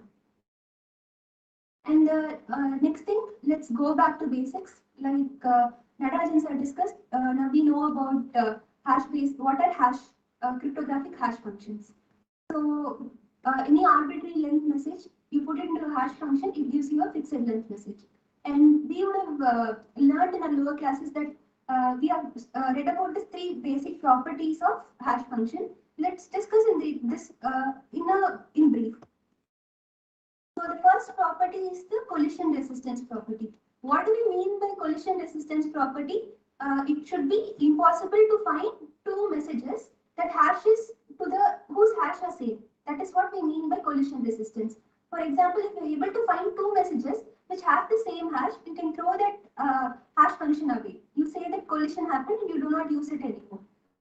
And then the second pre-image resistance, this is like it is like a demand on the hash function. It is harder than the collision resistance function. It is like you choose a message and the attacker has to find the hash, the attacker has to find another message such that the hash of the message that he had found and the message you had chosen should be the same. So this is like a harder demand on the hash function. So for example, if you take any older and weaker hash functions like MD4 and MD5, there are huge applications which exist on the internet which can find you collisions in minutes. But if you have to find a second pre-image resistance, even for the older and weaker algorithms like MD4, the best second pre-image attacks are like expensive. So it is a slightly harder demand on the hash function. Comes the pre-image resistance, which is like you are given a hash and you're telling the attacker to find the message which hashes to it. So this is like a harder demand. It is like a more harder demand on the pre-image resistance. So why did we discuss all this? Because we discussed all this because even this finding a pre-image resistance or finding a second pre-image, all of this is again harder for a quantum computer. So these concepts were around for like 20 years now. Why did they gain traction now? It is because this is also hard for a quantum computer. So how do we decide? So now we know that hash function has certain properties which makes it hard for a quantum computer. So how do we design useful schemes using this hash functions? This Lamport's one-time signature, this is a very simple scheme. Even if you're given a hash function, if you sit and think for like 1 hour, you would have come up with this Lamport's signature. So how it works is like, you have when you look at the secret key and the public key, so whatever I'm going to discuss hereafter, it will follow a certain design. It is like there will always be 3 modules. One is the keygen module, one is the sign module, and then there will be a verify module. The keygen module, it will output two things. One is the private key and public key. And the sign module, what it will do, it will take the message and the private key and it will output a signature. And the verify module, what it will do, it will take the signature message and use the public key and verify the signature. So as we said, we'll see how the Lamport one-time signature works. So the keygen in the Lamport signature is like, if you have a message of length 256 bits, what happens is that if you have 256 bits, each bit can be 0 or 1. So you have a secret key 256 length. This length of the secret key is twice the times of the message. So if you have 256 bits, it will be like there will be for each bit. For example, if the first bit is 0, it will have, for each bit being 0, you will have a list of random numbers generated. Similarly, for 1, you will have a list of random numbers generated. So your secret key is always a set of random numbers. Now you have 512 values. And the public key is nothing but the hash of the value. You take sk of 0, you hash it, you get pk0 of 1. How do you sign with this? I told you sign always takes in the private key and the message. So what happens here is, I told you it is a 256-bit message. If you see the message, M can be split into M1, M2, M3 up to M256, where M1, M2, M3 denotes the position of the bits. M1 represents the first bit position in the message. So if the message M1, if the first position is 0, what happens is that it goes to the 0. Row. If you look at it, the first row, it goes to the first row. Since it is 0, since the first bit is 0, it goes there and takes the first sk01 because this bit is 0 and it is in the first position. If you look at M2, the bit is 0, so it will again go to the first row and it will take sk0 of 2. That will be part of the signature.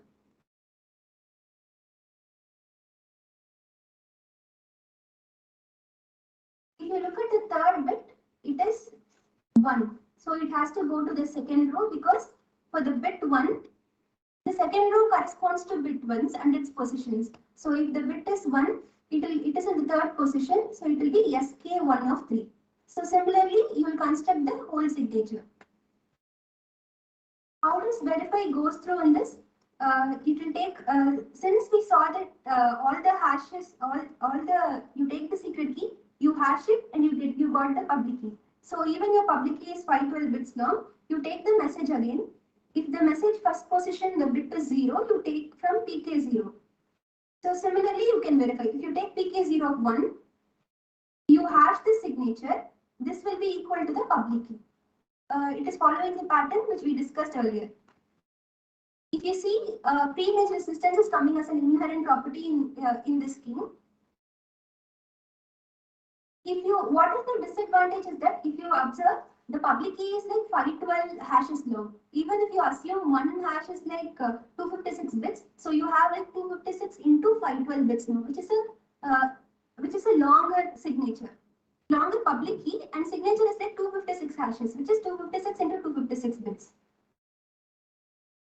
In order to analyze this security, then how do we move to a better security? For every time the signer is releasing half of half of his value. So, how can a attacker forge a signature on this? So, example, if you think like I told you this one, it is a Lamport signature, is a one-time signature. If you reuse a key, it becomes catastrophic. Let's see how it becomes catastrophic. So, I'm trying to sign 2 messages here. If I sign 2 messages, on an average, the hash will have at least nearly half of the values different.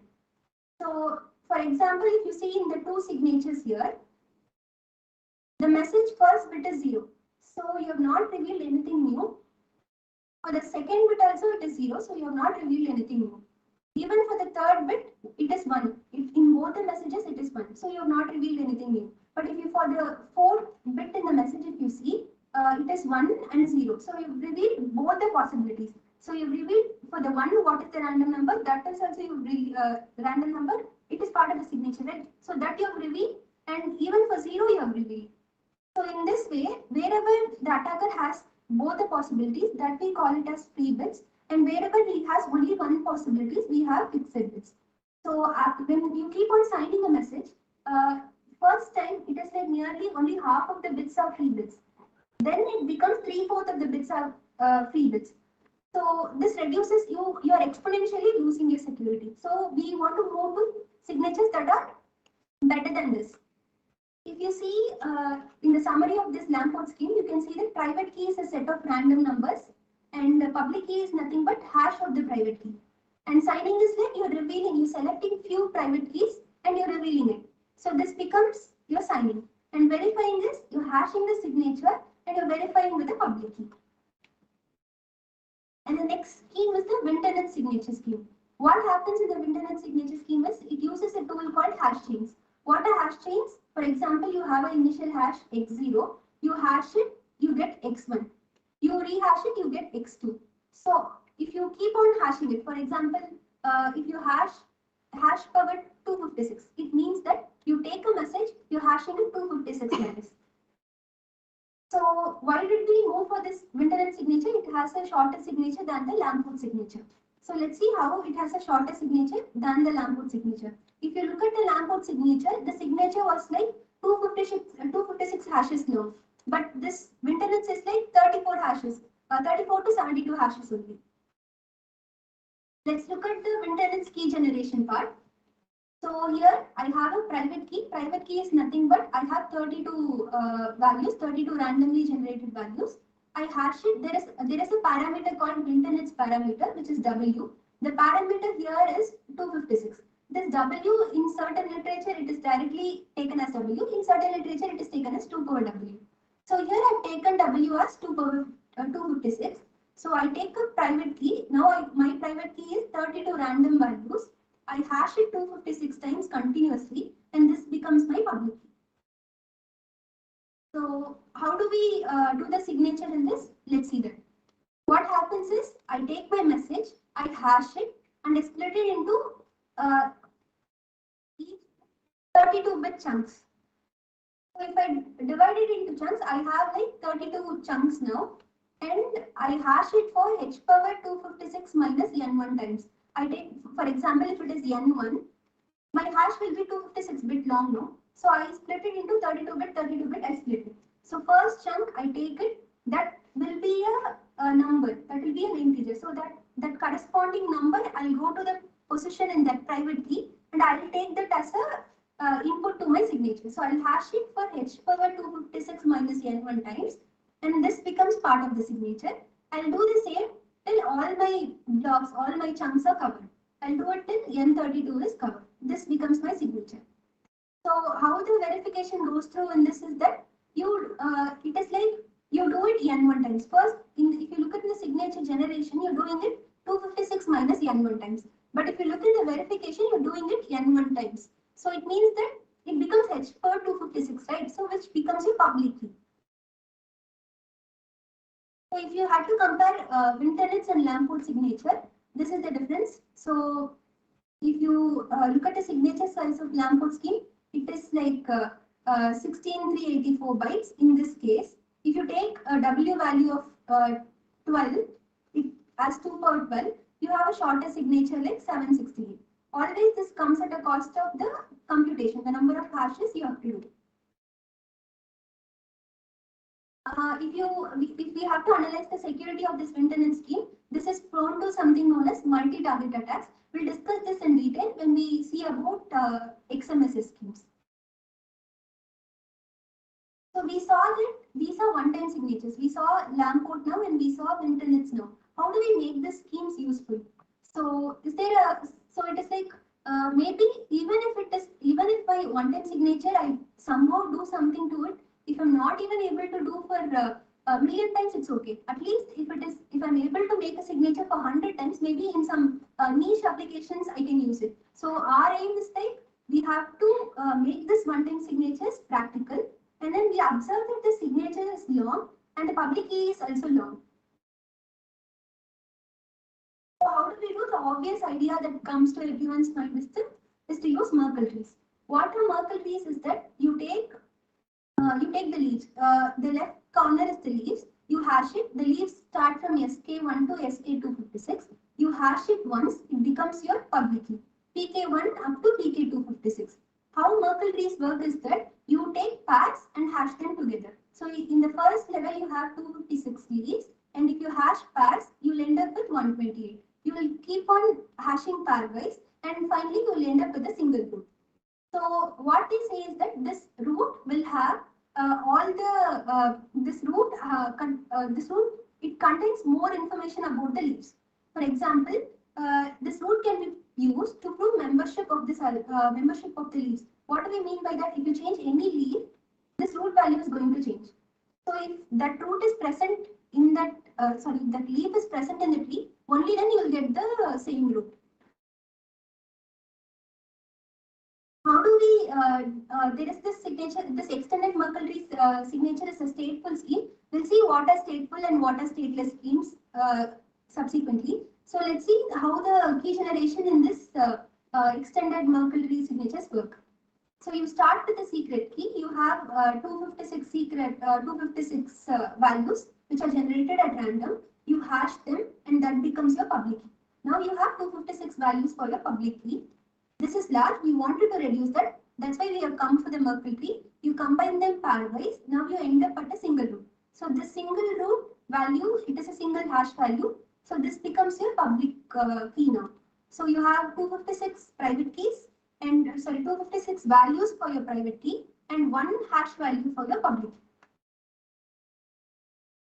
This you can think of this SK1 to WPK1 conversion as you can take any one-time signature. Like you can take Lamport or Woods. So how do you sign in the Merkle tree? Sign and verify is like in the verify, the verifier should be able to recompute this root. So what he does it, so you have to, for example, if you have to sign a message, you choose one among the SKs, you have 256 values. Whenever you want to sign, you choose one among the leaf. You compute a one-time signature, Woods signature or a Lamport signature on it. And then that leaf is selected. So in order to recompute the root, you need not give all the leaf values. You can give only the sibling values in the next levels. For example, if I've selected PK4, in order to compute the root, I need PK3 because only then I can find this yellow part. So only the siblings are given and this sibling parts are called as authentication part.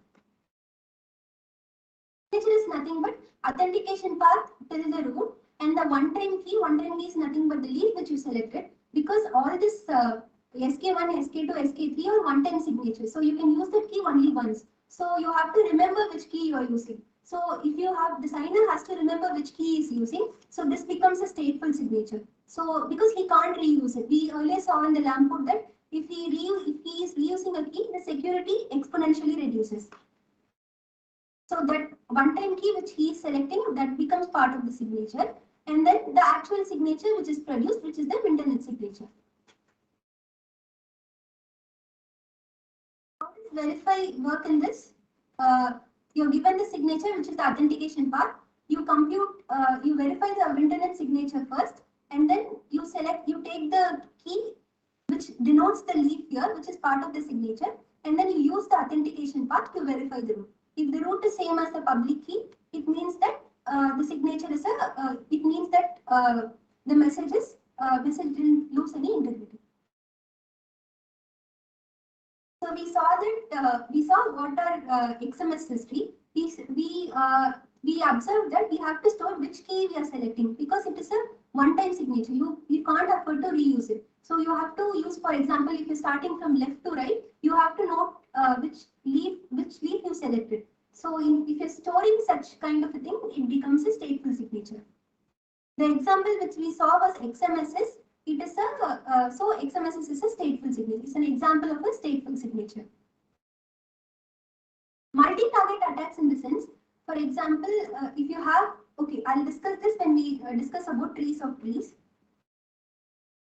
We saw one-time signatures and how it can be used somewhat in a practical way using XMSS. But what if you don't want to store the state? And what if you want to make it more practical? Well, you look at few-time signatures. One summary that we want to make is that in Lamport, nearly half of your private key is being released. We came to Winternitz. Even in Winternitz, you're releasing some amount of information. So we want, even in Winternitz, it is not enough because the signature is too large. We need to move to few-time signatures. Few-time signature is like it allows you to reuse a key for a few times, maybe 5 to 10 times, or every time there is a limit. So whenever you talk about hash-based signatures, there is always a limit to how many times you can use it. First example is the hashing to obtain a random subset. This is called HORS. This scheme HORS is the few time signature scheme, which is basically used in strings. So what happens is that you take the message, you hash it, and you split it into 16-bit chunks. So your hash will be 256 bits. You split the 256 bits into 16-bit chunks. So you'll have 16 chunks. 256-bit length hash. 16-bit you're splitting it. You'll have 16 chunks. Your private key, I will discuss keygen. So if you talk about keygen, it is nothing but you take any parameter which is defined, you generate 2 power a random values, and that becomes your private key. And the hashes of this 2 power a values becomes your public key. So your private key is 2 power a hashes now, 2 power a values, and then public key is also 2 power a values. So how signing works is that just now we discussed, you take a message, you hash it, you split it into 16-bit chunks, and then now you have 16 chunks, which is like T0, T1 up to T15. So what you do, you have 2 power a values now. In that you go and see for the T0. For example, this T0 is 21. You go to the private key, 21st position. What is the random value? You take that and put it as part of the signature. Similarly, you do the same for T1. T1, for example, if it is 35, you go to the 2 power a array value. For example, if it is 2 power 16, 2 power 16 values you have from 0th position to 2 power 16 minus 1th position you have. If it is 35, you go to the 35th position, you take the random value in the 35th position, and that becomes your signature. How do we verify in this? Again, in the verify side, he'll compute the hash of the message again. He'll split it into T0 up to T15. Now what he will do is, we saw that hash of the private key becomes our public key. So even our public key is 2 power a values long. So similarly, he'll break the hash into 16-bit chunks. Again, it will be 16 chunks. He'll take each chunk, he'll go to the public key, and he'll identify that position, and he'll take the value in that position, that hash in that position, and he'll compare, and then that is on the one side. And then in the signature, you have the signature again 16 hashes long. He'll take the first value, he'll hash it, and he'll compare if both the values are same. So this is how verification goes through in HORS. If you look at the properties of HORS, it is very fast and the signatures are short. It is nothing but 16 hashes, 16 random values. The signature is just 16 private key values. So it has a very short signature, but the private key and public key are large. If you look at it, the private key was 2 power 16 values and public key was 2 power 16 values. Why few times signature we say that can be reused a few times is that if you look at the signature, we are also revealing 16 values from a 2 power 16 array. Revealing 16 values out of a 2 power 16 array doesn't make much of a difference. So it is like you have very low probability of reusing that key. So that is why you can that is why this comes under few times signature. So we saw that HORS private keys are very large, and it is called few time signature because the signatures, by looking at the signature, it is not revealing much. Only 16 values out of a 2 power 16 array is revealed. So that is why it is called a few time signature. How can a person forge a signature in this kind of a setup? So it is like every time he has to note down this is the value I got, because if you look into HORS, you will see that sometimes the signature values can be same because it is you're using a hash function. So if the bit is 0, you'll always get the same hash value. The output can be the same.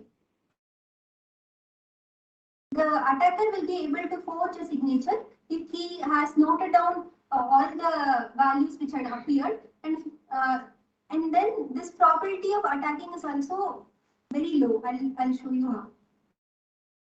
We saw that a message is like if you give a hash of a message, you split it into 16 chunks, and we are seeing that if you are using that key to sign it for a four times, we will see how much probability with what probability the attacker can forge.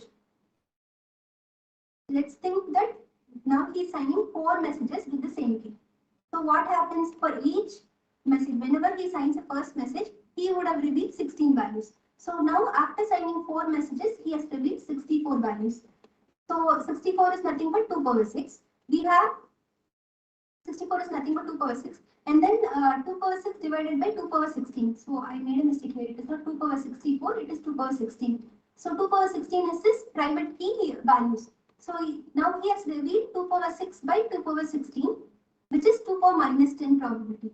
So with this probability, and then if he is signing another message, for example, 5th message he is going to sign, the probability with which he will reveal, even then he has to reveal 16 values, right? 16 values for the signature, right? Then it will become 2 power minus 160. With this probability only, he can find another message which he can forge. So this probability is like, with this probability he can't forge. So that is why few time signatures are allows you to sign a few times. The next scheme which we will see is the host. This uses horse with trees. We saw that in the horse scheme, the main disadvantage is that the public keys are long. The public keys are like 2 power 8 times, which is 2 power 16 hashes long. So we want to reduce that. The obvious strategy again is used to is to use Merkle trees. So what happens is that you take a random the key generation in horse goes as follows. You take the secret key generation is same in horse and horse. You take 2 power 16 values of random values, that becomes your private key. You hash them to get an array Y, and then you combine them pairwise. You hash them pairwise, and you end up with a single public key row. So now your private key is nothing but 2 power 16 values, but your public key is a single value. So how do we sign with horse now? It is similar to horse. What we do is you take a message, hash them, split it into 16-bit chunks. For each chunk, you look up in the private key array and take that value and put that part of the signature. So in horse, this becomes the first part of the signature alone. Now what you do, you hash it and you put it into another array called Y0 up to Y15. For the second part of the signature, you take this Y0, Y15 and then you have a public key Merkle tree, right? You find authentication path for this Y0, Y15 till the root, and you provide the authentication path also as part of the signature.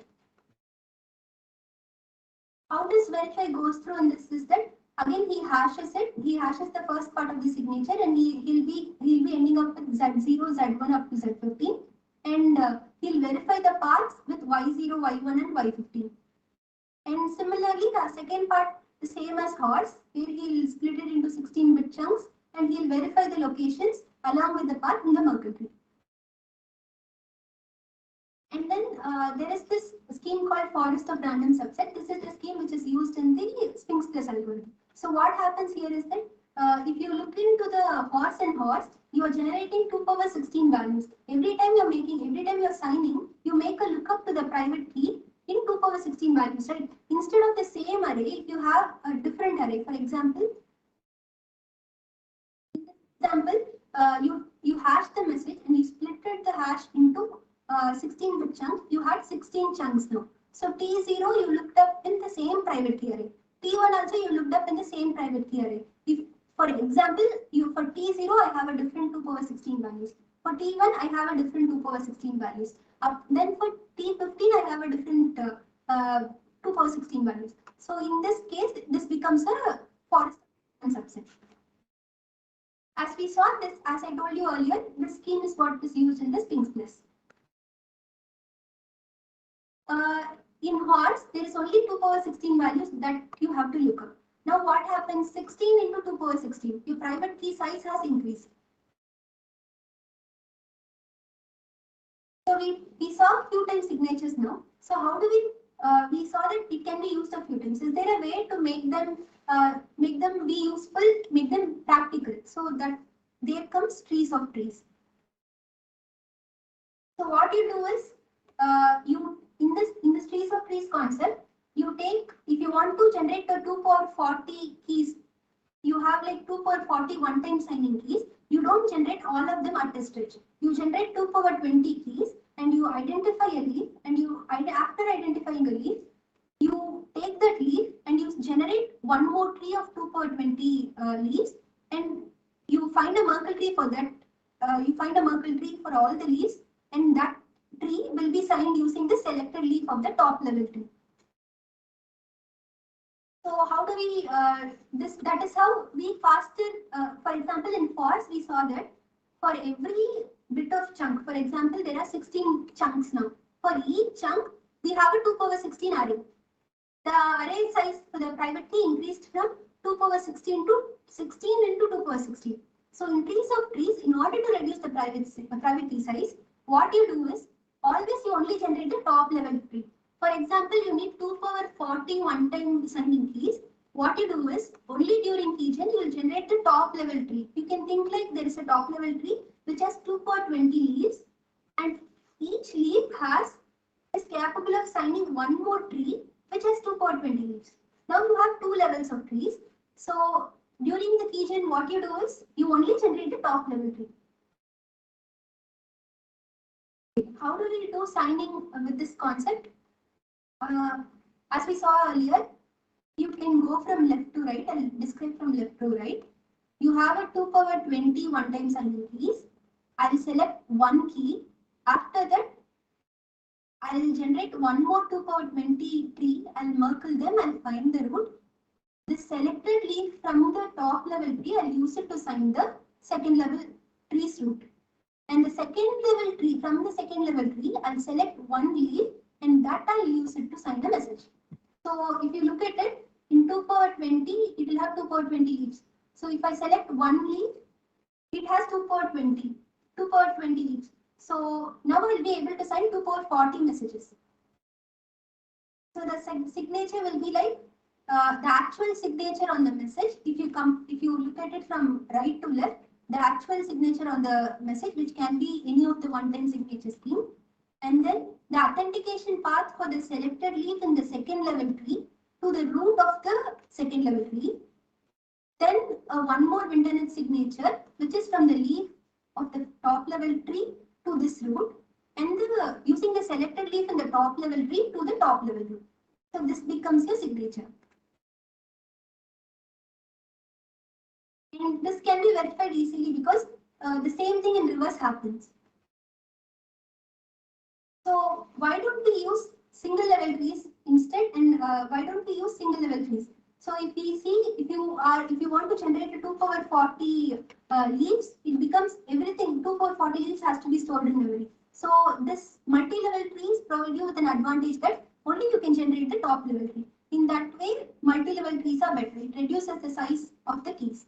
But this in the single level tree, the key generation becomes slow because all the 2 power 40 leaves has to be generated in advance. But the multi-level trees, although it has reduced the size of the trees, it had made your signature long because the authentication path for both the second level tree and the top level tree has to be stored. Let's see what a stateless hash-based signature.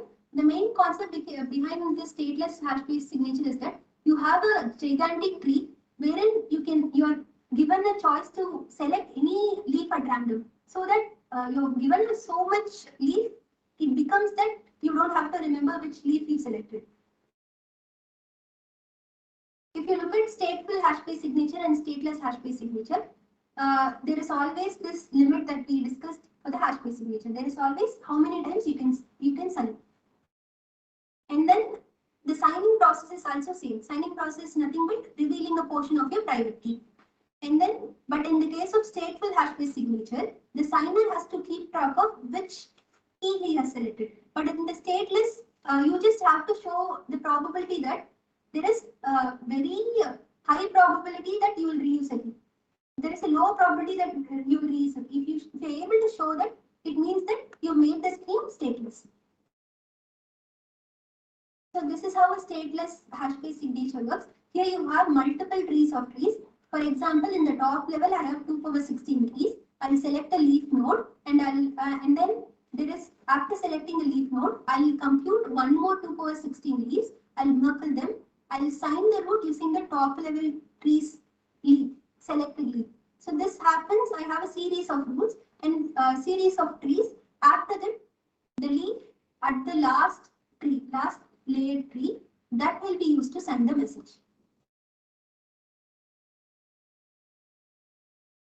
So if you see, there is a low probability that you will reuse a key. So that is why the scheme is called stateless signature scheme.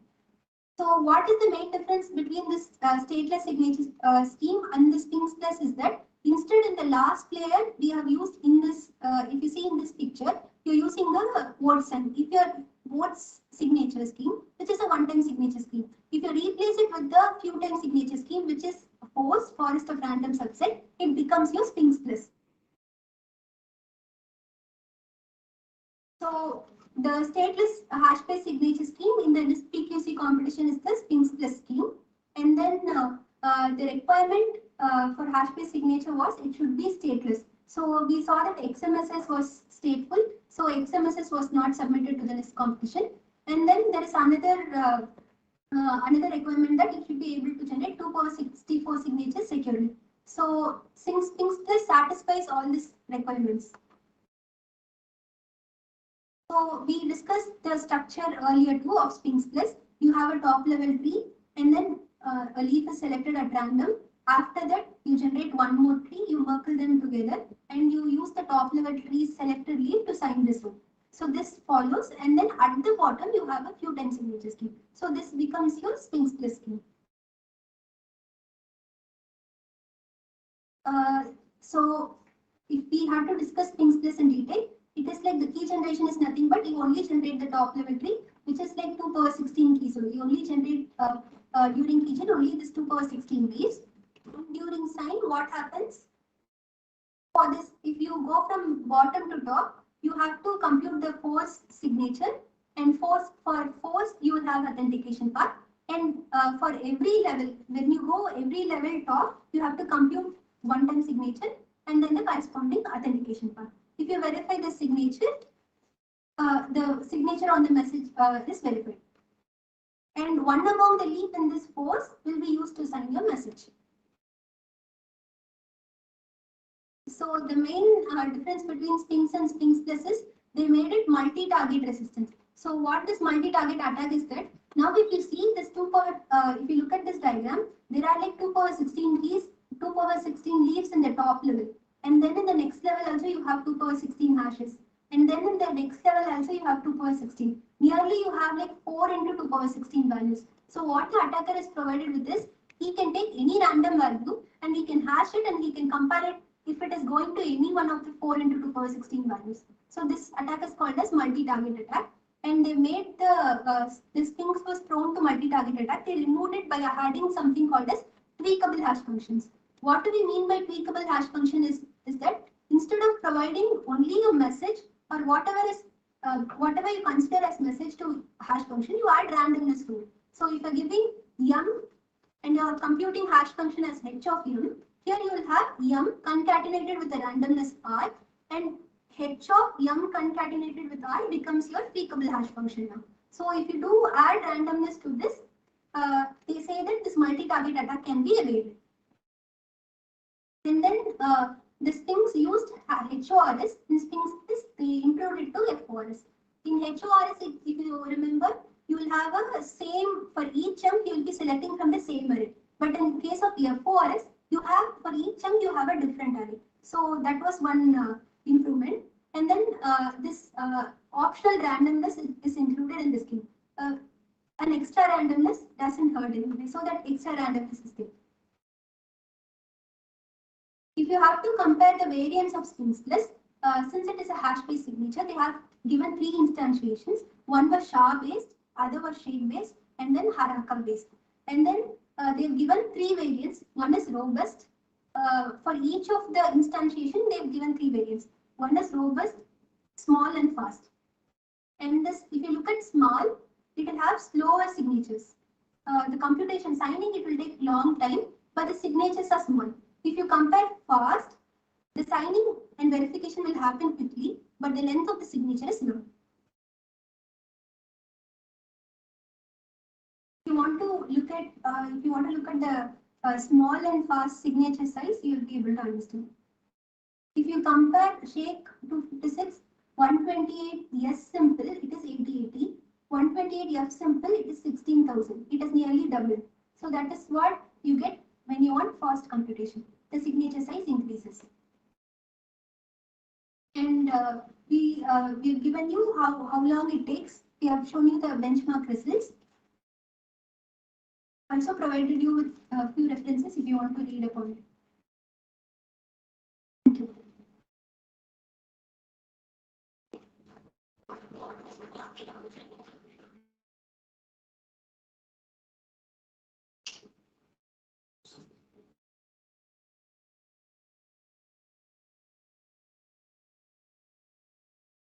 If you have any questions, I can answer. Can you repeat what it is? Sir, it is like, for example, if we take a Sphinx plus tree, for example, you imagine like there are 4 layers. In each layer tree, you have 2 power 16 leaves, 2 power 16 hashes. So in the top level tree, I have 2 power 16 hashes. In the second level tree, I have 2 power 16 hashes. For each of this value in this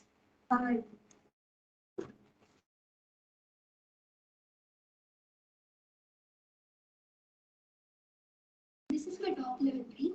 I have from 0 to 2 power 16 minus 1. For each of this, there is 0 to 2 power 16 minus 1 leaves in the second level. The same 0 to 2 power 16 minus 1. And then in the third level also, for each of this, there are like 2 power 16 minus 1 values. So the attacker has an advantage. If he wants to find a collision, if he is provided only 1 hash, it is difficult. If he is provided 10 hash, it is difficult. What if he takes a random message and he hashes it and he's now obtained a value of x? He can compare whether he has so many possibilities. It has become that much easier. So this attack is called multi-target attack. Thank you.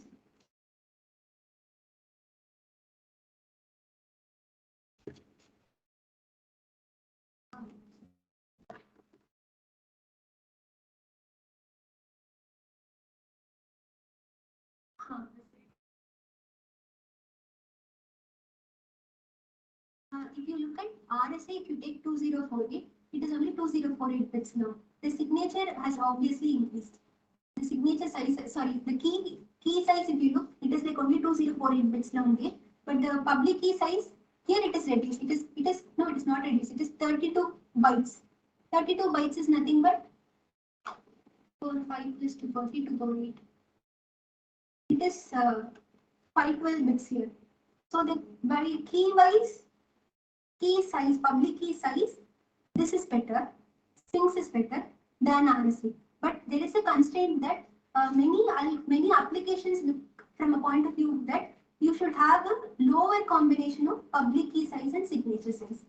If you look at RSA, the combination of public key size and signature size will be lower than Sphinx. So in that way, RSA has advantage there, but RSA is not quantum secure. Sphinx plus is quantum secure.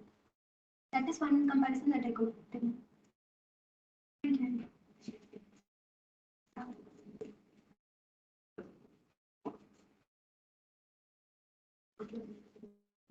Hash function that is used in this hash-based signature is substitution.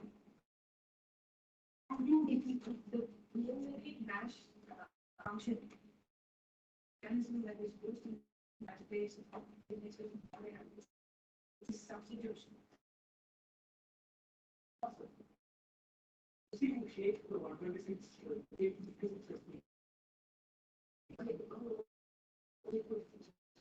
Can she explain one-time signature? That what you were doing is secret key bits based on the position you were replacing that secret key value. Yeah.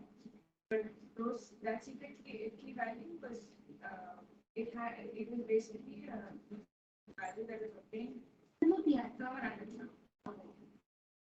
It has a 3 hash function. It has 3 variants. One was SHA-256, shape 256 and then higher. Uses 3 schemes. Maybe one of the scheme can be used. Okay.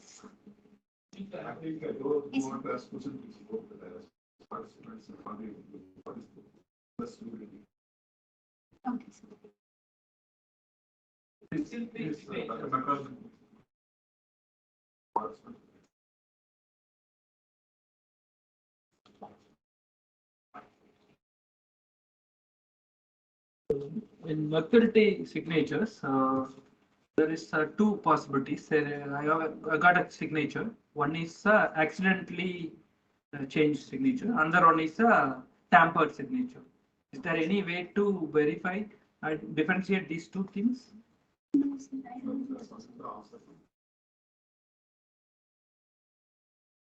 Sir, anyhow, if it is tampered, it won't give you the correct value, right? So Tampered one, another one is accidentally. For example, if I'm downloading a software, by means the software is stuck due to network failure, it stops. And then another one is tampered actually. Is there any way to differentiate, because that it has a step by step, right, in Merkle tree? yes, sir. But in applications also they use regular. But we do without matching. Yes, sir. So you start from here and then you keep the here. So only the correct intermediate values are there, you get the same. Tamper any of them in the not get the same. If you accidentally do or deliberately do it, you will not get the same root. So there is no, I don't think there is a way to differentiate. Oh. Yes. Thank you, sir. All questions are answered. Don't ask questions, don't ask it, 150. I don't know what is the question. Close to the point.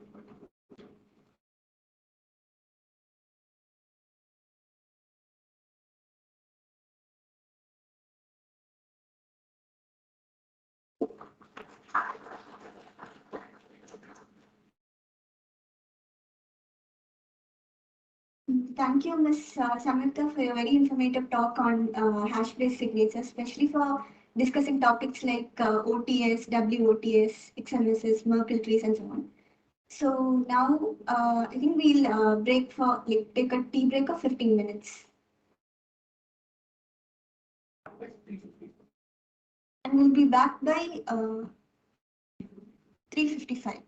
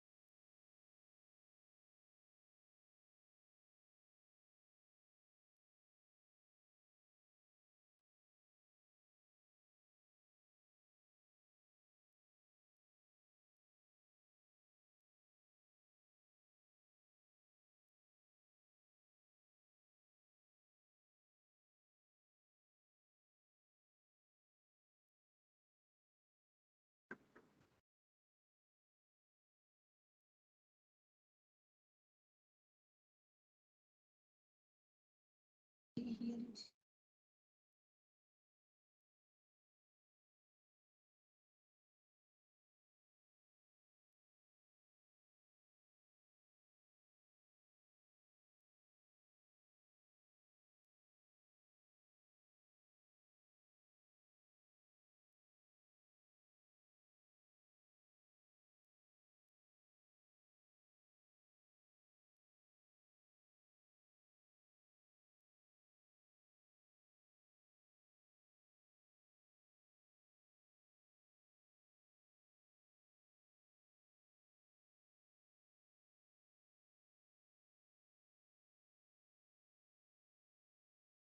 We now move on to our next talk for the day, which will be delivered by Dr. Prem sir. It is on lattice-based signatures. So before we move on to the talk, I would like to give a short profile of Dr. Prem sir. Dr. M. Prem Lakshman Das is currently working as senior scientist and leading cryptology and computing research group in SETS. He has completed his PhD in mathematics from Indian Statistical Institute. He works broadly in the domain of algorithmic aspects of algebra and number theory. In cryptology, his interests include cryptanalysis of public key systems, pairing-based crypto with applications to cloud computing security, and aspects of quantum cryptography. Over to you, sir.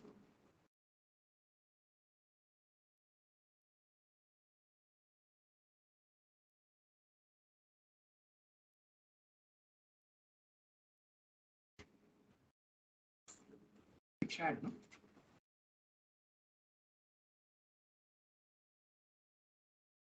So am I audible?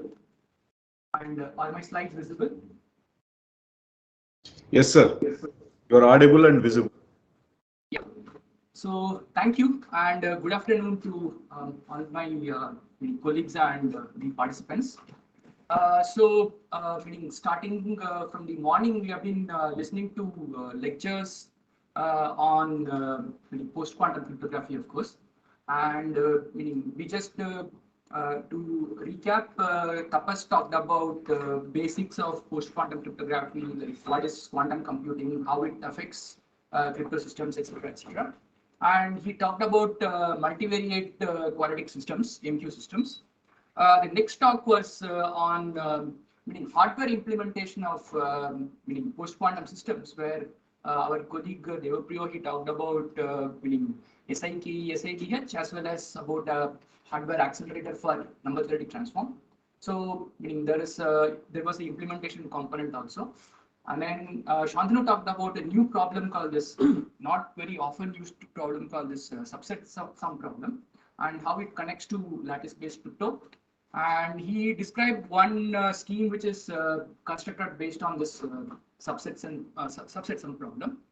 And in the afternoon, our colleague Natarajani talked about what is ROM and what is QROM and how they compare and how it affects the security of crypto systems. So his essential take was that even though the crypto system is classical, a quantum enabled adversary can query this so-called black box function in a quantum fashion and get more answers in less amount of time, crudely speaking.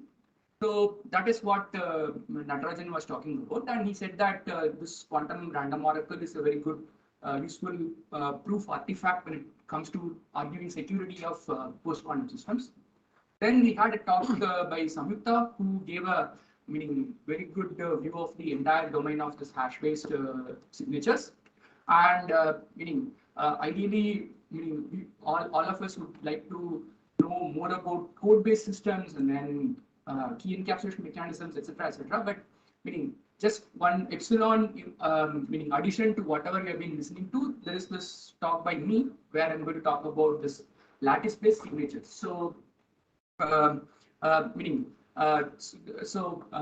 my talk is, as the title suggests, it's going to talk only about signatures, and we'll be talking about lattice-based signatures. There will be just one slide telling what all lattice-based signatures are there, but we'll be looking only at two lattice-based signatures, particularly which are lying in the list competition. Okay, so this is there is a lot of literature going on in terms of construction of lattice-based signatures, arguments of security, proof of security, quantum security, and then etc. etc. But meaning this talk will not cover the entire domain, so we'll try and follow the peers. I'll just give you a classification of this lattice-based signatures and give one example of this two classifications. Okay, so that is the plan. So let us just quickly recall what is post-quantum cryptography.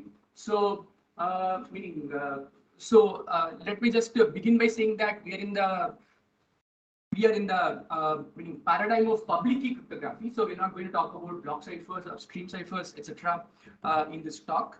That is because quantum has, like what Tapas was telling in the morning, it has very little or less impact on the symmetric key cryptography. Quantum has very little or less significant impact on symmetric key cryptography. So that is why post-quantum cryptography, it mainly deals only with the public key primitives.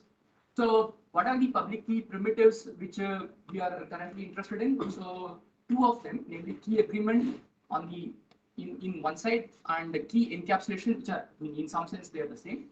And the other thing is the signature. So chems and signature, these are the two classes of crypto schemes which fall under this public key cryptography, which are important from the post-quantum perspective.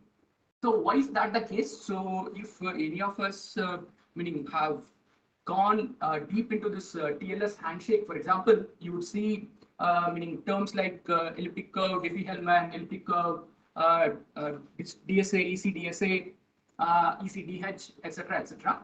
So we all know that ECDH is a key agreement protocol and ECDSA is a signature scheme.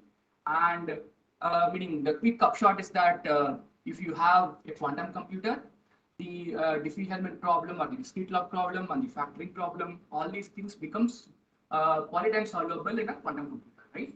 So, so what is post-quantum cryptography? We are studying crypto primitives like key agreement, signature, etc. So these should be resilient to attacks by quantum computers. So this means that we have to immediately get rid of your RSAs, DSAs, and ECDH, ECDSA, etc.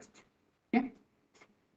And the studies to come up with hard problems which resist quantum attacks as of now.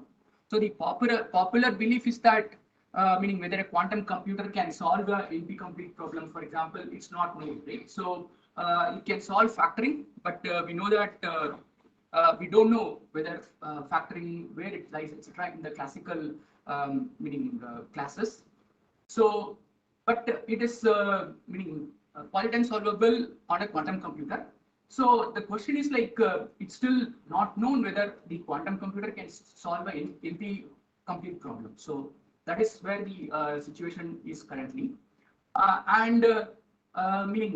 We can so go to NP hard NP complete problems and base our crypto systems based on those problems. Like today, Tapas was talking about this NQ problem, which is known to be NP complete, even for the smallest finite field, namely F2, right? So what was the NQ problem? You have a system of polynomials which are quadratic, but in many variables, but the coefficients are either zeros and ones. So we have such a system. So finding a satisfying assignment for that system of quadratic polynomials is known to be NP complete, right? So what Tapas was telling was that we can start with that kind of a problem, and we can use the hardness of that classically, and nothing much is known even in terms of quantum attacks on this problem. So we can base our crypto system based on such a such a hard problem. So he described what is called the oil vinegar paradigm. So there is a trapdoor. So the owner of the secret key, he knows a secret, a faster way of solving this NQ problem. So he chooses a nice structured NQ problem. He messes it by adding a linear transformation on the variables, and then he goes to a public key which is not distinguishable from a randomly chosen NQ hard problem. Sorry, randomly chosen NQ system. And whenever he has to sign, he uses this trapdoor, namely that the public key is a composition of this structured NQ system composed with this T.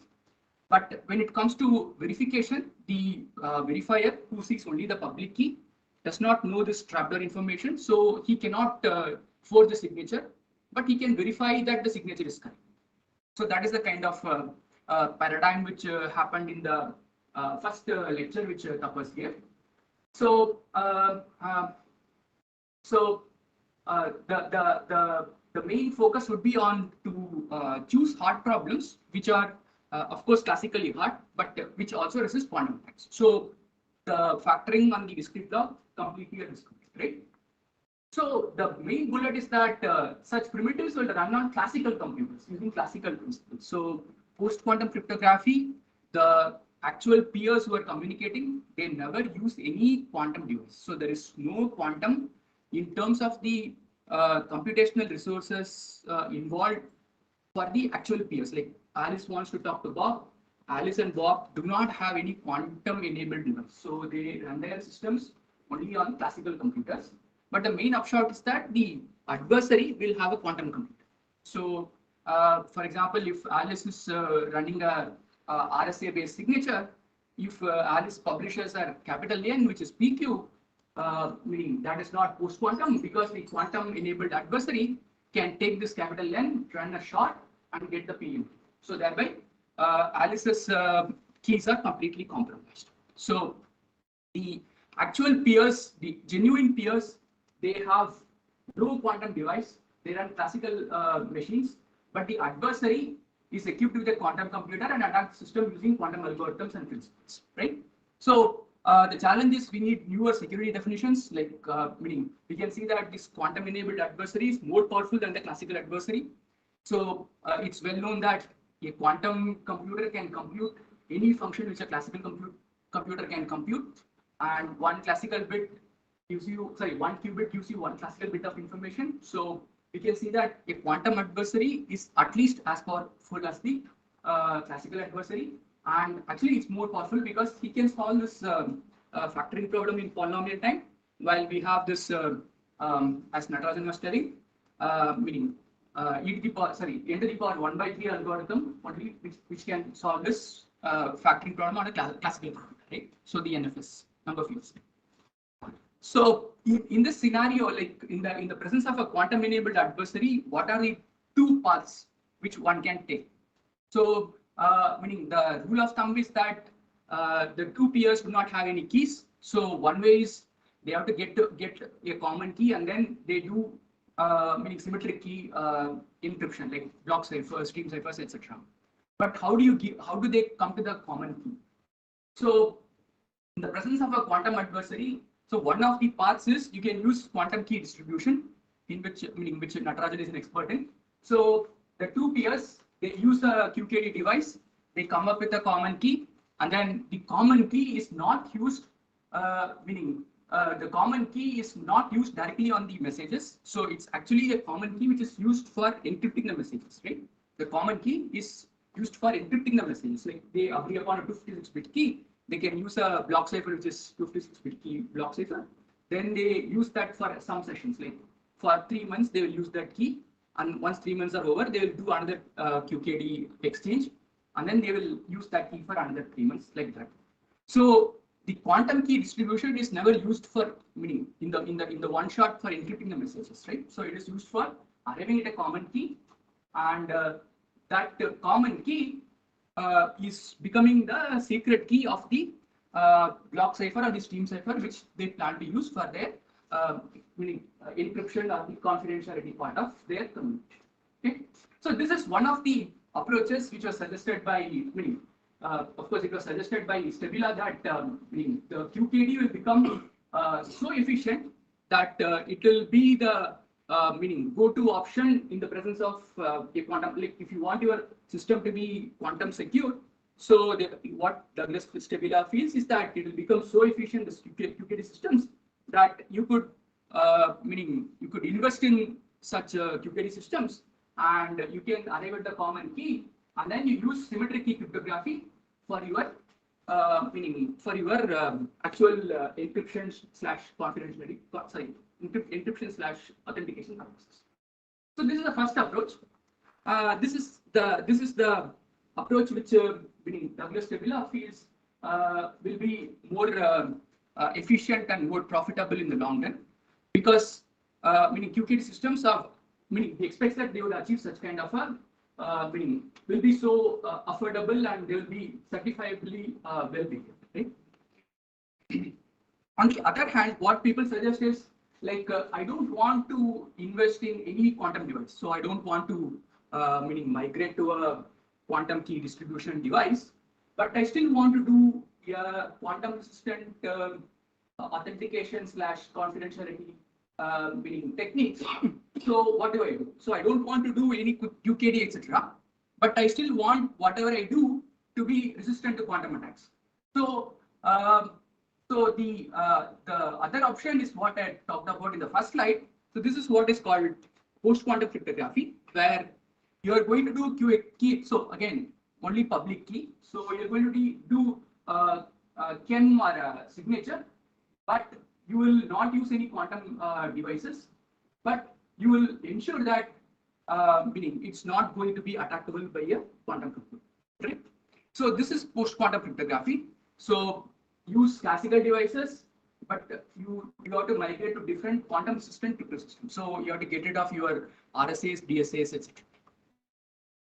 So in this context, I think Tapas also touched upon this. So just a screenshot of this NIST P2C competition, where NIST is running a competition on finalizing a portfolio of KEM / signatures, where meaning it's now in the currently the third round of evaluation, and meaning this is a very old screenshot. Actually, meaning the second round is over now. Third round of evaluation is going on, and meaning the candidates under the two heads, namely KEMs and signatures, are being evaluated. Right. So very quickly, what are they trying to evaluate? So as the title of my talk suggests, it's mainly about signatures. So the digital signature security. So it should be unforgeable up to 2 to the power 64 signature queries. This is one of the evaluation criteria which NIST has put up in their site. So the security will be measured in terms of number of operations required to make AES 128, SHA 56, AES 192, and so on. So NIST has given names for this, and they are calling it level 1 through level 5. And the performance will be measured on standard platforms. So for the two signatures which I plan to discuss today, I'll be telling you how they perform. So there are some other desirable properties also which NIST is requiring from this proposals, namely that it should be resistant to side channel attack, it should be resistant to misuse, and they must be drop-in replacements, namely that if you have a compiled library which is having your RSA or meaning DSA, like you should just throw away those .h files, for example, and then put replacements for that. Recompile your library should again work. So I mean, this is the wish list of NIST, and it should have some other properties like this: perfect forward secrecy. Okay. So this is just extracted from the NIST call for proposals, and this is what is the meaning the scope of the evaluation for this competition, right? So let us now talk about the main primitive which we are going to talk about, namely the signatures, right? So now, meaning this is the example which I keep talking about whenever I give a talk here. So namely, many of us use Ubuntu. So Ubuntu is a meaning very famous Linux flavor. So I go to the Ubuntu site and I download this ISO from Ubuntu site. So now the question is like, what is the guarantee that the ISO which I get is indeed a valid and the correct Ubuntu ISO, right? So what this ISO site can, this Ubuntu site can do is it can generate a public key secret key for itself, okay? And it can publish its public key, and it can keep its secret key, of course, as secret, all right? Then whenever there is a release of this ISO, it can sign this ISO using its secret. So it kind of meaning says that I have some information, I am the genuine Ubuntu server, and this is a genuine ISO, and I am signing it with my secret key. And when it is releasing this, I'm not saying that this is what is done. I'm just saying that this could be one of the applications of this signatures. So whenever this Ubuntu server is releasing this ISO, together with this ISO namely yum, it can also release a signature, namely sigma, a string of meaning some length, saying that meaning I have signed this yum with my secret key. Now this is a genuine ISO and this is a signature. So the user can, what he can do is he can take this yum and he can take this sigma and the public key which is available from the Ubuntu server site, for example, and then it will just verify that this yum and sigma matches with the corresponding public key. Like I'll be telling how this happens in the next slides, but you can see that it is a very nice kind of an application to have. Like all of us do our income tax meaning return filing, etc., etc. Right? So there is a Aadhaar OTP which we get. So meaning it's a kind of a digital signature, right? So it's an application which is meaning it is trending these days. Like we have digital signatures in almost everything which we do online these days. So this is one of the kind of applications which I like to tell whenever I want to talk about signatures. So apart from the ISO, there is also a signature, a string which is given, which can be downloaded and verified, saying that okay, this is indeed a valid ISO of this Ubuntu Linux. So this is the top level view of the signature primitive. So what we have is what is the all of us I think will know that the thing we are trying to do here is authentication. So we are trying to authenticate this Ubuntu ISO, and it is not the question of ensuring the confidentiality of the Ubuntu ISO. There is no need to ensure the confidentiality of the Ubuntu ISO. It is to be known to everybody. So meaning there is no encryption here.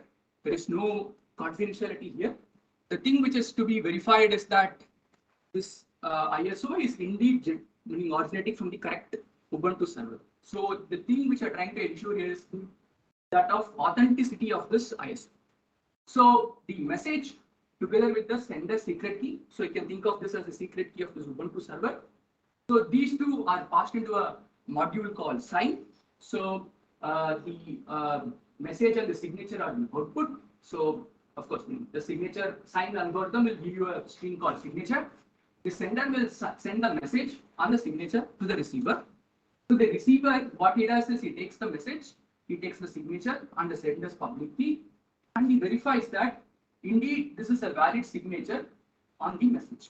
Right. So this is the outline of this primitive. So when we talk in terms rigorously, so a signature has three PPT algorithms, namely gen, sign, and verify. So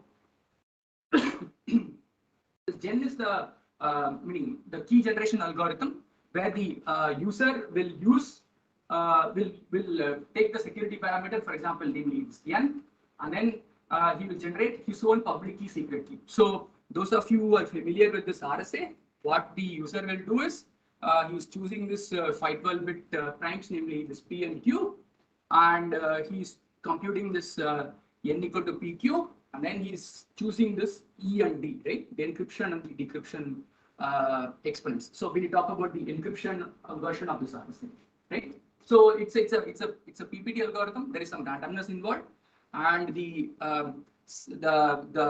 public key and the public key can think of it as the verification key, and the secret key can think of the signing key. So these are generated by the user, right? So sign is the PPT algorithm where there is some again some randomness involved. So so there is inconsistent. I'll just talk about it in a while. So the sign will take this message, the secret key, and it will generate this signature named sigma. Now I said three PPT algorithms. So actually this verify is a deterministic algorithm which will either say it is a legal message or it will say that it is not a legal message. So what is required is that every legal message, the verification algorithm should say that yes, it is indeed a legal message. So the verification algorithm should pass all the legal messages. Okay, so this is expected of this. So this is a definition of a signature. Okay, so meaning let's not worry about that red part. So the game which one talks about in terms of this while arguing security of this signatures is that of what is called as existentially unforgeable and as chosen message. So I'll just give a overview of what is this.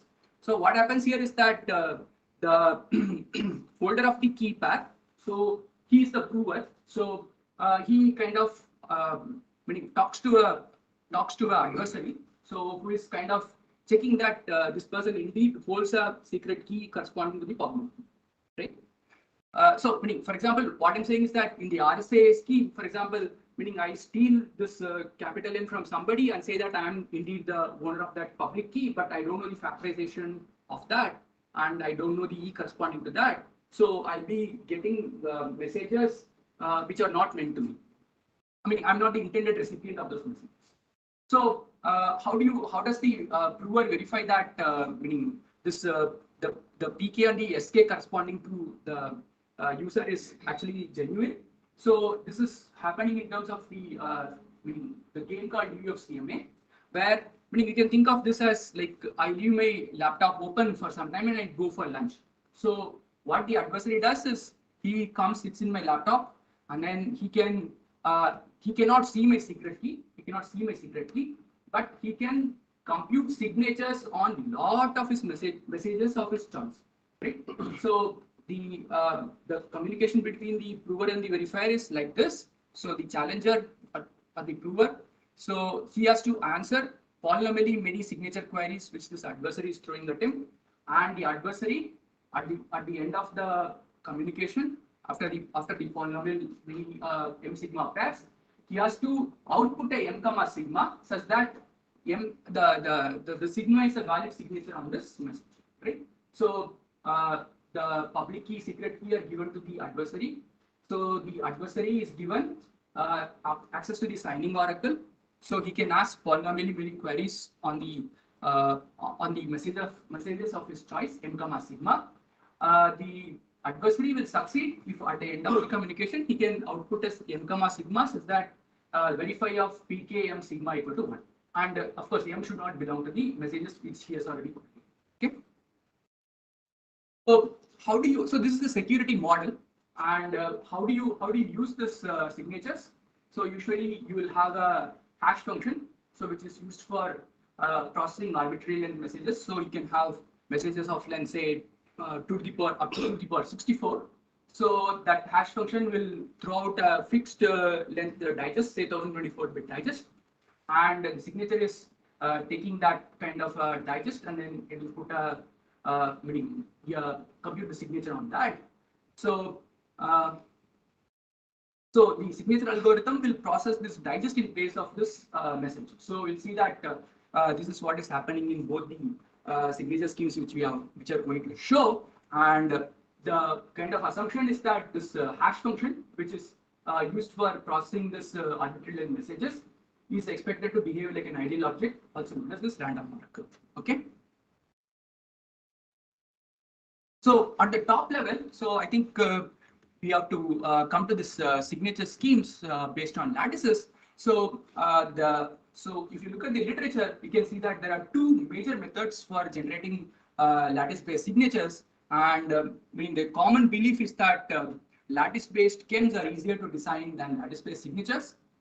It's not that there is not much literature on this, but in general, meaning chems are easier to design than signatures. But there are two classes of signatures which meaning which one studies in lattice-based in cryptography. So one method is to what is called this hash and sign method. So this originated from what is called the n-true sign. So n-true sign and its provable secure variants. So all of this use this hash and sign method.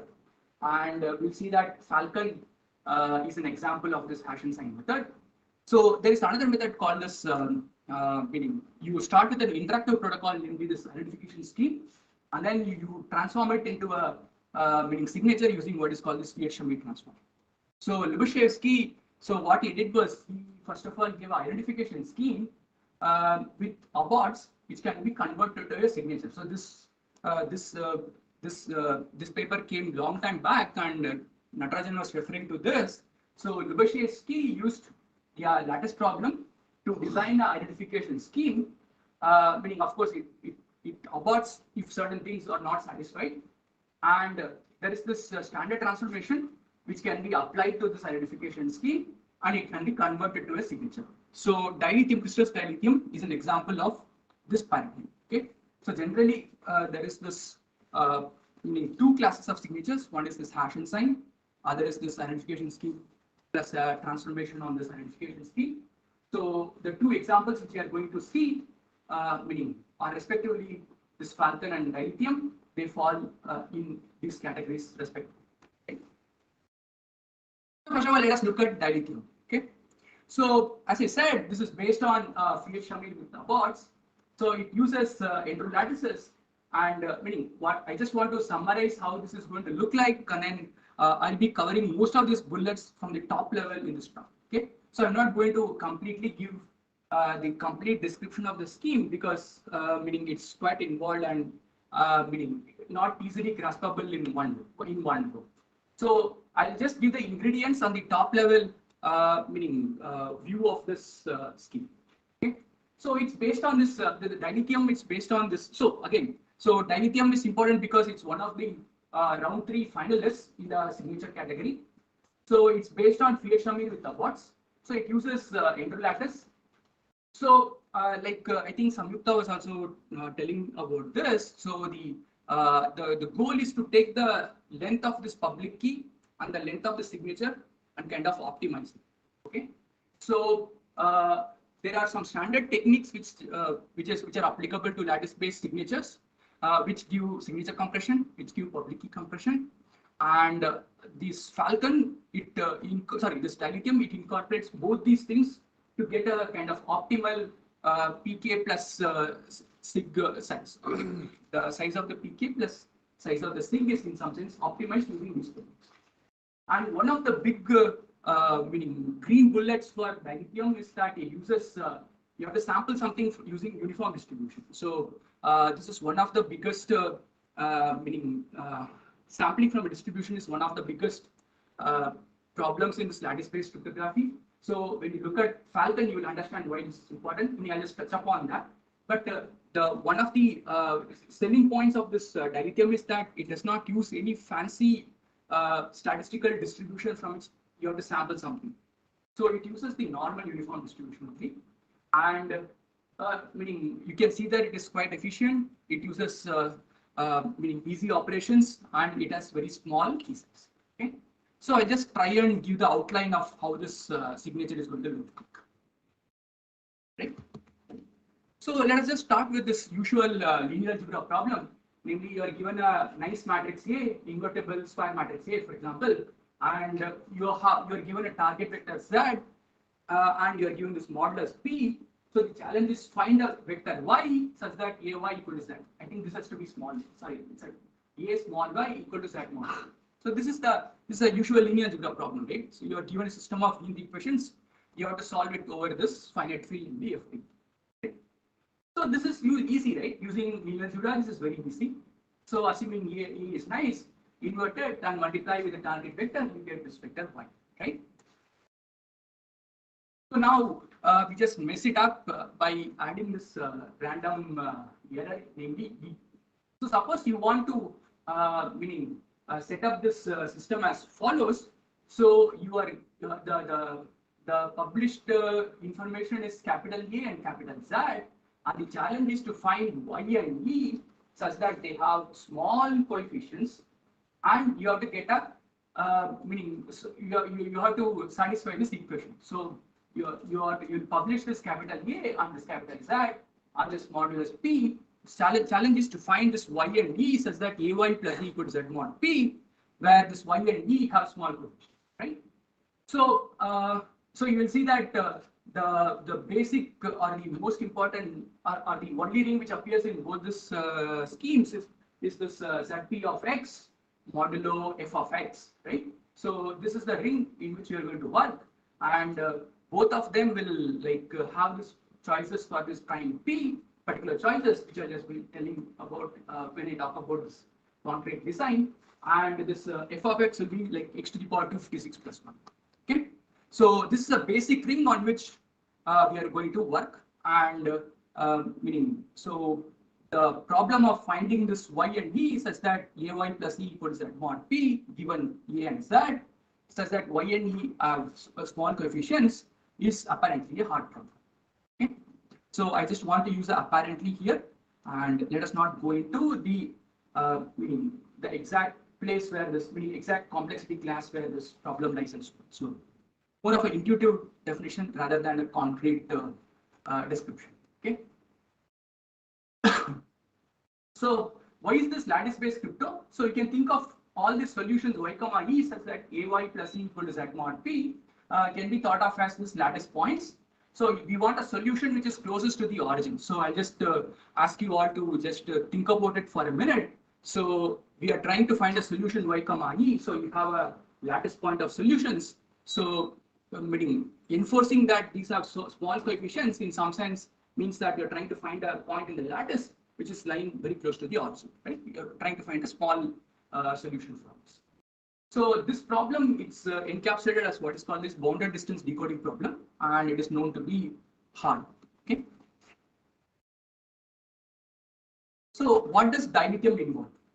So yesterday we were in a meeting where they were saying that so what kind of hash functions this dilithium is using. So there are only two operations which this dilithium needs. So if you are thorough with these two things, then you can implement and understand dilithium to a great extent. So one is this evaluation of shake-2 physics. So you know that shake-2 physics belongs to this SHA-3 family. So if you know how to implement shake-2 physics, you have crossed one hurdle in understanding dilithium. So the other operation is the operations on the ring R, where R is of the form Zp of x modulo x to the power 256 plus 1. Right?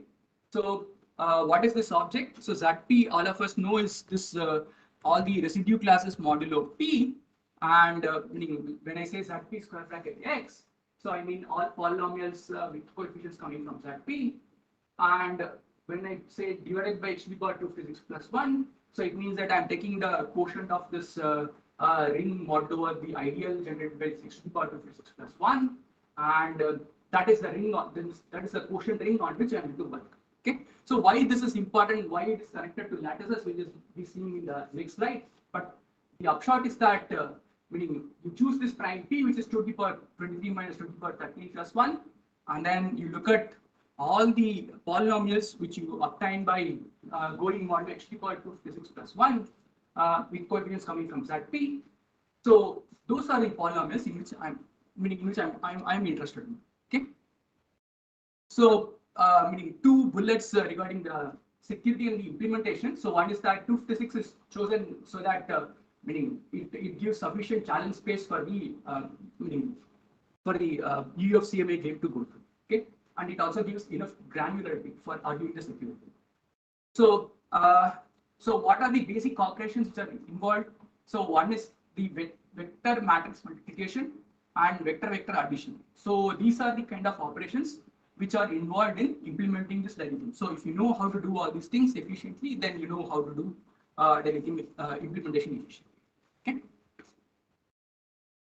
So first of all, let us just discuss the lattice on which this Fiat-Shamir with abort signature is built up. So our dilithium is a derivative of this Fiat-Shamir with abort signature, and it is going to happen on a lattice. So that lattice is what we are going to try and understand. Okay. So we saw that this is the concrete parameter which is dilithium is using. So if you look at this the general model in which this Fiat-Shamir with abort signature is instantiated on. So you look at this z of x modulo x to the power plus x to the power n plus 1, and you also look at reduction of this mod over prime. So you can think of this R to be the basic ring, and then what you do is you take the integer coefficients modulo over prime p, and also you look at those reduced coefficients also.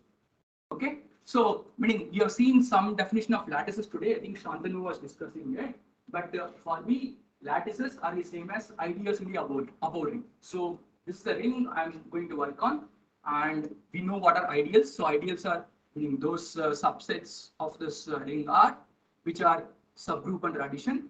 And also whenever you have A coming from the ideal R coming from the ring, AR belongs to I, right? So those are the ideals.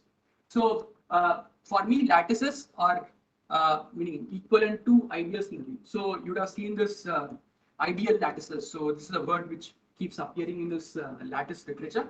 So what it means is that you're chosen this z of x modulo x to the power n plus 1 kind of a ring, and also you kind of go modulo over prime p also in some cases.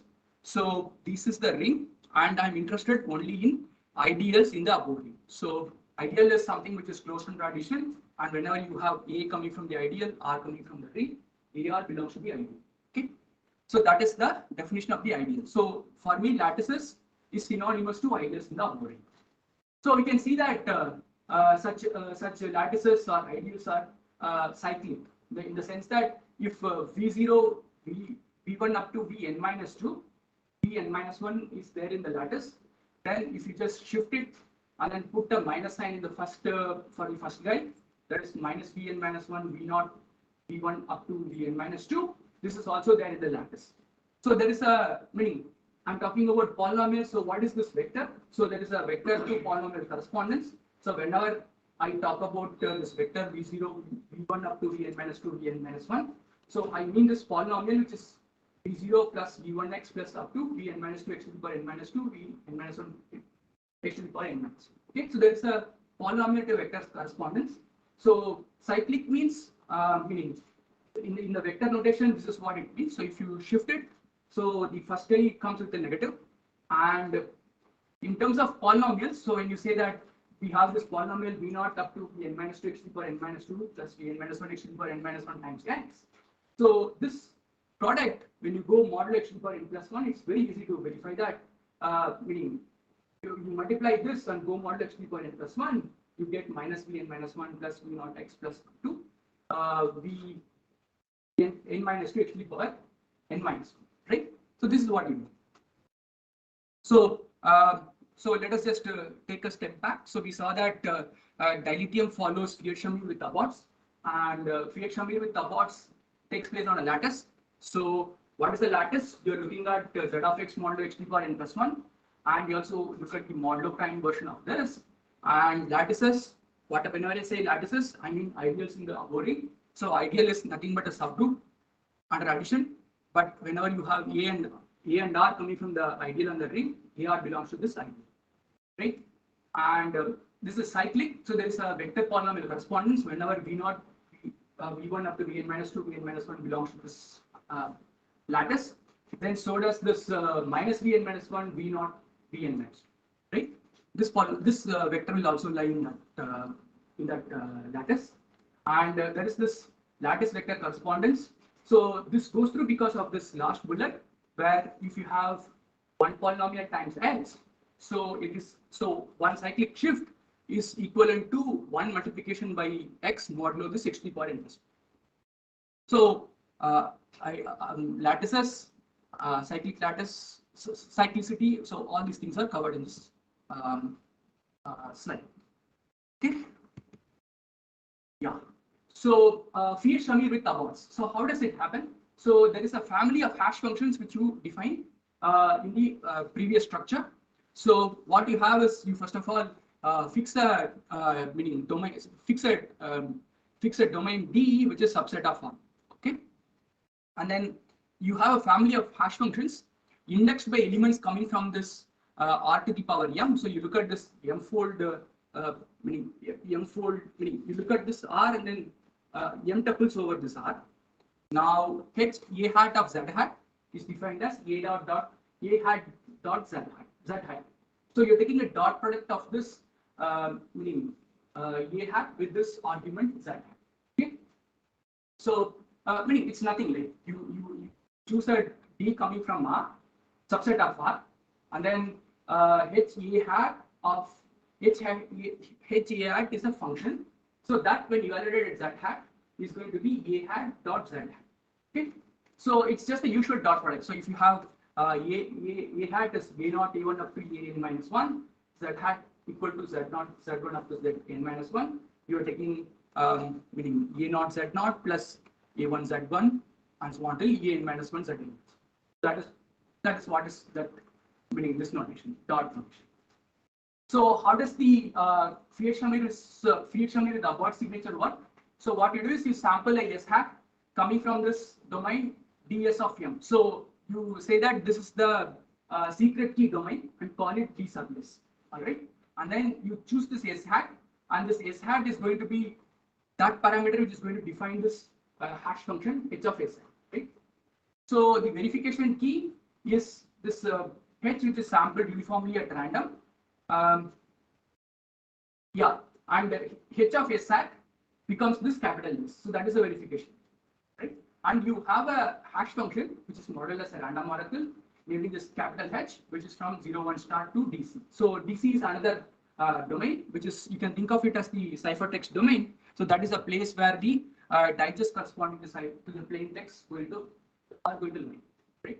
So you choose this G to be a subset of R consisting of all elements which satisfy a certain bound on the L infinity norm. So I'll just be talking about this when I tell you how to do the signature.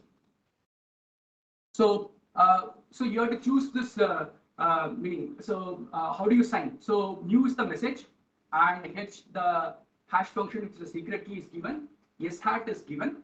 So now what you do is you sample this y hat randomly from this dy of m. So there is this sort domain, namely this dy, and then you sample a y hat randomly from there, and then you compute this e, which is h of y hat comma mu. So this is where the usual hashing of this message is happening. So you take this h of y hat, meaning h is the secret key, y hat is the random sort which you have chosen, and then mu is the message. You hash this using this hash function h, and then you compute the z hat, which is s hat times e plus y hat.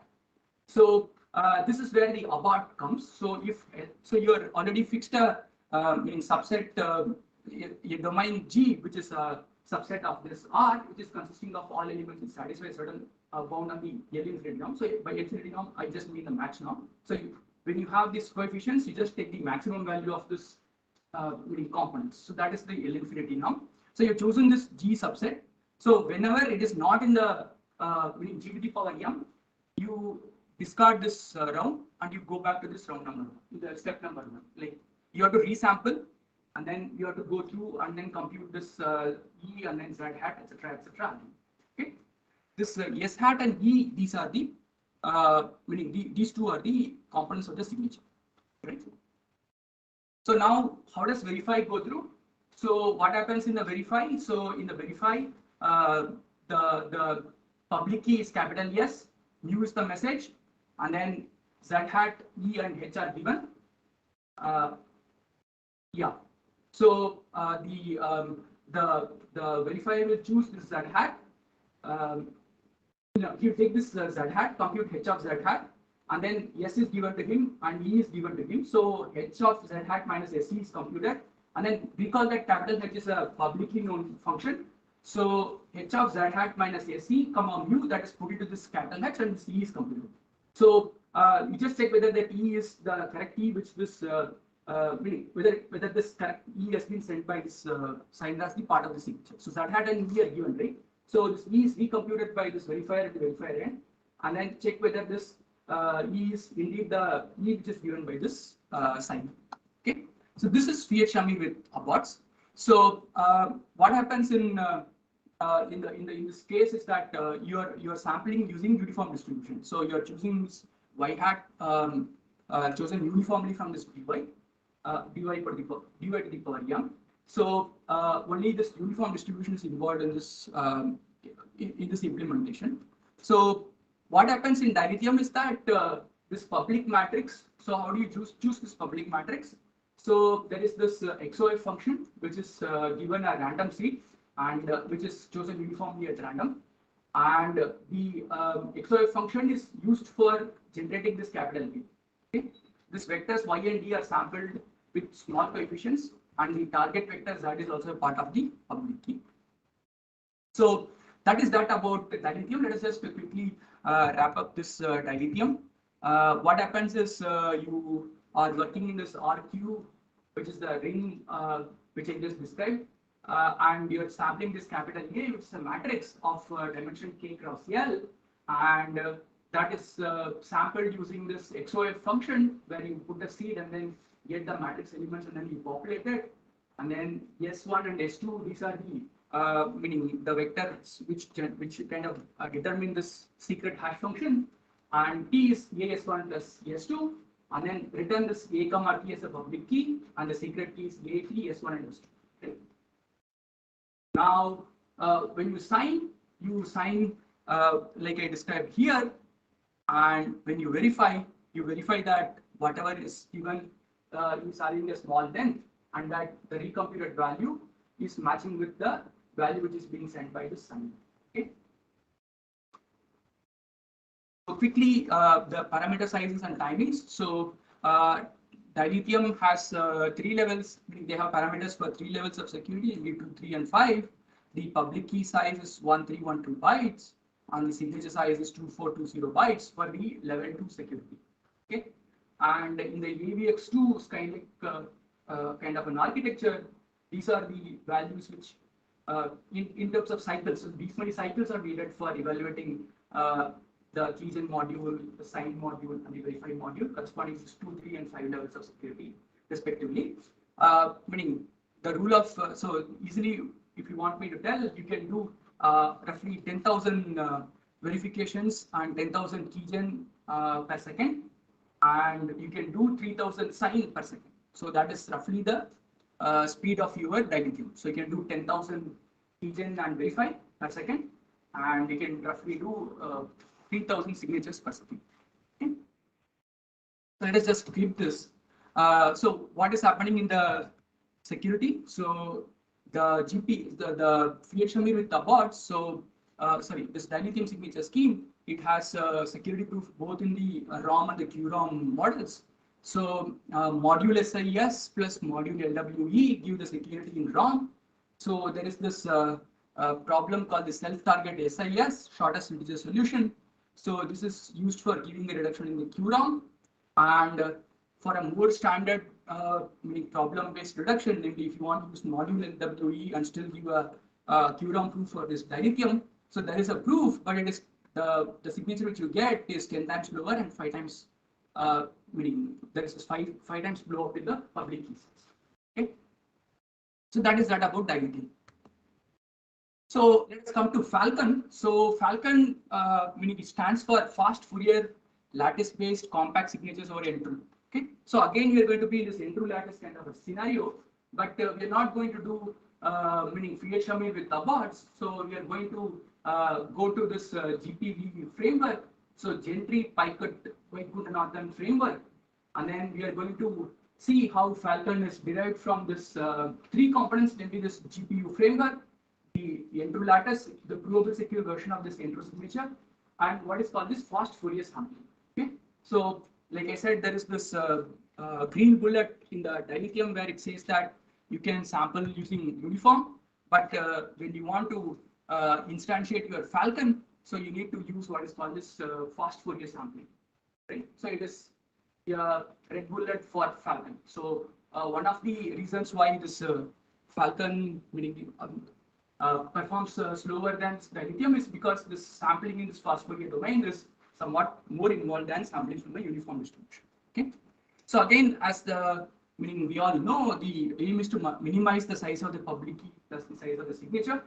So it relies on a fast Fourier sampling, but it's different from the sampling from the uniform distribution. And as we all know, it's common knowledge that it's one of the round 3 finalists. So what is this GPV framework? Okay, so let us just take 5 minutes to understand this, and then kind of run through the remaining slides. So the public key is a long basis of a query lattice. Okay, so you have a query lattice. So namely, you have a ZQ of x modulo h to the power n plus 1. So that is the ring on which I'm going to work on, and I have a lattice inside that, namely a ideal inside that. So for that, I have a long basis, and I also have a short basis. So the public key is the long basis for the query lattice, and the private key is the corresponding short basis for the same lattice. Right? So what does the signer do? So the signer who kind of has chosen his short basis and kept as a secret key and published the public key, he will generate a random sort. Okay. Then what he does is he takes the message and the salt and puts it into this public hash function in the capital H and computes this target hash digest in with C. Right. Now C is embedded into that into that ring. Okay. The C is embedded into that ring. So the hash function takes that C and puts it into that ring. So the signer who knows a short basis for this lattice, he uses this knowledge of this short basis to find the lattice point V, which is very close to the C. Okay, this target C is embedded into this ring. So what the user does is he uses the knowledge of this secret short basis to determine a lattice point V, which is close to this target C. Okay, and he will output the salt and yes, where this S is equal to C minus 1, right? So lattice point is this V and C is the place where this hash comma salt, the hash of, sorry, the message comma salt, hash of it is ending up into that tree. Okay. So he will compute this S is equal to C minus V and say that salt comma S is the signature. So what does the verifier do? So he will, the verifier will check that. So what does the lattice point close to V means? So when you look at the C minus V, the norm of that will be small. So the S should be a short vector. So he checks whether this S is a short vector or not, and then he will compute the value H of message comma H of message salt minus S and check whether it is a lattice point or not using this knowledge of this public key, which is a long basis of this, right, of the same lattice. So he will compute this H of message comma salt, which is C, so which is C minus V. He's compute C minus S, which is he's computing. So he has got back this V, and he checks that this is indeed a lattice point or not using the long basis. Okay. So again, this is going into the details. So the interim lattice is used, and the description of this Falcon, it starts with computing the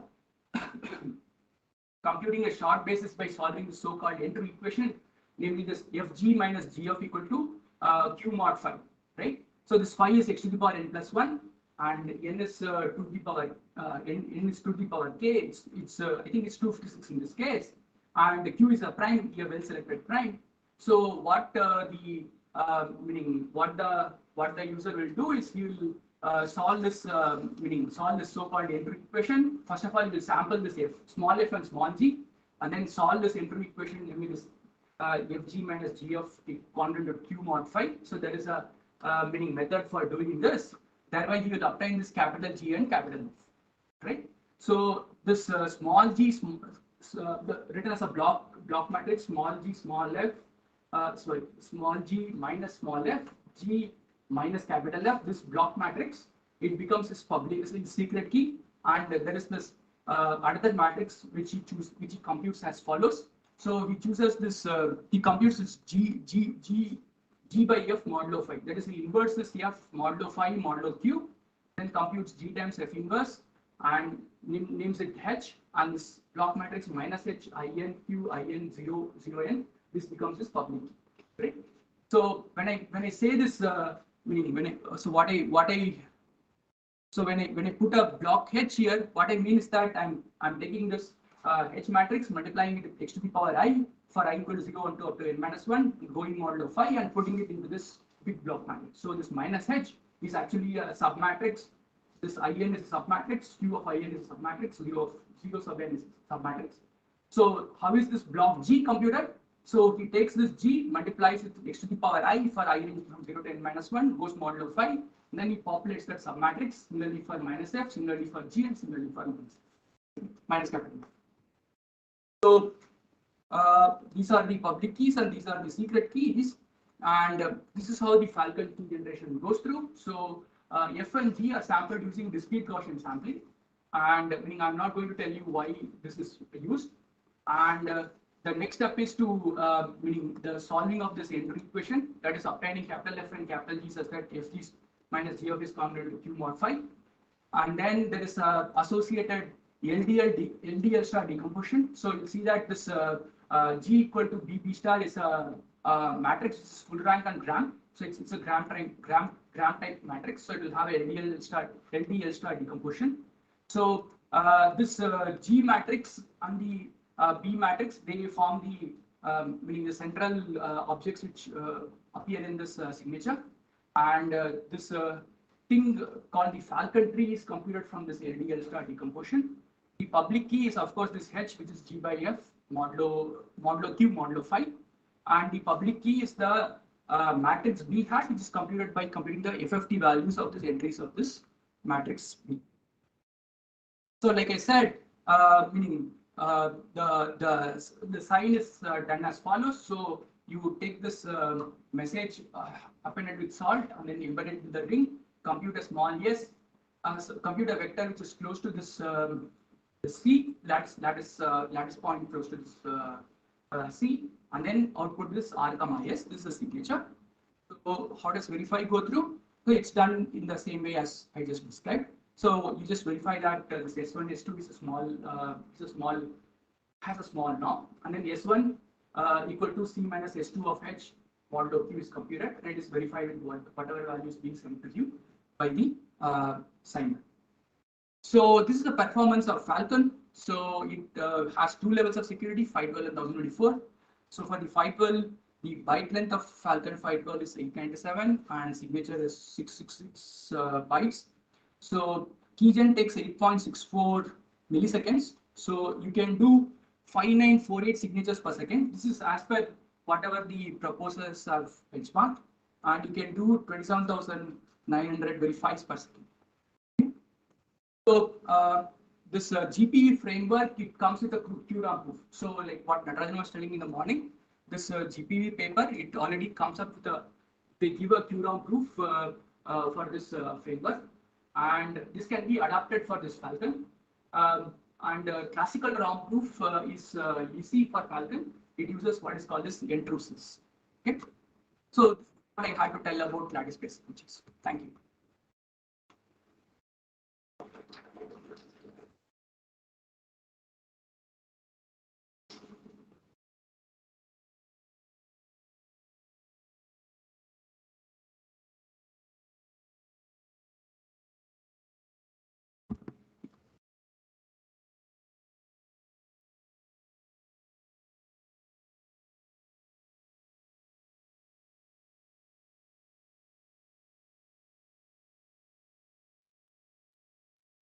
There are no questions. So he's saying that he's not able to join. Yes, sir. Benchmarking of? Let's say Falcon guided based on computer based. Another one is FPGA based. How do we benchmark this? No, meaning there are various levels of answers to this. So what I'm talking about is the NIST mandated benchmarking. So what NIST did was like they said that you run your code on this meaning particular processor, and you are allowed to use this AVX2 instruction set also. So you use this, write a C code, and then you tell how much time it is taking, how many cycles it is taking, etc. So that is what is reported in that NIST documentation. So what people are doing now is they are going to implement it on various ARM processors, for example. And there is also like what Devapriya was telling in the morning, they are doing implementations on FPGAs, for example. So all these things are taking place, but so as a proposer, I will do an implementation of my design somewhat more carefully than the others' design. So for example, there is this always this meaning the kind of which is more efficient, Falcon or this dilithium. So there is one implementation of this Falcon on a ARM processor, which is talking about this Falcon behavior, but there is another paper which is talking about this dilithium, which is talking about dilithium behavior. But meaning the platforms are not uniform, so there is no way you can compare it. And the general consensus which is emerging right now is that among the two, dilithium wins hands down. So dilithium is more efficient in terms of all kinds of architectures and all kinds of meaning hardware on which you can do signature. So dilithium is winning over Falcon. That is the feeling I'm getting. So there is again a cottage industry of papers which is discussing all these things, like meaning this ARM processor implementation and more efficient software implementation. All these things people are doing it, meaning at a very heavy pace. What I just projected was just extracted from the meaning the NIST documentation, and meaning those so many cycles. It's actually corresponding to that particular processor which this tied to. So it's on that processor using this AVX2 instructions. There are some optimization techniques that people use for it. Yeah. They use NPT or No, all these things are actually this Falcon. So there are two domains on which this Falcon operations take place. One is this meaning over the integers as well as over this modulo Q thing. So whenever you have to multiply two integer polynomials, you use FFT. Whenever you use so when you want to multiply two polynomials on the finite field, you use this entity. So the design document itself is telling that this is taking place in the FFT domain, this is taking place in the entity domain, etc. So all these things are explicitly given in the design documentation itself. So meaning that kind of an optimization is it's no longer left to the user for his choice. It's actually given in documentation itself. So there is no other way. Like I said that this B hat B is a matrix. So you store the Fourier values of that in the tree. So that is the secret key. So meaning Natarajan cannot make his own choice of how he is storing secret key. So he has to go to the Fourier domain and then put it into a Falcon tree. So all the things are completely rigid and not much tweak is possible. Right? That is how this thing stands.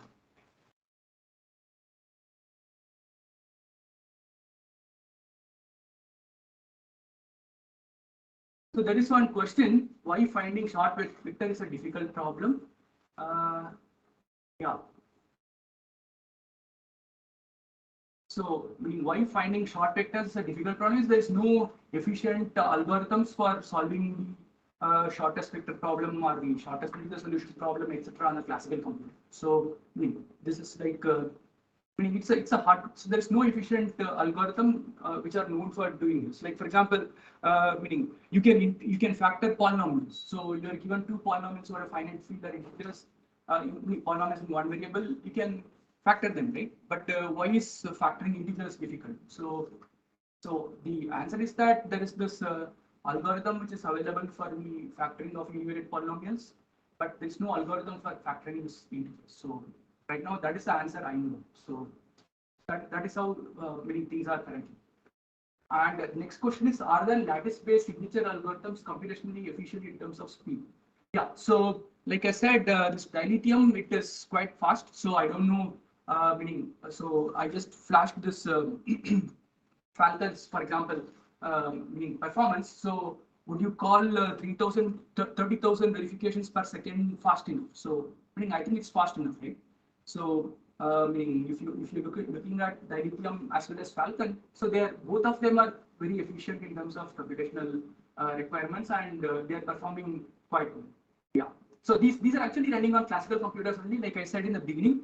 So the two PS who are talking, they have only the classical devices at their disposal. There is no quantum device. So all these schemes run on classical computers only. And like I said, both this Falcon as well as dilithium, they perform quite well in terms of signing on the verification modes. So are there any other questions here? Good evening, sir. You do network issue. I cannot continue. Okay. Yes, sir. We are changing the key regularly with the help of the source. With the help of the we are generating the multiple keys using that source. And in that case, we need to change that source key for every 3 months. So are we talking about a key management algorithm? Suppose we are using a quantum distribution for transferring quantum key distribution for transferring the key. Okay. I'm changing source key to other end. Then I am generating multiple keys. So I am using the multiple keys. I am changing the key for a algorithm. So in that case, I need to change the quantum source key for every 3 months. That can be.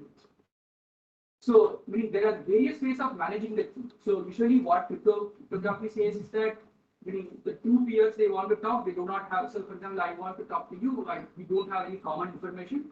So, we need to do some sort of a key agreement. So, classically, it's done using say different element. But what you're suggesting is that let us do using QKD. So, you and I, we have got the common key.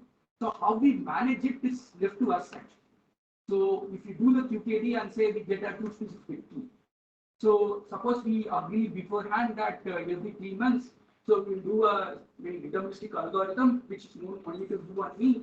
We change the key and then we get the new derived key out of this existing key.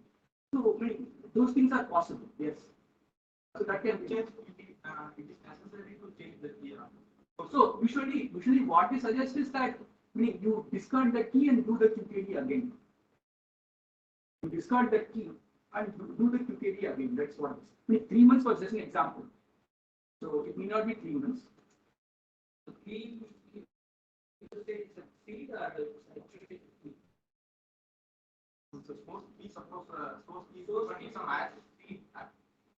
seed multiple seed for multiple and I keep on changing the key regularly.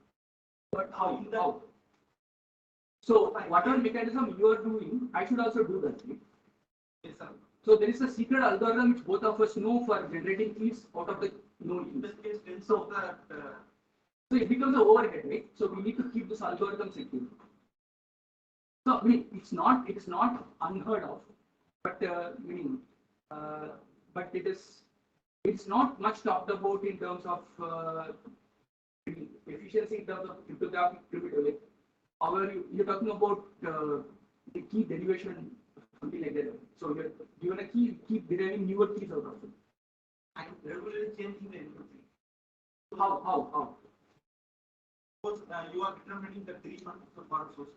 How are you determining it? No. What it told is just a rule of thumb. Like for example, we do a QKD, right? Now, suppose we use AES 256 for encryption. So we have 256. Suppose we have a 256 bit key and we have block cipher which is using 256 blocks and 256 bit keys, for example. Right? So depending on the strength of the block cipher, I can determine for how long that key is going to live. That is how it is done.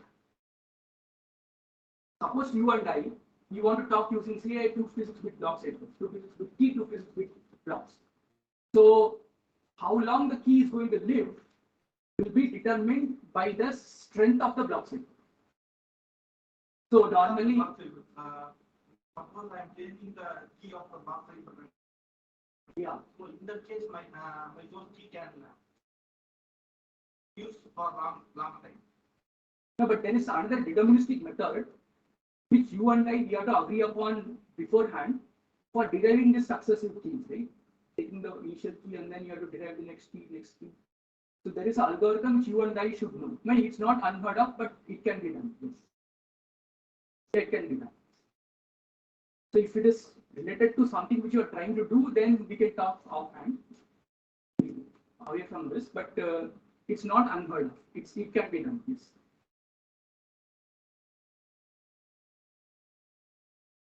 Can be used for Yeah. So like a begin with. Yeah, the crystals is a suit. So there is this kyber which is the chem, and this dilithium is a signature scheme. So they have a suit. So if you want to do a post-quantum handshake, for example, TLS, so you can use the kyber for your key agreement or key encapsulation, and this authentication part can be taken care of by this terminal. The point is that, right?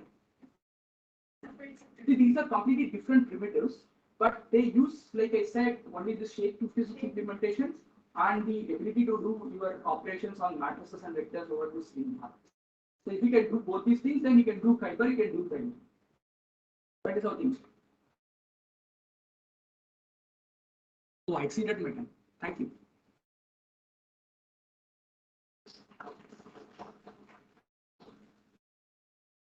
So you can finish up the demo question. 10 minutes. Yes, sir.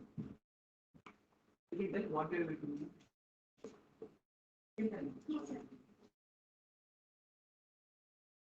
Thank you, sir, for the talk on hash-based signatures.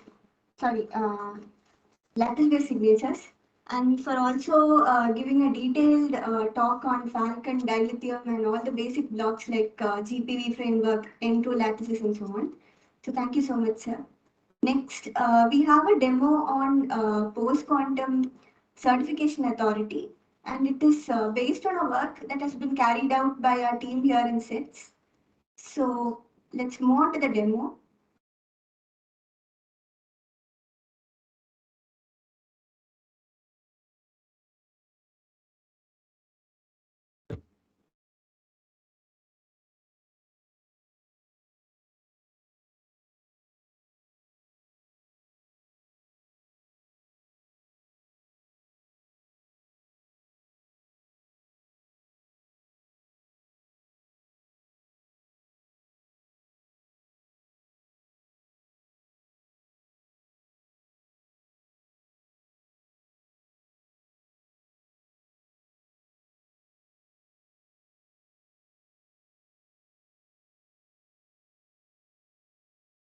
So first, I would just like to say what is a CA or why do we need it? Suppose a user, suppose he is in need of a digital certificate. What is the user to do?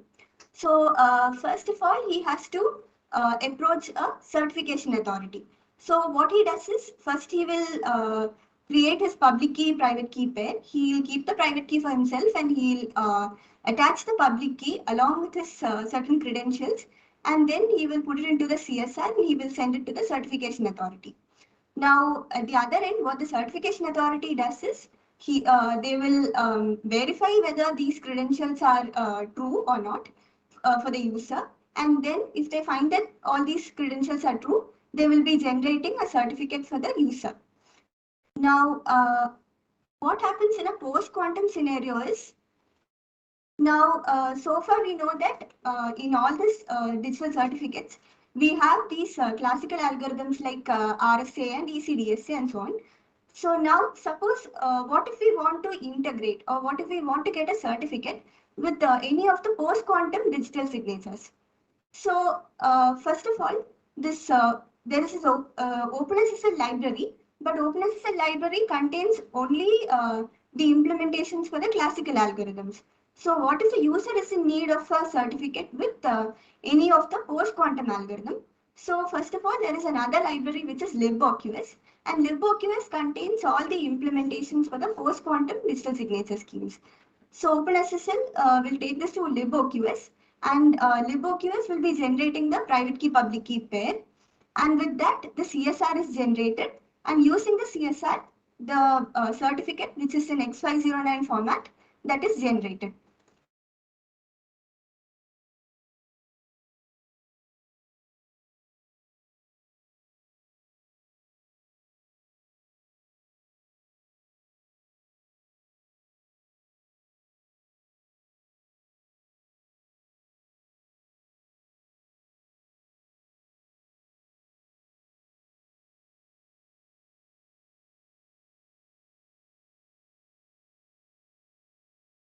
So we'll first see how a CSR is generated for the CA.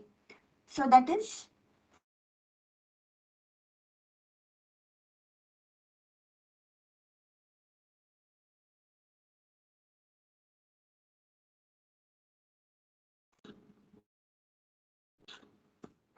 for the generation of the CSR, he will also need the algorithm, which is here in this case we are using dilithium 3, and this dilithium 3 is the dilithium 3 implementation which was done by our team here in SETS.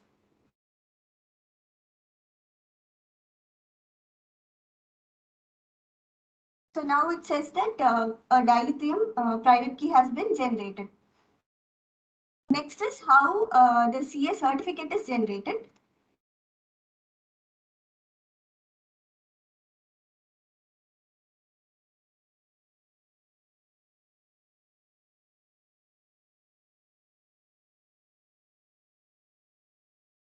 So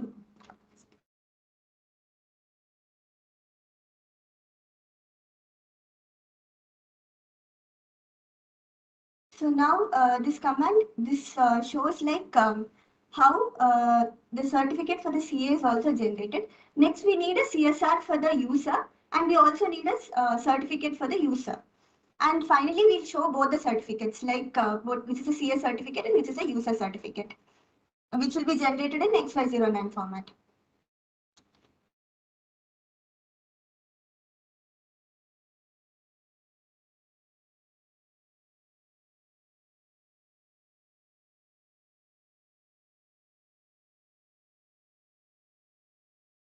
Now, while generating the user CSR, he will need which algorithm, using which algorithm he is going to do the signing. Then also certain credentials are needed, like his name, his email address, and so on. So which we will also be passing here. And here, the algorithm which we are going to use is the Sphinx plus variant, which is also the same algorithm which all the implementations are done by the team here in SETS itself. So we are using this one variant of Sphinx, which is the Sphinx Shake 256 128F Robust.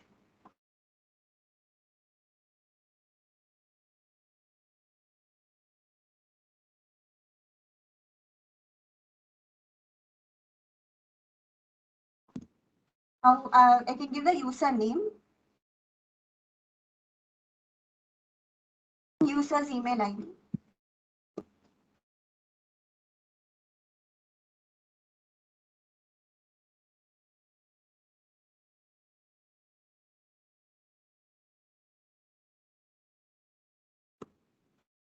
So now it says that a private key, which is it has been generated using this Sphinx Plus variant, and that private key is now stored in Vaishna.key. Next is how the user certificate is generated.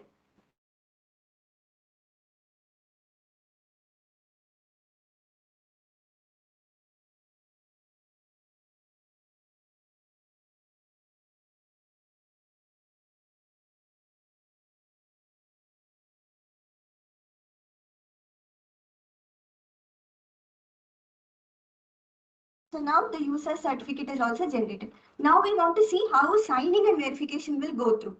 So suppose if I have a PDF, some PDF document, and I have to sign that document using this certificate, how can I do that?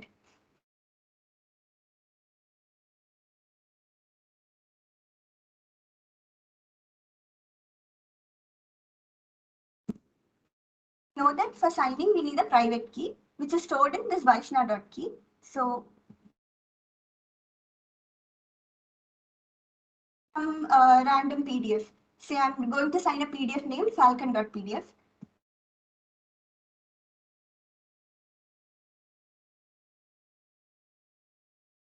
I'm sorry, I missed the dot key.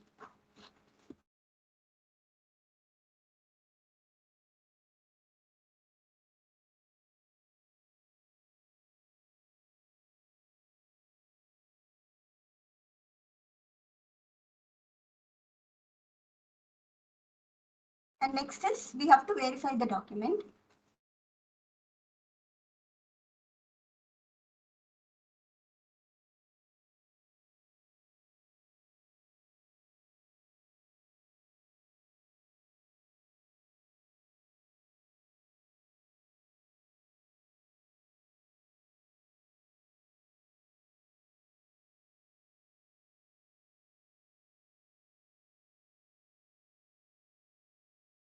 Now it says the verification has also gone through.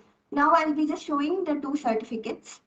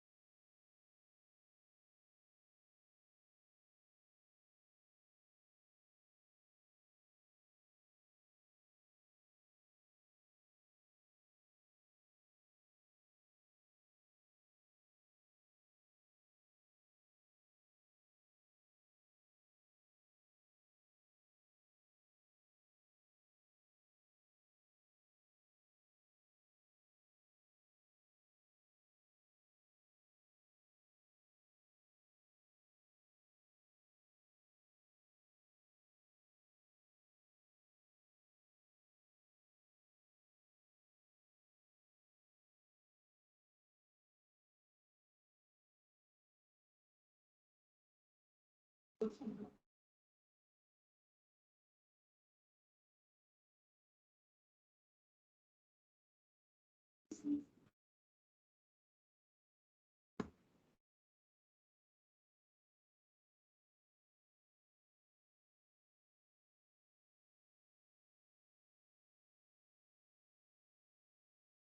so now this is the certificate for the CA which has been generated. This shows that it is in version 3, the serial number, and here we can know that this is like generated using the dilithium 3 algorithm. It shows the issuer details like his location, his state, organization, and so on.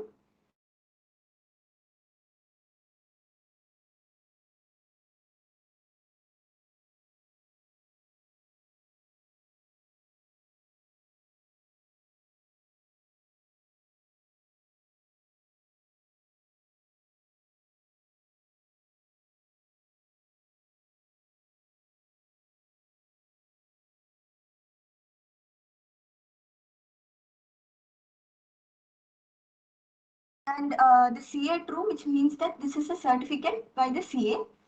And for what all purposes he can be using this, like he can use it for digital signature, non-repudiation, key encipherment, and so on.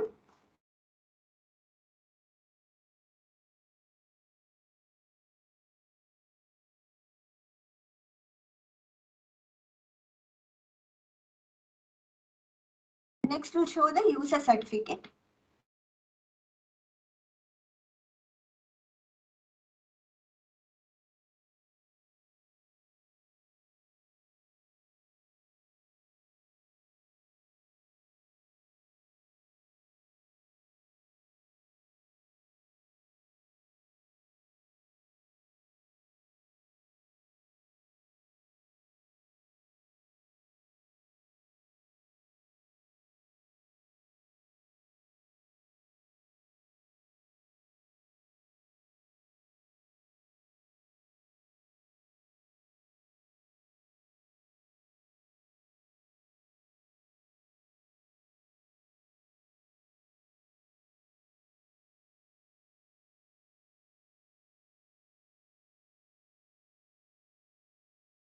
And here we can see that the public key algorithm is strings as we have given.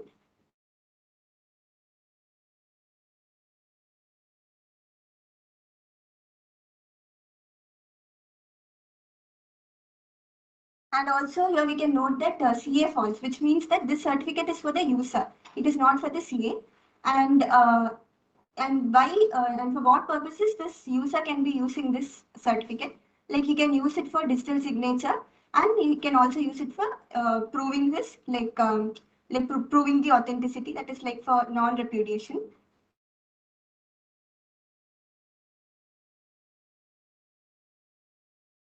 And first of all, the public key, private key, which was generated by the user, that was generated using the dilithium 3. So this public key, which we can see here, is the one which is generated using the dilithium 3.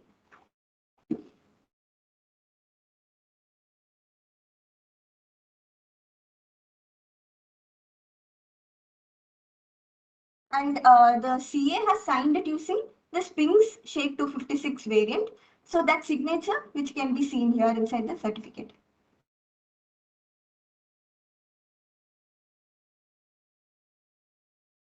So that is about the demo. Any questions?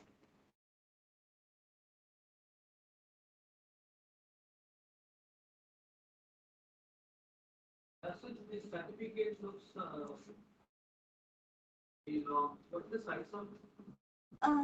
Sir, the size of the public key means it will be the size of the dilithium 3 algorithm.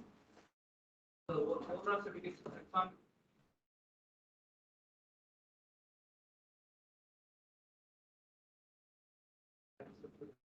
Sir, it is around 5096 bytes.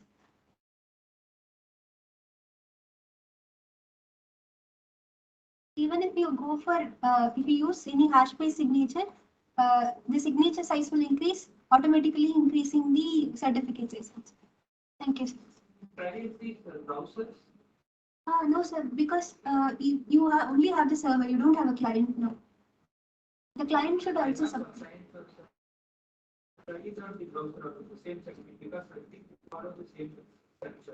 Yes, sir. Yes, sir. The thing is like when you use the browsers will have an OpenSSL version where for each algorithm like RSA, ECDSA, everything will have an object ID associated with it.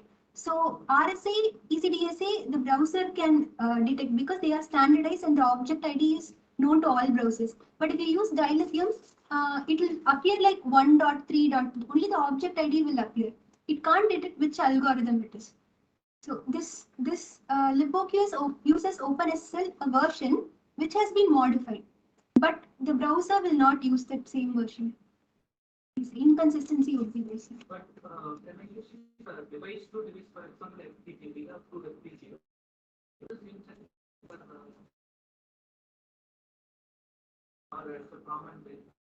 Okay, sir.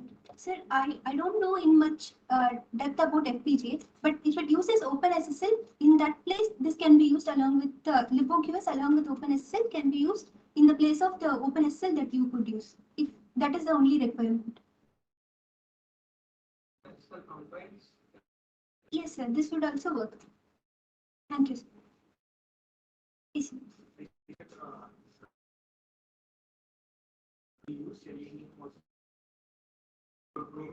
Yes, sir.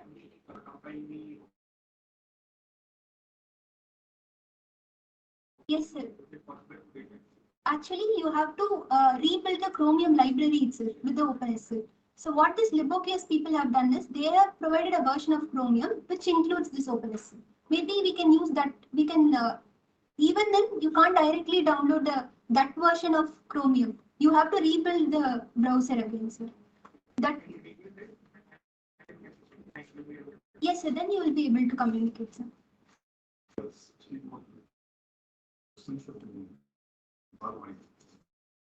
Yes.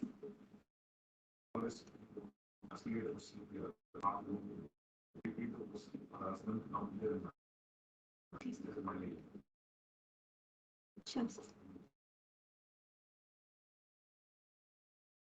So if you need a client, so Mithran sir's question was, if you need a client, can we build a web browser which has an OpenSSL? Can we replace it with this libOQS OpenSSL? So the answer was like the libOQS, they themselves provide a buildable Chromium version which incorporates this libOQS. That can be done to have a client. Thank you, sir.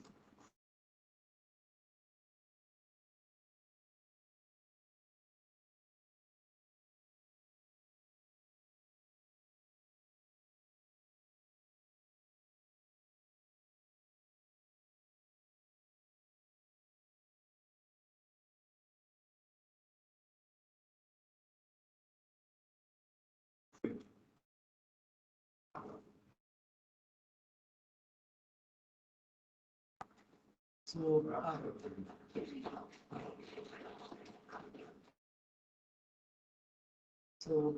thanks to the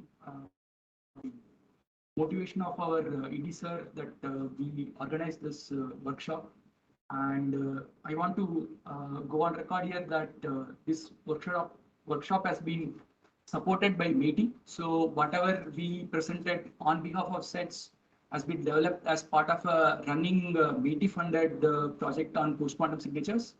And meaning I could reach out to some of my colleagues and bring them and ask them to give some talks. And meaning in that way, we had 3 invited lectures in the morning by Tapas, Devapriyo, and Shantanu.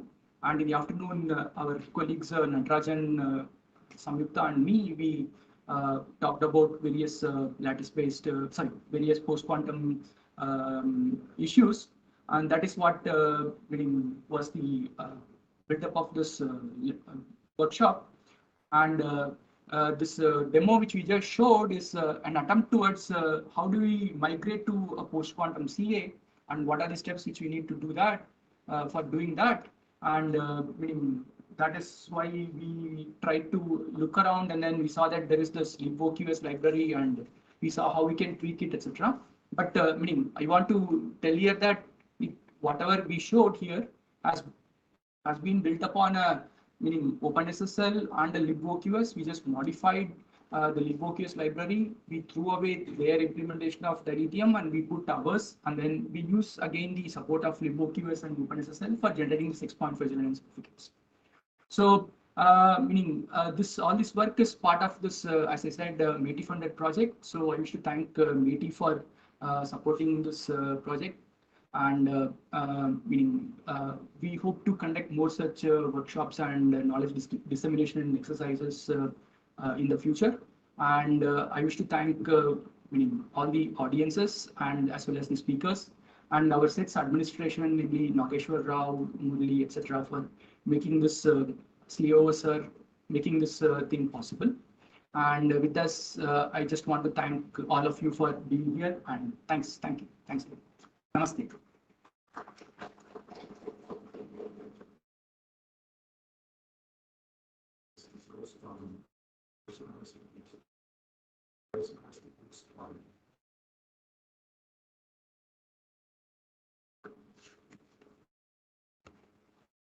So, thank you. First of all, thanks to our Executive Director, Dr. Sharat sir, for giving us this opportunity.